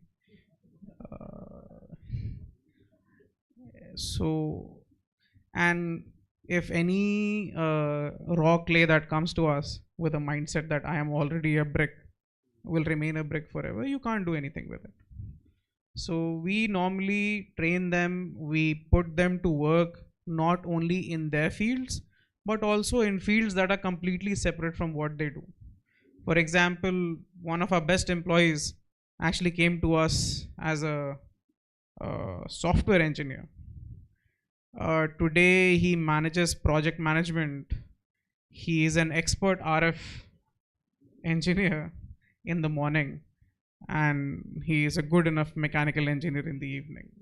So this and he writes code sometimes. So got to use the knowledge already there. But the point is that if you need good people, you need to have people with capacity to unlearn and learn, and you need to invest time and effort in teaching them, in training them, and ensuring that they get exposed to concepts that are not only in their domain but also outside their domain, because that exactly tells you how much of the manpower resource that you have taken has the capacity to expand. And that is quite important for us, especially for small companies where you cannot have one person doing just one thing for the entire life. So that is one issue that we have. And coming to training support, so training support, we don't really have much training support from defense. DRDO does not have time to come and train you. DRDO wants their own projects to be done on time. So basically, we train them on the job. Sometimes we have to train the DRDO people also on the job. So you basically utilize the combined training parameters and you train them on the job. It's learning by experimentation, learning by working on hardware. And working on hardware is a very crucial thing that a lot of our college people really don't embrace. I was at a college a few months ago, and it was 4th year BTech students, and I just asked, how many of you have worked on an Arduino? It was quite saddening to see not a single hand go up.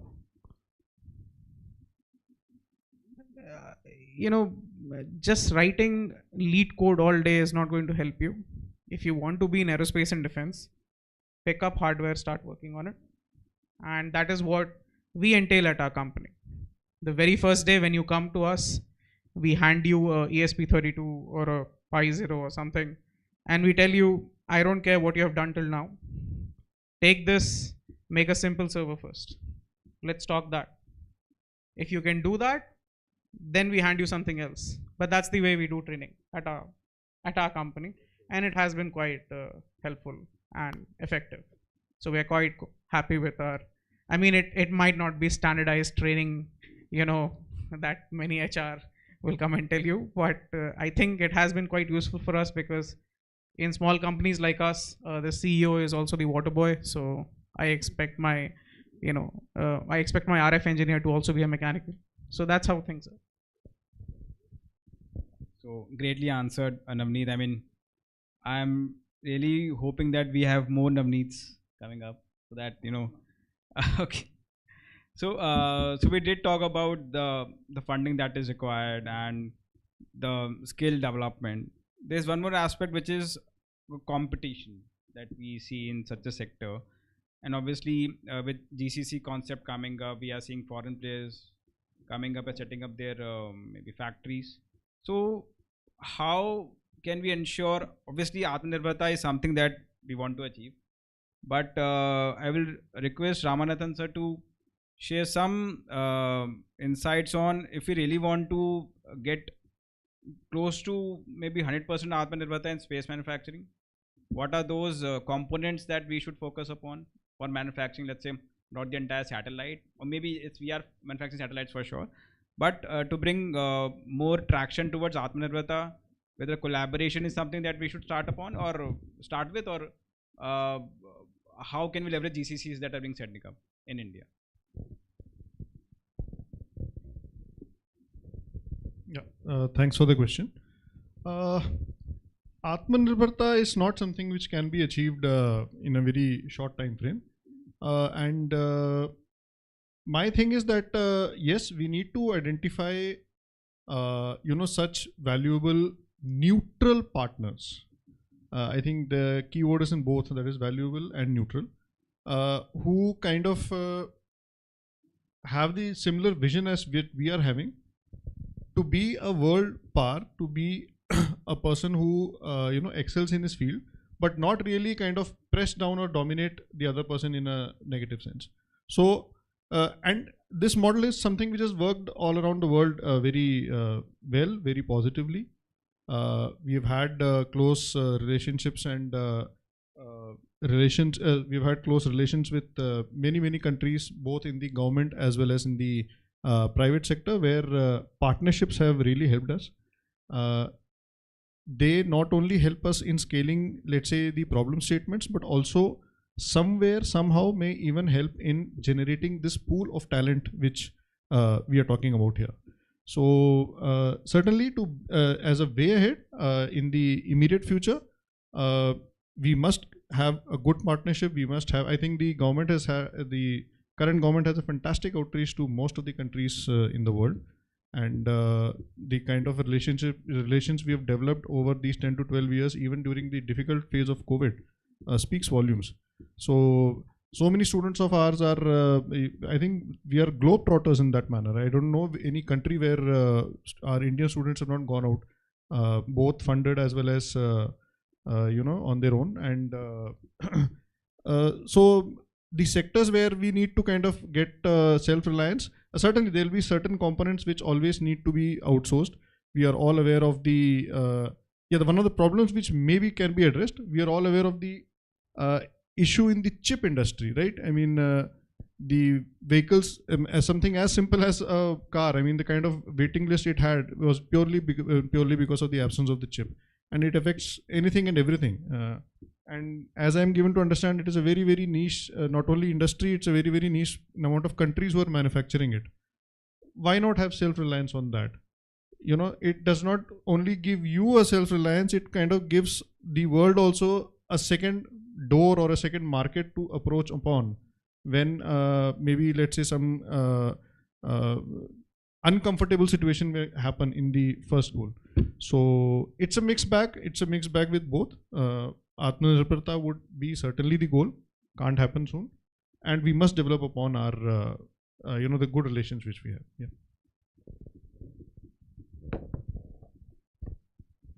So thank you so much, sir. Considering the paucity of time, I have just one last question, rather a request to Mr. Soumya. I read about a recent incident that wherein you have been awarded by Air Force for an IDEX challenge. Can you just give some insights on how did you go about meeting that challenge, and what is the roadmap ahead for you? All right. So, I mean, IDEX is one of the better programs that is being run by the government, because it gives an even playing field for startups to innovate. For the particular challenge that we have won, we are building the world's first L and P band high resolution SAR satellite for the Indian Air Force.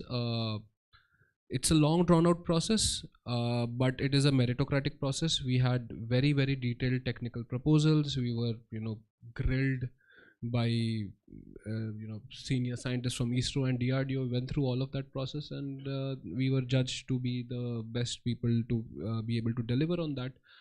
It's a very streamlined and structured process. You have a milestone based payout, so you have to showcase you have to give first a budget and a plan, which takes a few months to fine tune and deliver, and then you start delivering on the plan, and on every milestone it gets reviewed by an industry expert, after which your payment is released. And I think now IDEX has scaled up in terms of the amount of grant that they're giving. When we won that, I think the limit there was like around 1.5 crore per project. Now with Aditi, you have a 25 crore program as well. So I think that IDEX in general is a visionary thing done by the Ministry of Defense, and I hope that scales up further. Thank you, Soumya. Thank you so much for sharing your experience with IDEX. So we are now at the end of this session. Thank you so much, Lieutenant General Girish Kumar sir, Sudhir sir, Navneet, Ramanathan sir, and Soumya for sharing your insights and experience that you have had while working on various space frameworks specifically for defense. To summarize, yes, a need is there to build an integrated ecosystem wherein we do have policymakers, think tanks like FICCI, and startups, and obviously large players like Cladio as well. So I really look forward to working more with FICCI in collaboration that we have through our knowledge partnership on basically creating a practical roadmap for space technology adoption for India. For Atmanirbharta, yeah, correct. So thank you very much. Excellent panel, and we heard a lot of challenge points, and Lieutenant General Girish Kumar shared his experience both this side and I mean as a user as well in the working for the Survey of India. The challenges faced by, and we heard those challenges multiple times. Rahul, nicely moderated session. Lot of pertinent questions. We covered almost everything from capacity development to R&D efforts in the concluding with the IDEX and all. So this is some of the points which discussed. We already have a working group in formation which will deal with the defense related issues, defense and homeland security related issues. So we have a good committee on the defense and homeland security in FICCI. So we'll try merge some of the points from this committee to there as a working group, and we'll see what can we do there along with the government. So thank you very much for these thoughts. We will be coming back to you with a more concrete discussion points on through a survey or a format. So thank you here for joining us and sharing your thoughts. And with this, we come to the conclusion of the Bharat Space Conclave, this version, and most of you would receive another survey very shortly. We would be doing some exercise with EY jointly to check the pulse of the industry and to form a consolidated recommendation points to put forward to the government. So thank you very much for joining, and have an excellent evening forward. And there is a cup of tea waiting for all of us, so kindly join us. Thank you very much.